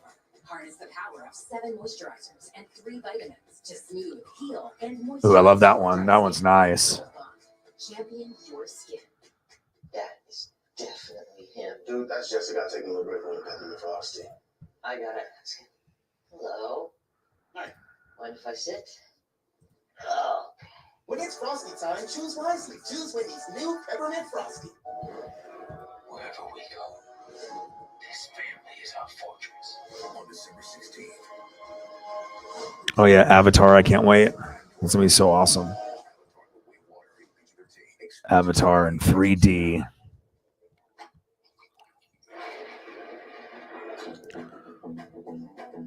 Love the Bo Jackson stuff and the Royals. Next round on me. Welcome to CNN this morning. Are you going to extend the debt ceiling? Nick Robertson is live in person. People gathered at that humanitarian truck. We must continue to talk about these stories. CNN this morning. Weekdays at 6 Oh, good old Bo. Welcome back to AEW Dynamite, where this snake, this coward, William Regal, is coming to the ring. He knows that John Moxley was just removed from the premises. Yeah, I got to hit you with the Auburn. Got to hit you with that. I can just say, Regal, very slick, definitely knows that Mox is out of the house here. I love this one. This one is probably one of my favorite ones. It's definitely a vibe. Never come back here. And as soon as Moxley's out of the building, William Regal comes slithering back in. What the heck is in the ring here?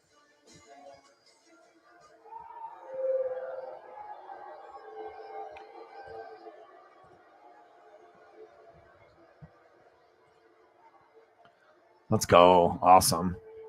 And then I'm going to go back to the cards. Your new AEW World Champion, Maxwell Jacob Friedman.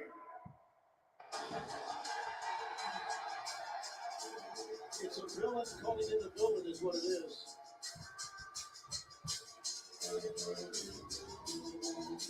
Scum has a tendency of finding its own level. Yeah, not only that, I like that Regal realizes Fox is gone. So does this guy. I'm going to say this guy because it pains me to call him a champion. You have to. He is our world heavyweight champion, MJF. You got to give that respect. Oh, that's sweet. That's memories right there. Those two cards and that graphic. Oh, my God. It's awesome.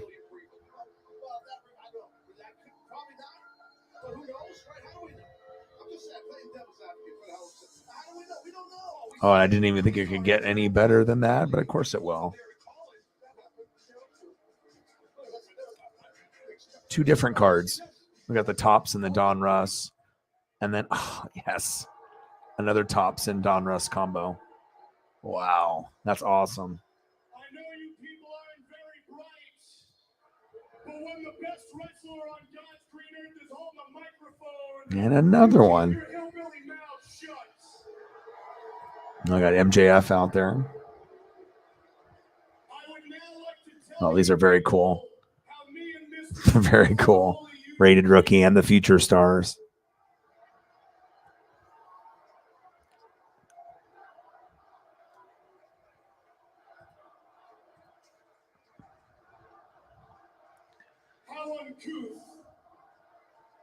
All right, let's go through some of the photos here one last time. All right, so we got the happy birthday to Bo. All the cards.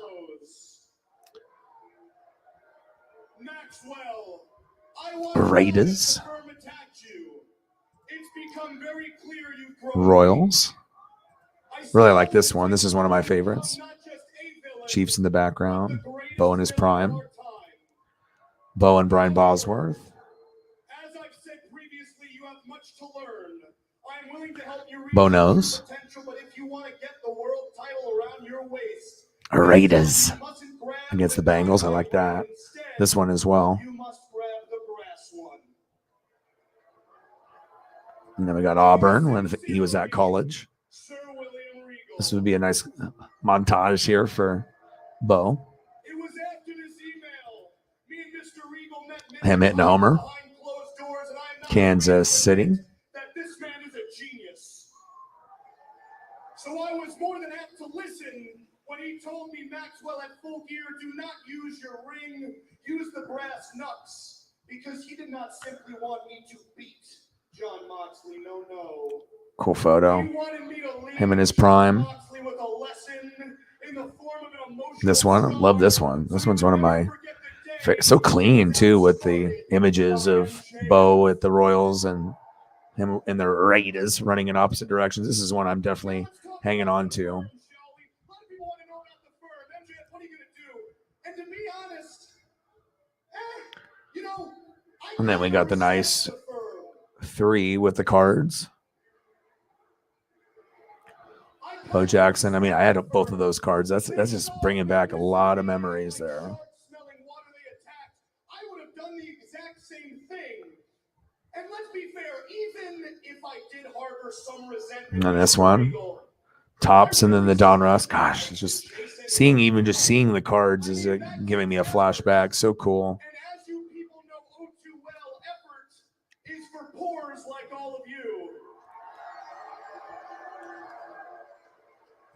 And then the last one with the rated rookie and the future stars with the Don Russ and Tops. What a good era back then. Shout out to Bo.